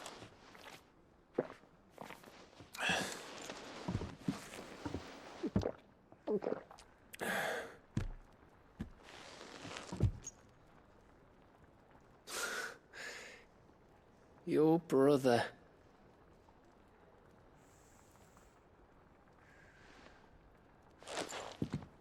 Which means that when the time comes, I get your room. And your sword.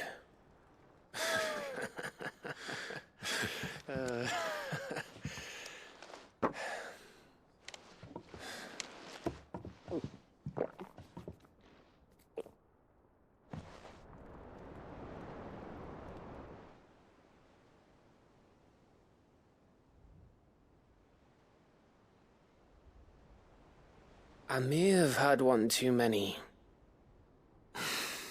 you may have had 10 too many. I said I was thirsty. Better get back to work anyway. After I walk this off. Clive? What is it? Thanks for, you know. I know.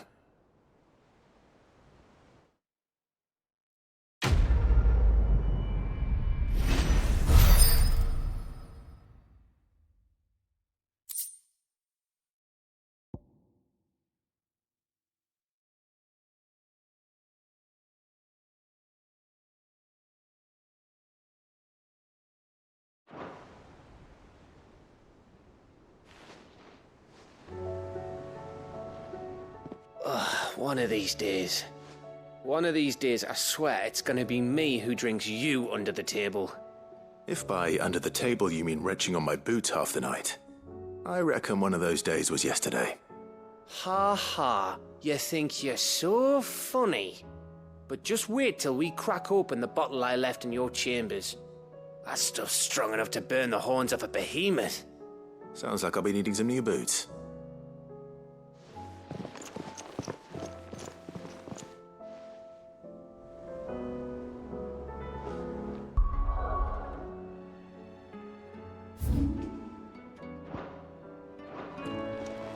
Do you think they'll come back? Of course they will.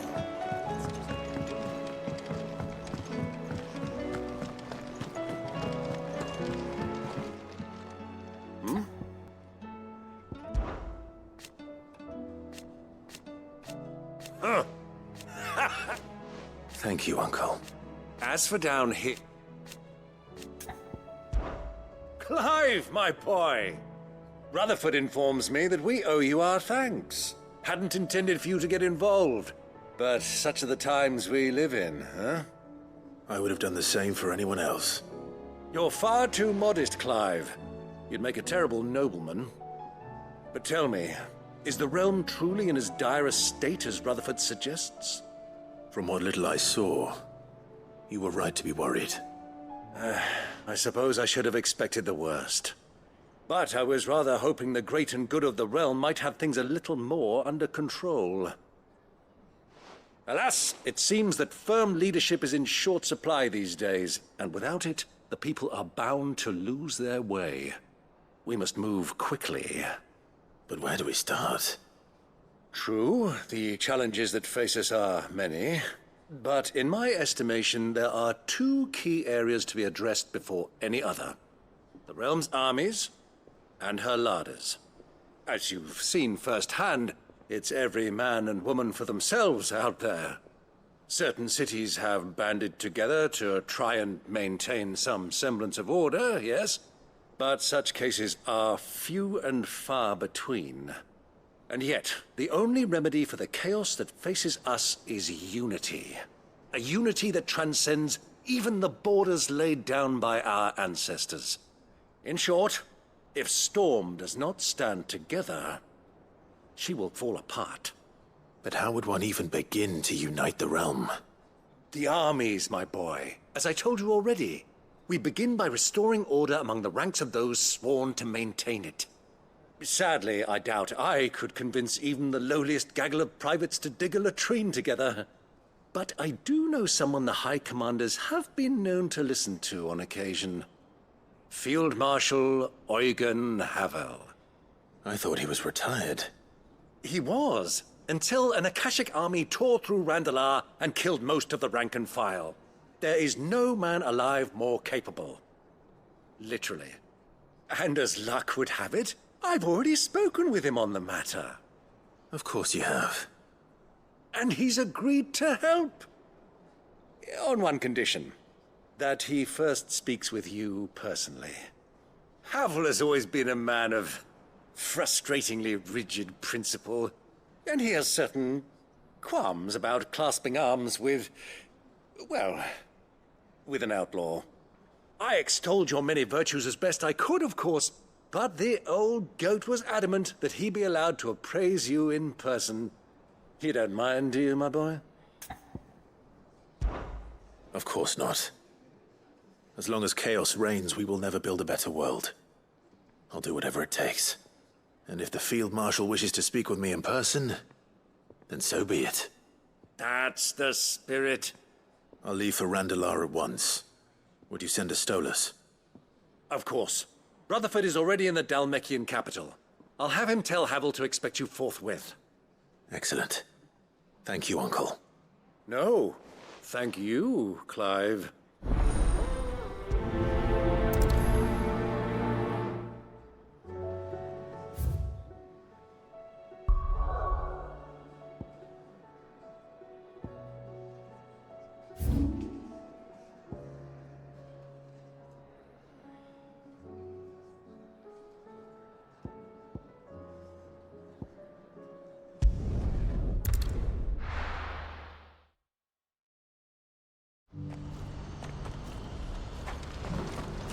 you see that too?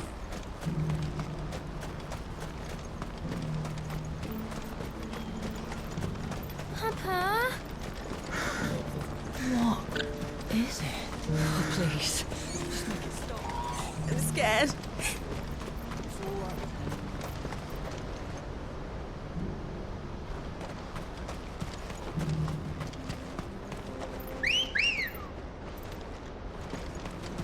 Come on. Faster!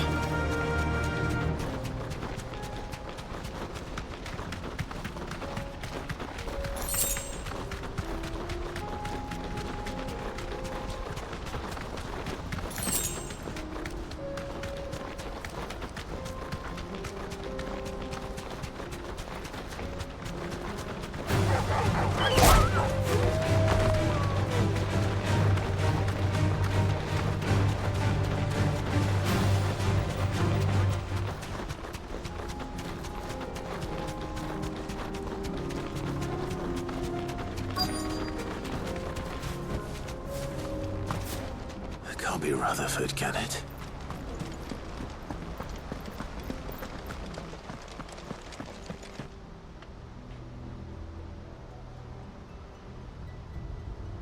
Turncoats and cowards, the lot of you! If it's a fight you want, it's a fight you shall have! Allow me. I don't need your... Please, Field Marshal, oblige him. This won't take long. You're right. It won't. Men, finish him.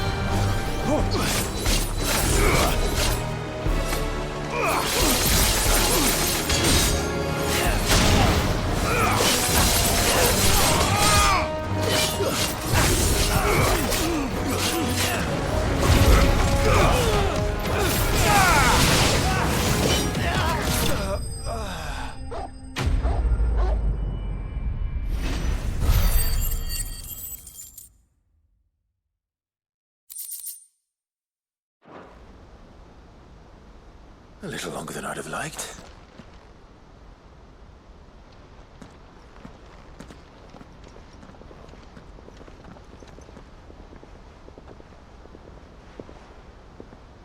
Field Marshal Havel, I presume. Are either of you injured? No, my lord.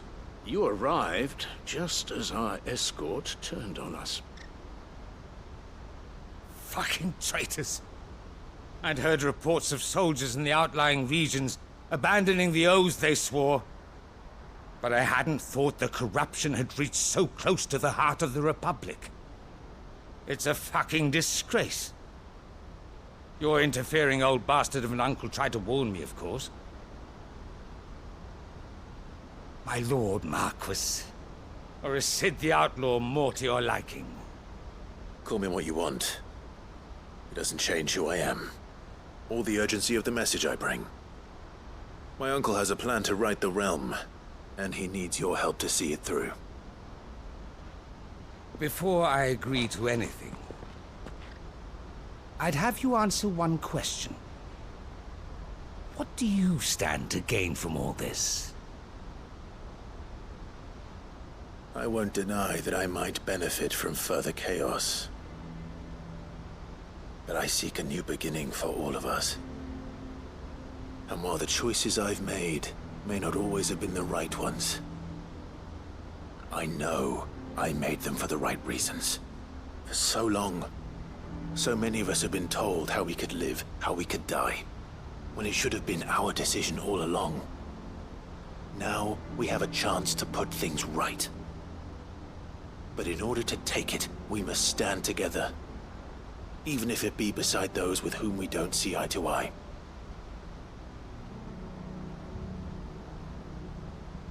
Certainly not the words I expected from an outlaw. But perhaps your uncle was right. You are no ordinary outlaw. I'll never hear the end of this. All right. I'll start by ordering my most trusted guard to bring the Dhalmekian fringes under control. Next, I'll make contact with my counterparts in the Imperial Army and see if I can't convince them to try and restore order in their own territory. Thank you, Field Marshal. But they are not the only ones we will need to convince. What do you mean? I don't doubt that I can bully some sense into a few generals, but those they answer to require a different kind of persuasion. And when it comes to honeyed words, well, we will need an envoy. One who can court even the most stubborn of statesmen. You, perhaps. I'm flattered. But I'm no diplomat either. And I have other problems to attend to. What we need is a skilled arbitrator. And I may know just the person. Is that so? And would he happen to be an outlaw too? Of a different kind, perhaps. Well, beggars can't be choosers. I suppose we'll all have to find a little of the outlaw in ourselves if we're to make it through this. Very well. Send your man to me right away. I shall.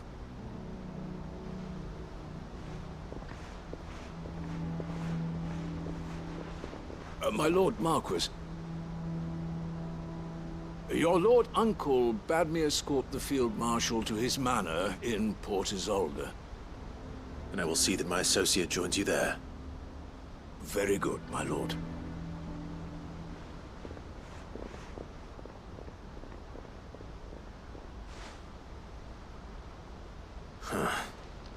An envoy. I'm not sure I'm the man to talk anyone round. I can barely convince my brother to take his medicine. No. This is a job for someone with experience. Someone like Quentin. I hope I can convince him at least.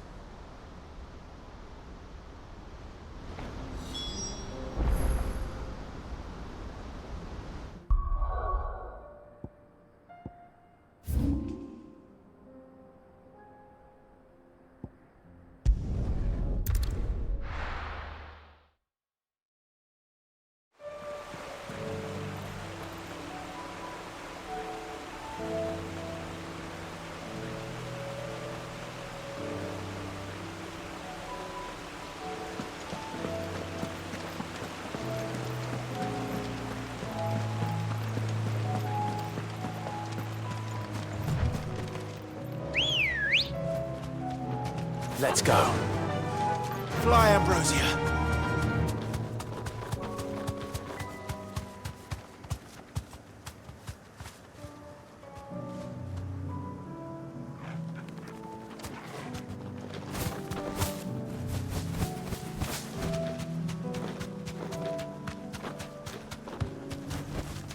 No need to ride from here.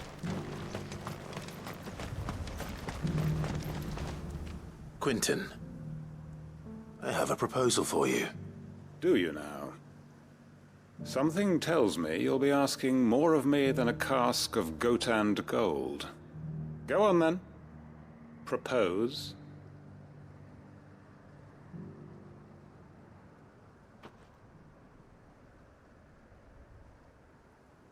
You'd have me convince the chiefs and chamberlains of the realm that they should simply swallow their pride and do the one thing that has proved impossible for thousands of years.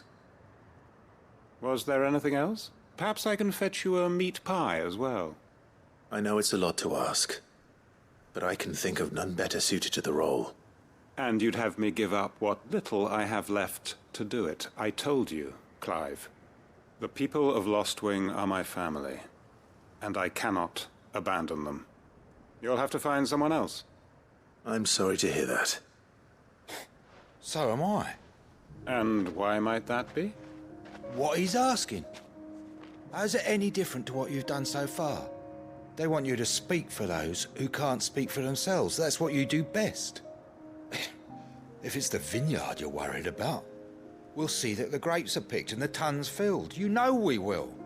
It's not that. Then what is it? You said yourself we're family. Don't you trust us? You know that's not what I'm...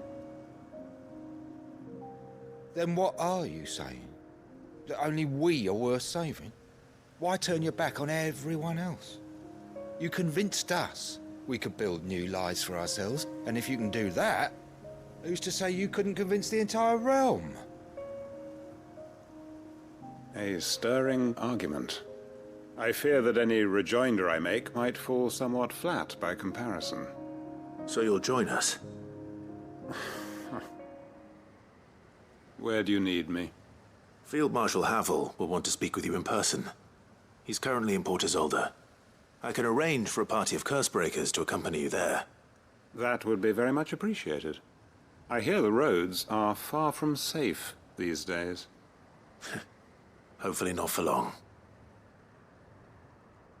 My uncle will want to know that his plan is taking shape.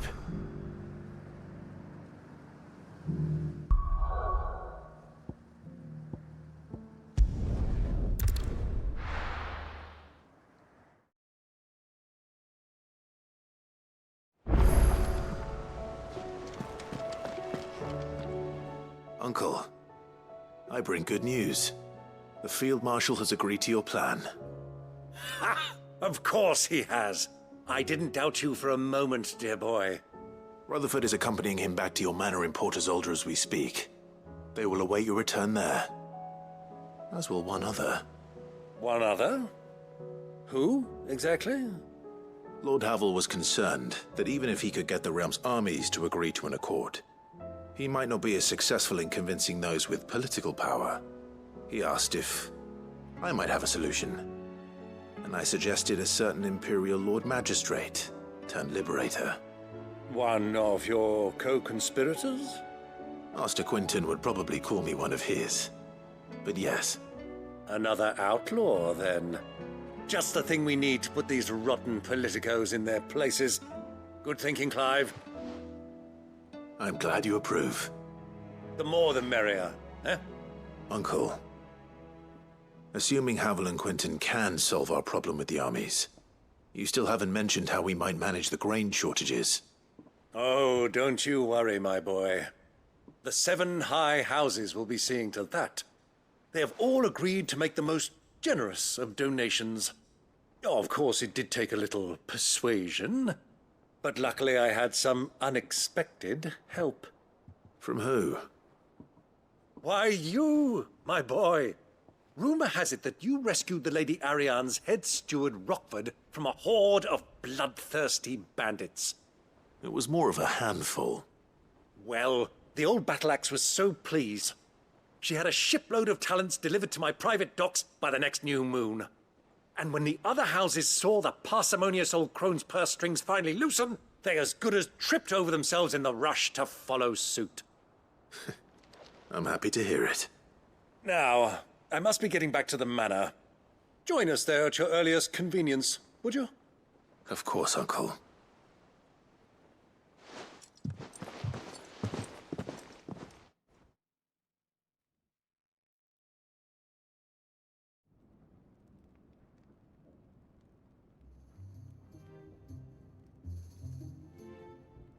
And how, pray tell, will we get that grain to the capital if the roads are still overrun with Akashic? You find another bloody road. I only have so many men, and I'm not about to send them headlong into an ether flood. That is, unless you'd have them turn as well. Well, I'd certainly eat less. Says the man with a belly bigger than a band of curls. My soldiers actually need their rations. Without any food to keep them going, they'll be dead even before you've sent them on your fool's errand. If I may, gentlemen, perhaps I might suggest an alternative approach. Though supply routes are indeed disrupted, there is no shortage of ships. Indeed, they bob away in every bay from here to Randalar, awaiting a safe haven. Allow them to make port and fill their bellies full of grain. And once those who crowd the cities are fed, ferry the displaced back to the countryside to work the fallow fields. But I'm sure that you wish to continue your discussion. Forgive the interruption. Two such firm friends as yourselves need no help from the likes of me. Rutherford spoke fondly of the great bond between you. Us? Friends? I can't stand the man! Clive, I'm beginning to question the quality of the company you keep. And what kind of company were you expecting him to keep? The man's a criminal! Criminal? How dare you? You are not fit to breathe the same air as this fine, upstanding young gentleman. Upstanding? He calls himself Sid the Bloody Outlaw! Once more onto the breach.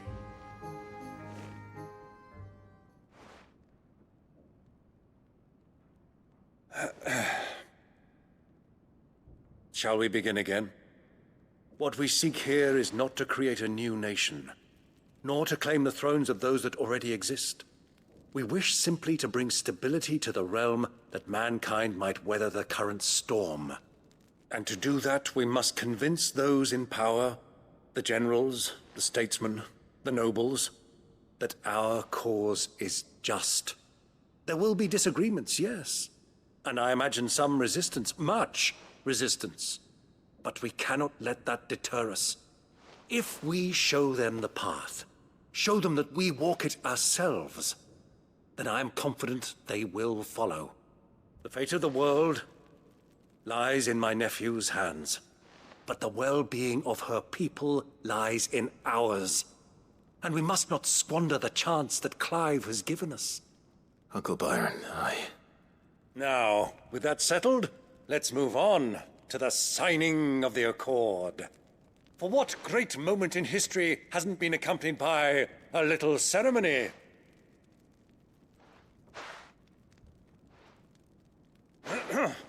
Citizens of Valisthea, I present to you the Triunity. Rutherford, Mike Will.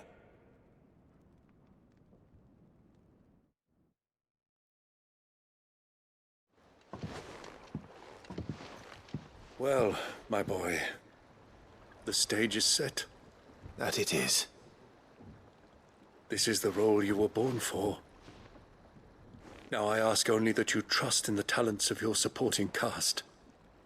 We shall play our parts to the best of our abilities, that you might have the opportunity to shine. The realm needs its Sir Crandall. And there is no better Crandall than you, Clive. I want you to keep this signed accord as proof of our faith in you. I will. Thank you, Uncle.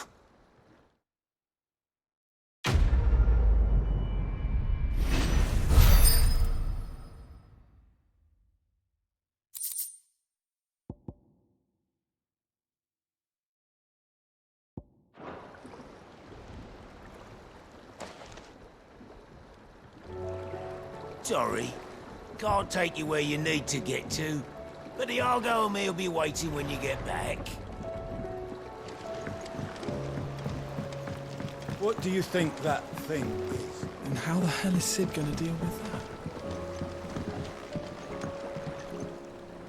that? Sid!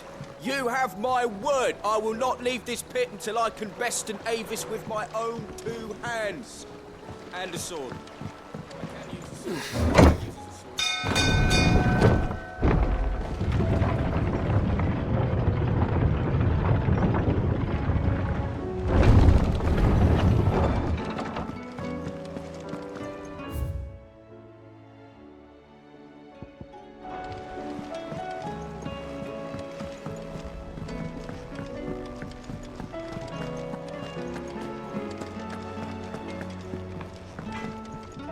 What do I owe the honor? What do you want?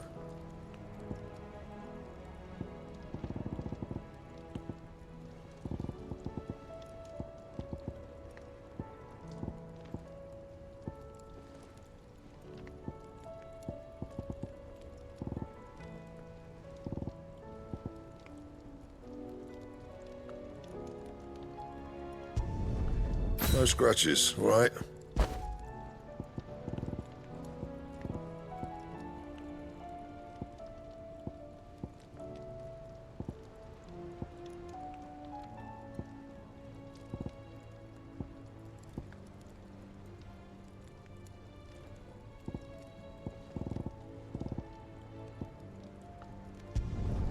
Should last you a good while.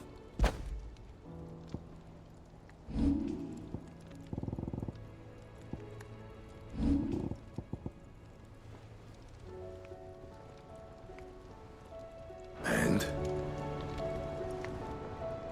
Yeah. So, what'll it be? Don't waste my time. You ain't got the stuff. And?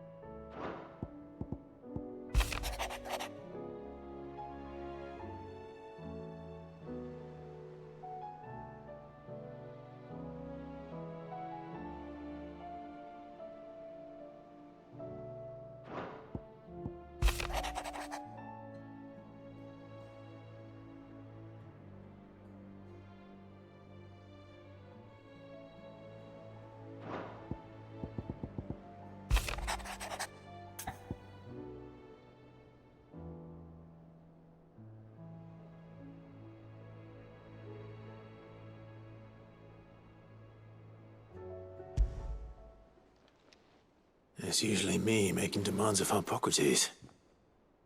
I wonder what this is about.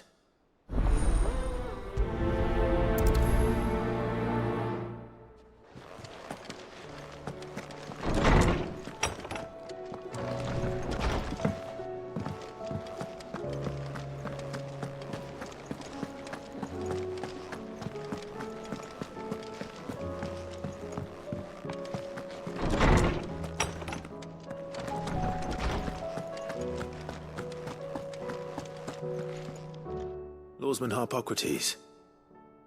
I received your note. Ah, yes. I expect you're wondering what this is all about. You spoke of making amends with Dion, but I can't imagine what for. Then I should begin by telling you that I was once his tutor. This was some years ago, of course, before I joined Cid in his hideaway.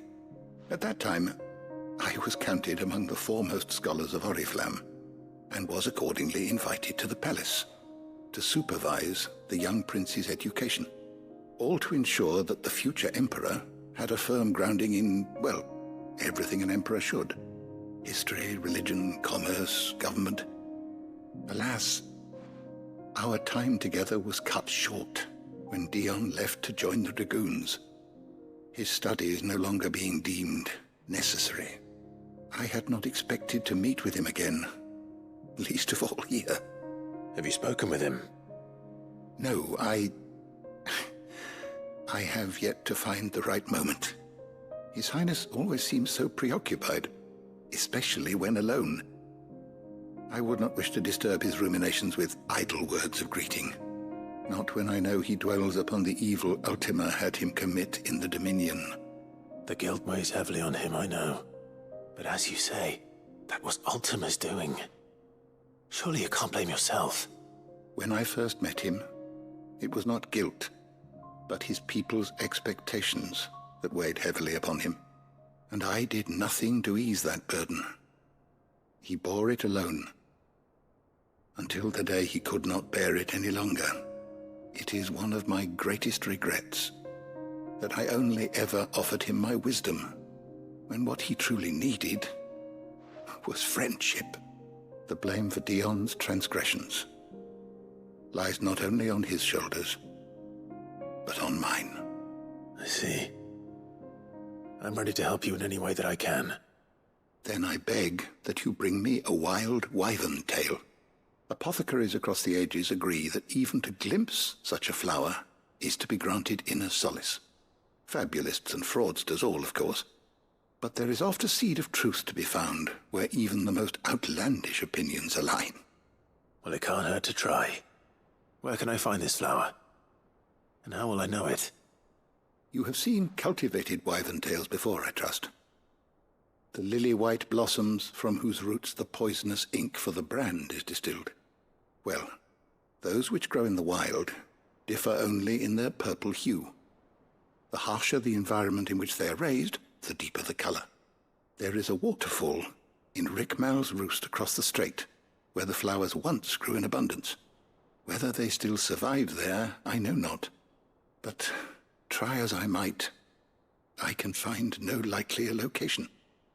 It's all right. I'll find you a wyvern tail one way or another. Thank you, Clive. And please, be safe.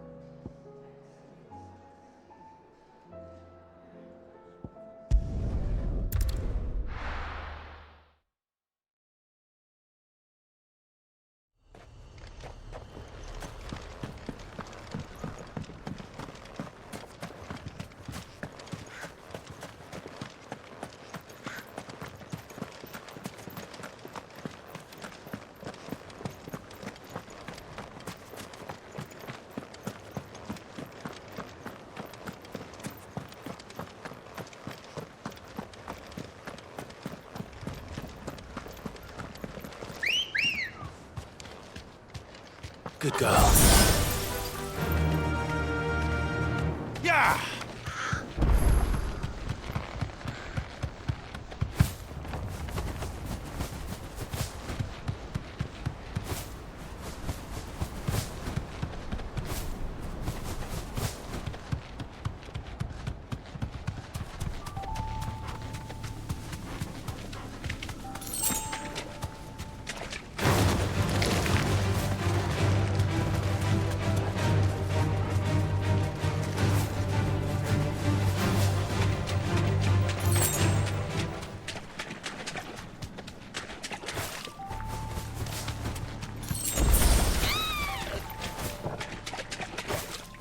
Seems this place has been flooded twice over.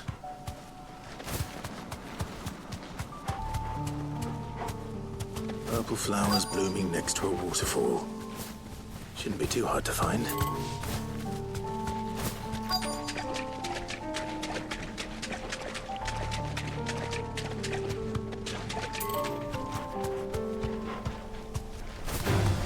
All right.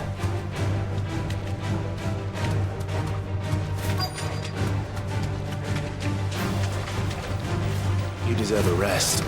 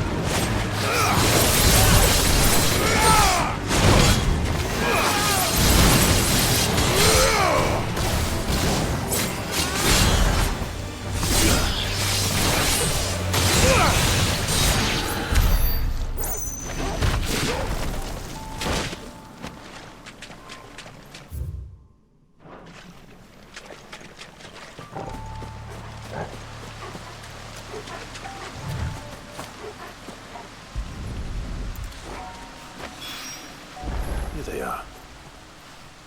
Might as well pick enough for a bunch, I suppose.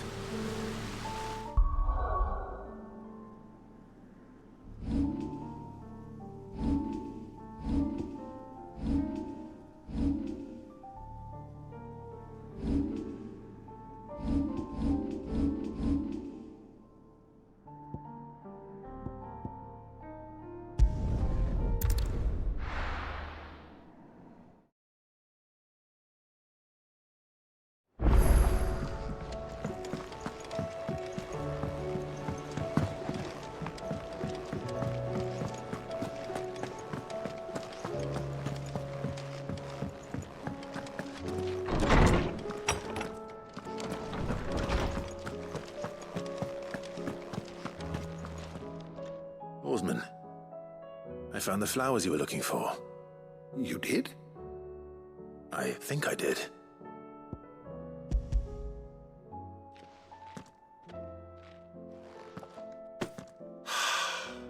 You did indeed.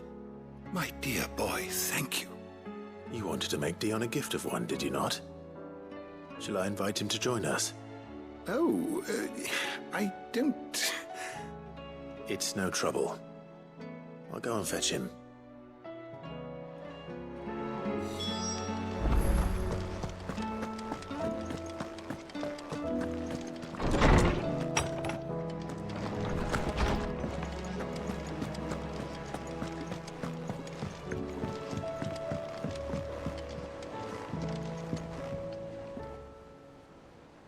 Your Highness, would you do me the honor of accompanying me?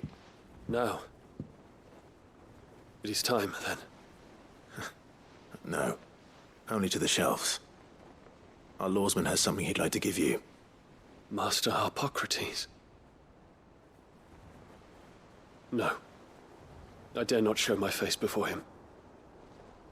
Not after everything I have done. I have taken countless innocent lives. And ruined countless more. All because I was weak. I have sworn to atone for my crimes or die in the attempt. But were I to meet with him again, and see in his eyes what I have become, I fear that my resolve might falter. Then that is all the more reason to do it. Test your resolve. Prove to yourself, and to him, how strong it truly is.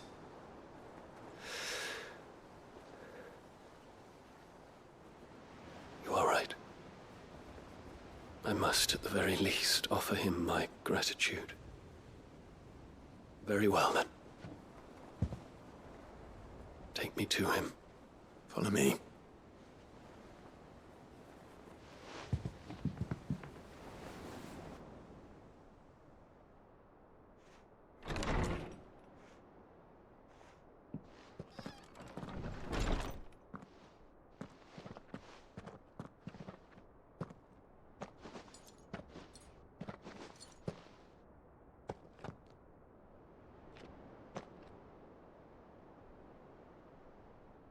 Even now, I hesitate to approach him. What must he think of me? You'd be surprised.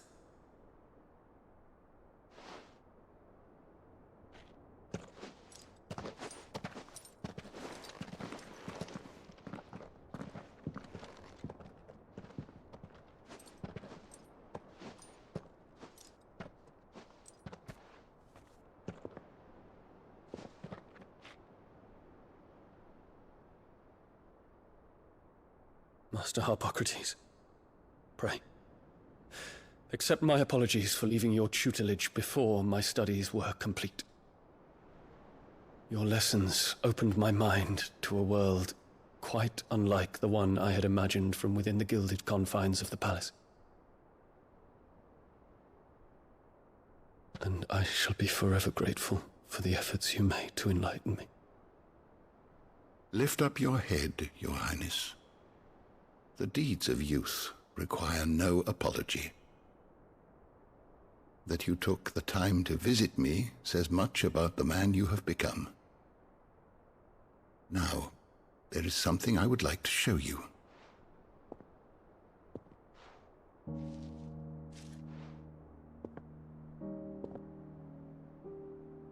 Is that a wyvern tail?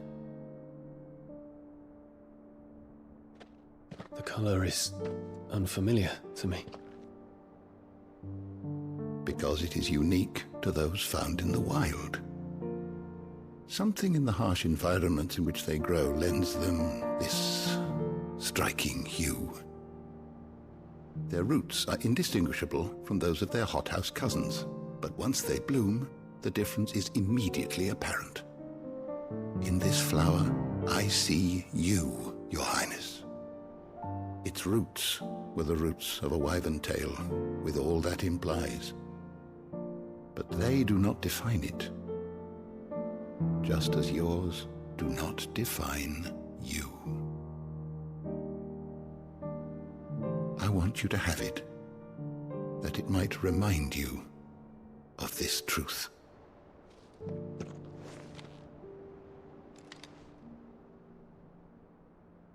Master Harpocrates, I would ask of you a service.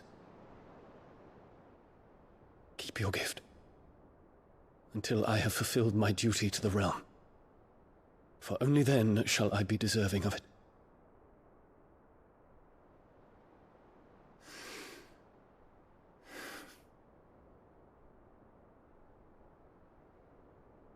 As you wish, Your Highness. I shall await your return.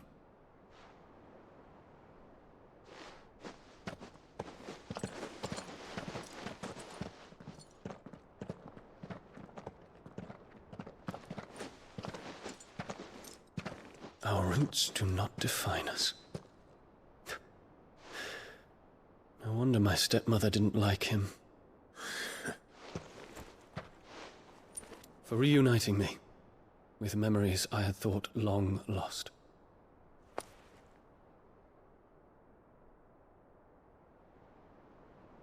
I shall not forget this.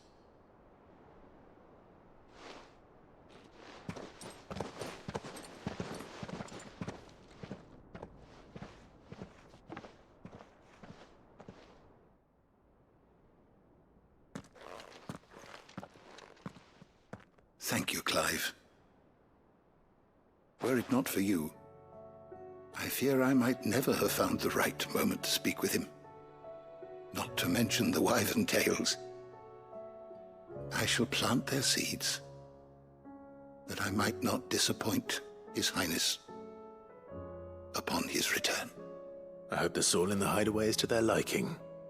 Why, these flowers bloomed in the bleak, black wastes of Waloed. I'm sure Nigel's yard will suit them to a T.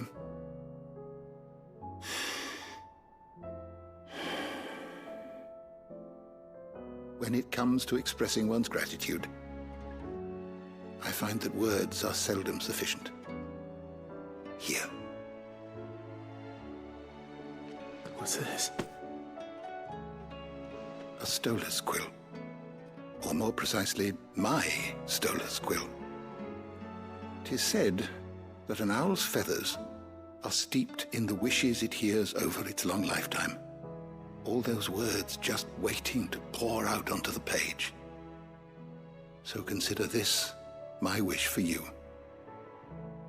That one day you may put down your sword and pick up that pen. Well, when that day comes, I'll certainly have a lot to write about.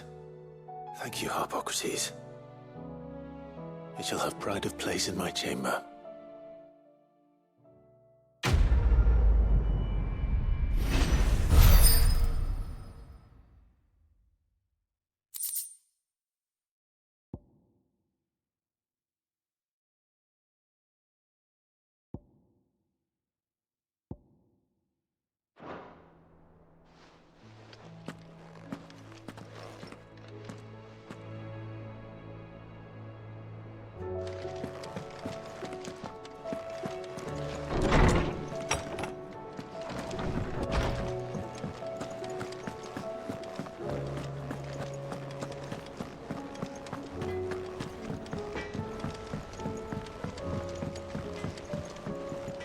there out you need?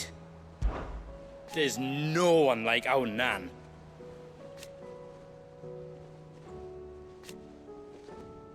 Your lad's worth double that. And I've never looked back. It's hardly everything. And a will. You can count. Be seeing ya.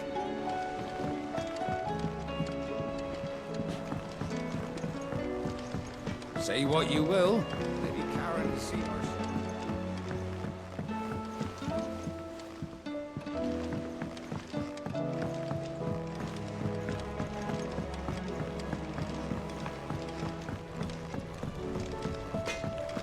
First the skies, then the crystal.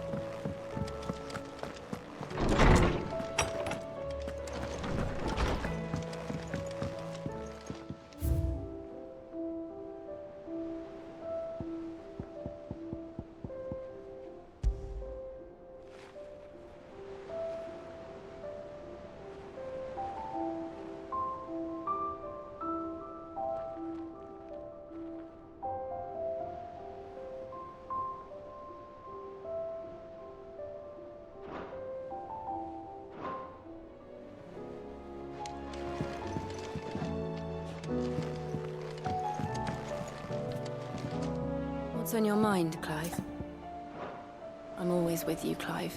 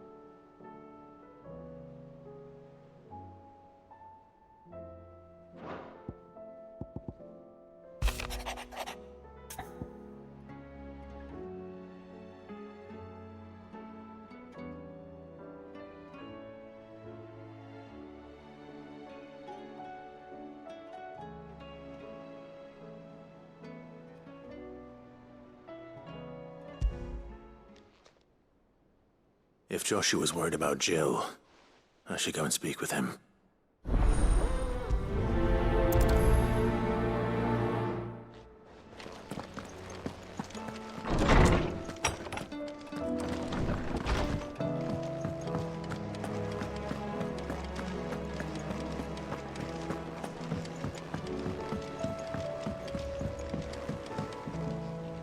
Joshua, I read your message. You're right. Jill is different. I don't think I'd realized how different, but since we returned from Drake's spine, I've felt it more and more. I suppose it's not hard to imagine why. She doesn't think she belongs anymore. And that's why we need to remind her she is still one of us. To let her know that we still need her, now more than ever. That you still need her. But how to do that? When last we were truly close, we were but children. Of course. Do you remember the time we accompanied Father on his annual tour of the Duchy? And Jill and I broke from the procession to ride up Man's Hill. To see the snow daisies, I remember. It was the first time Father had allowed us to join him. And when he realized you were missing, he had the entire retinue down to the pot boys combing the countryside. In the rain. A thunderstorm forced us to take refuge in a grove of oaks before we'd even made it halfway there. It was the Lord Commander who finally found us, and needless to say, he was none too pleased. Then it seems you and Jill have unfinished business. What do you say? Man's Hill. It's not that far. Oh, true. Though I suspect it is also much changed. Little in southern Rosaria remains as it was when we were children. You're saying I should go and scout the area for bandits? I'm saying we should first go and see if there are actually still any snow daisies left. What would you do without me, Clive?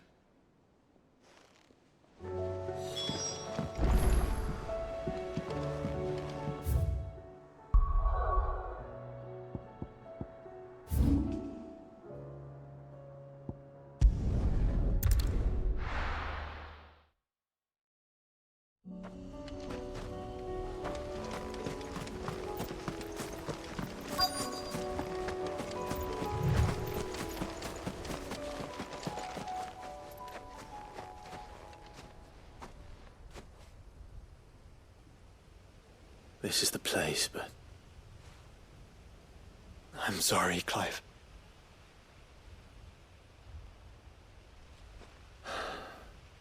There's nowhere been spared. What do we do now? We keep looking. Man's Hill cannot be the only place where snow daisies grow. Perhaps, but... it's the only place I know of. Knew of. Then why not ask someone who might know of another? Someone at the backyard? To the hideaway, then.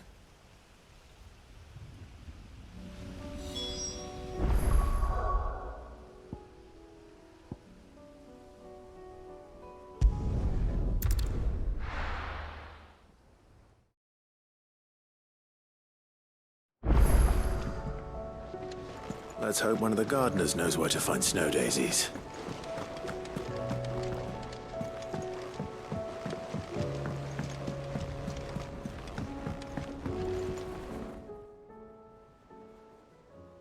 Ifrit? Your resolve didn't falter. No. Though I continue to be bewildered by fate. But I should meet with my old tutor here. At the very end of the world. I thank you. With all my heart. For giving me this chance. And I thank you for taking it. Should like to look upon that flower once more. When I am worthy.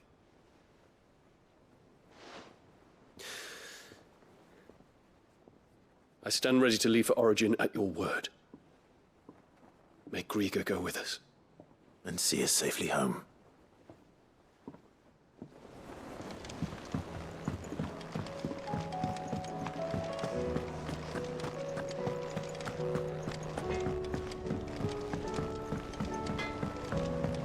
Say what you will, Lady Karen is...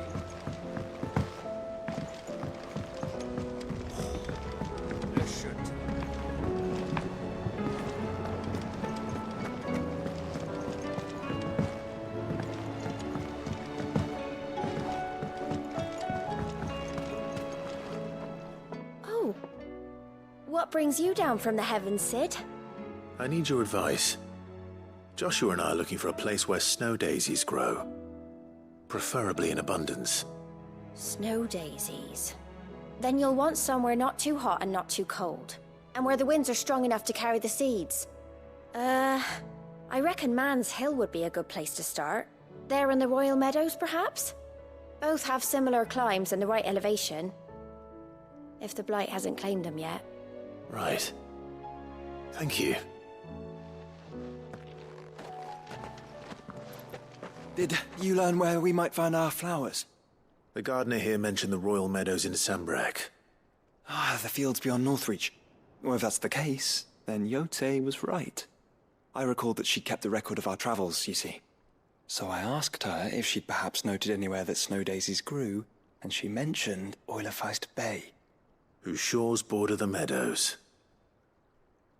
Off we go then.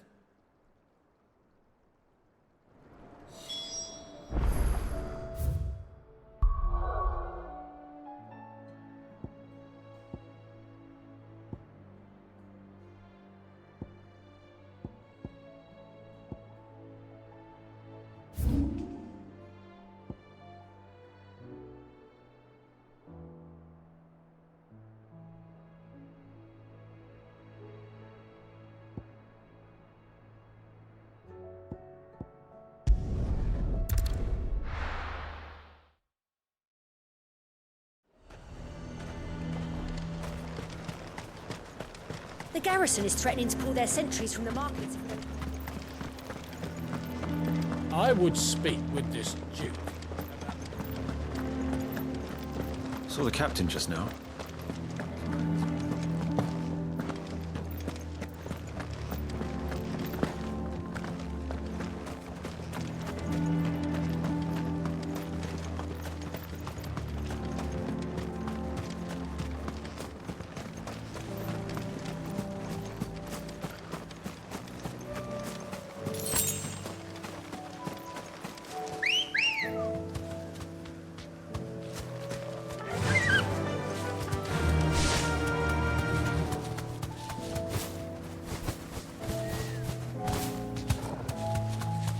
The meadows are vast. Where do we even start? Yote mentioned the coastline. We can start there.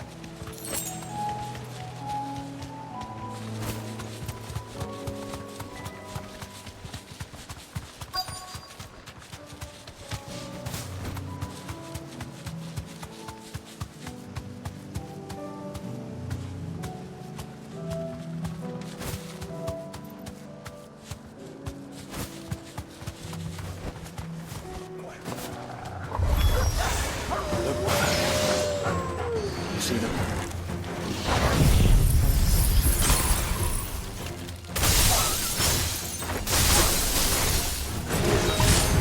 Flowers. Our friends.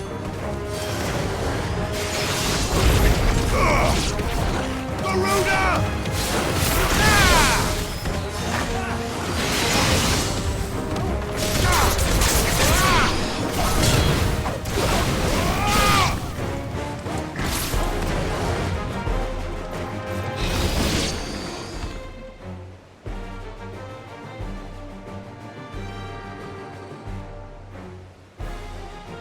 What do you see, boy?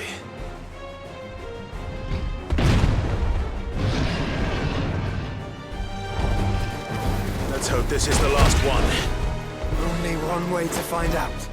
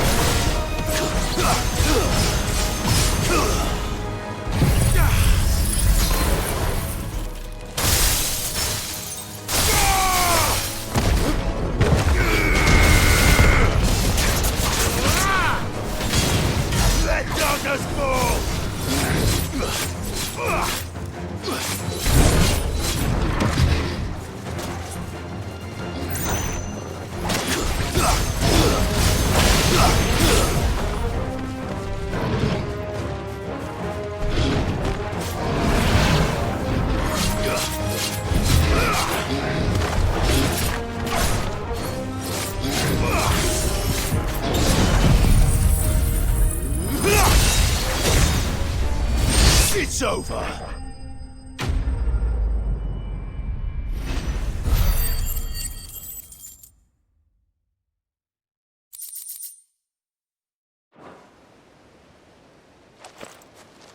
That was harder than I expected.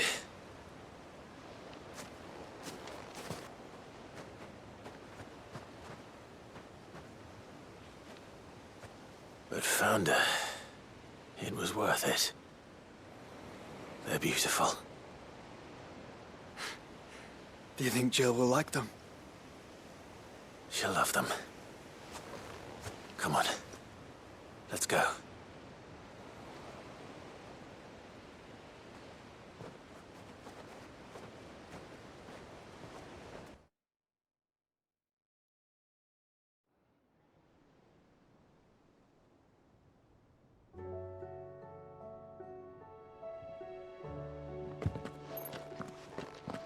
It appears my work is done. The rest as they say, is up to you. Well, you and the skies. We wouldn't want another thunderstorm now, would we?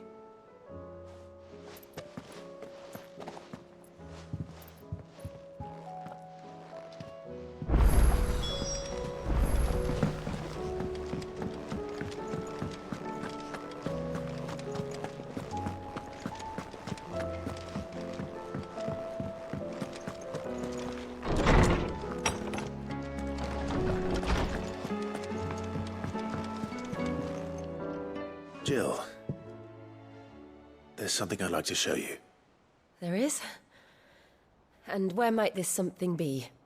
It's, not here. Now, I know this is sudden, but how would you fancy a trip to Oriflamme?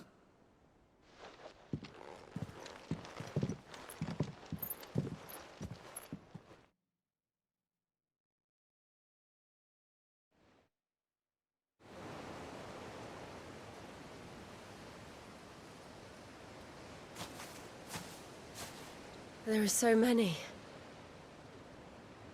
This is what you wanted to show me.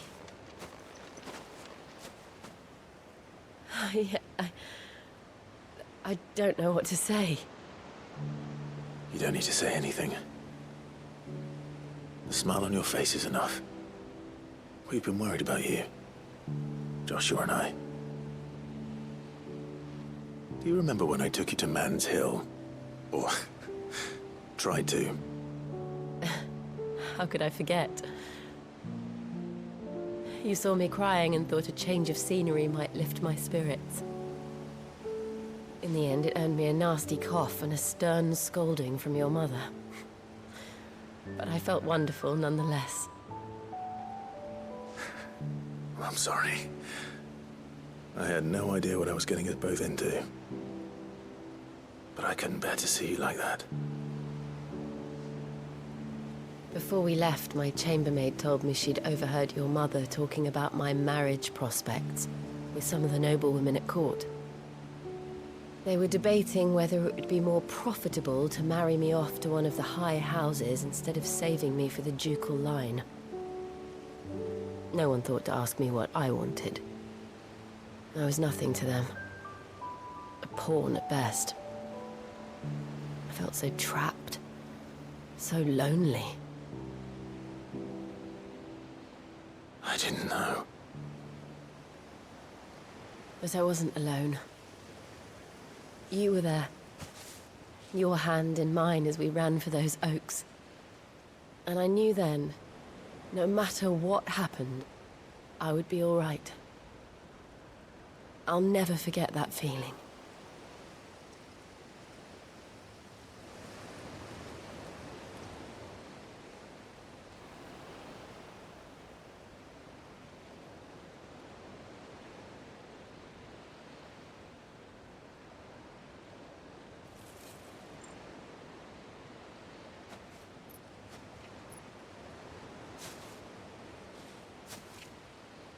Before we broke camp, the morning after the storm, do you know what I did? No? What? I slipped away from my governess to climb the tor. And from there I saw a sea of petals, all reaching for the sun. And I realized that no matter how terrible the night, dawn would always come.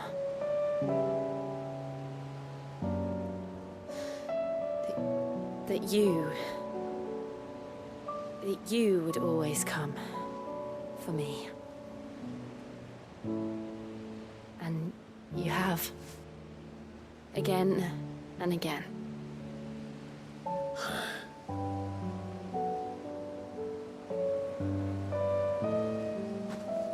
Where do you see us? When all this is over?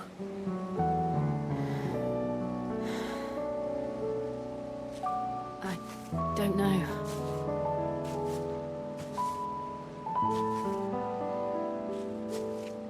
Not here, though. I think I've outgrown the twins. After everything we've been through, the realm just seems so small. I'll need some space to spread my wings. Then that's what you'll have. And I'll stop at nothing to see that you do.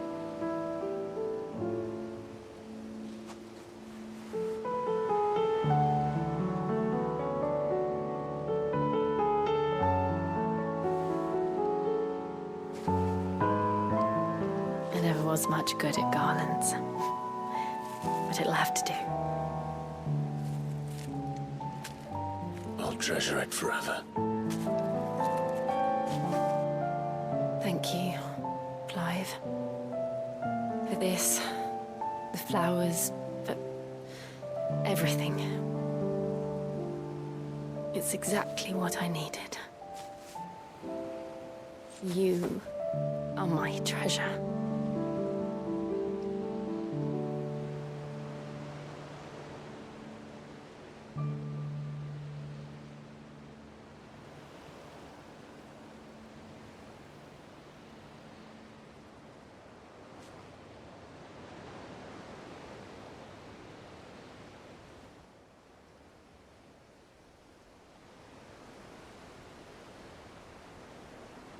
We should probably be getting back.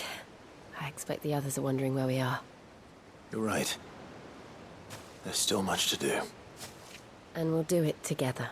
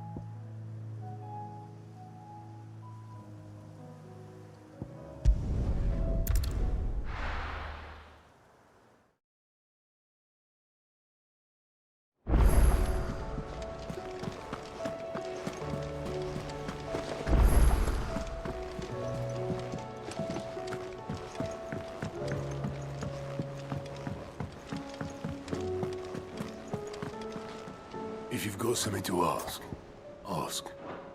I know you'll do right by us, Clive. Oh, I wasn't expecting you back so soon. Here's everything we've received and everything promised.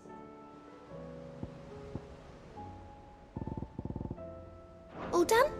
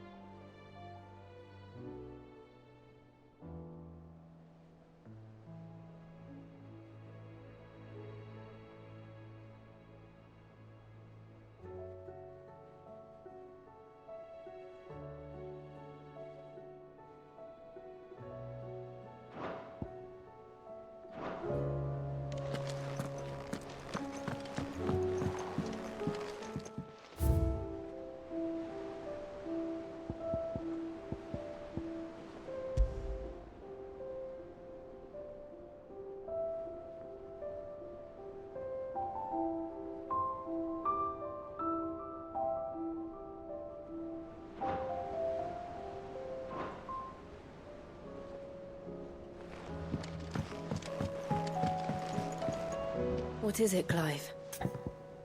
You can always tell me. For so long. So when this is over...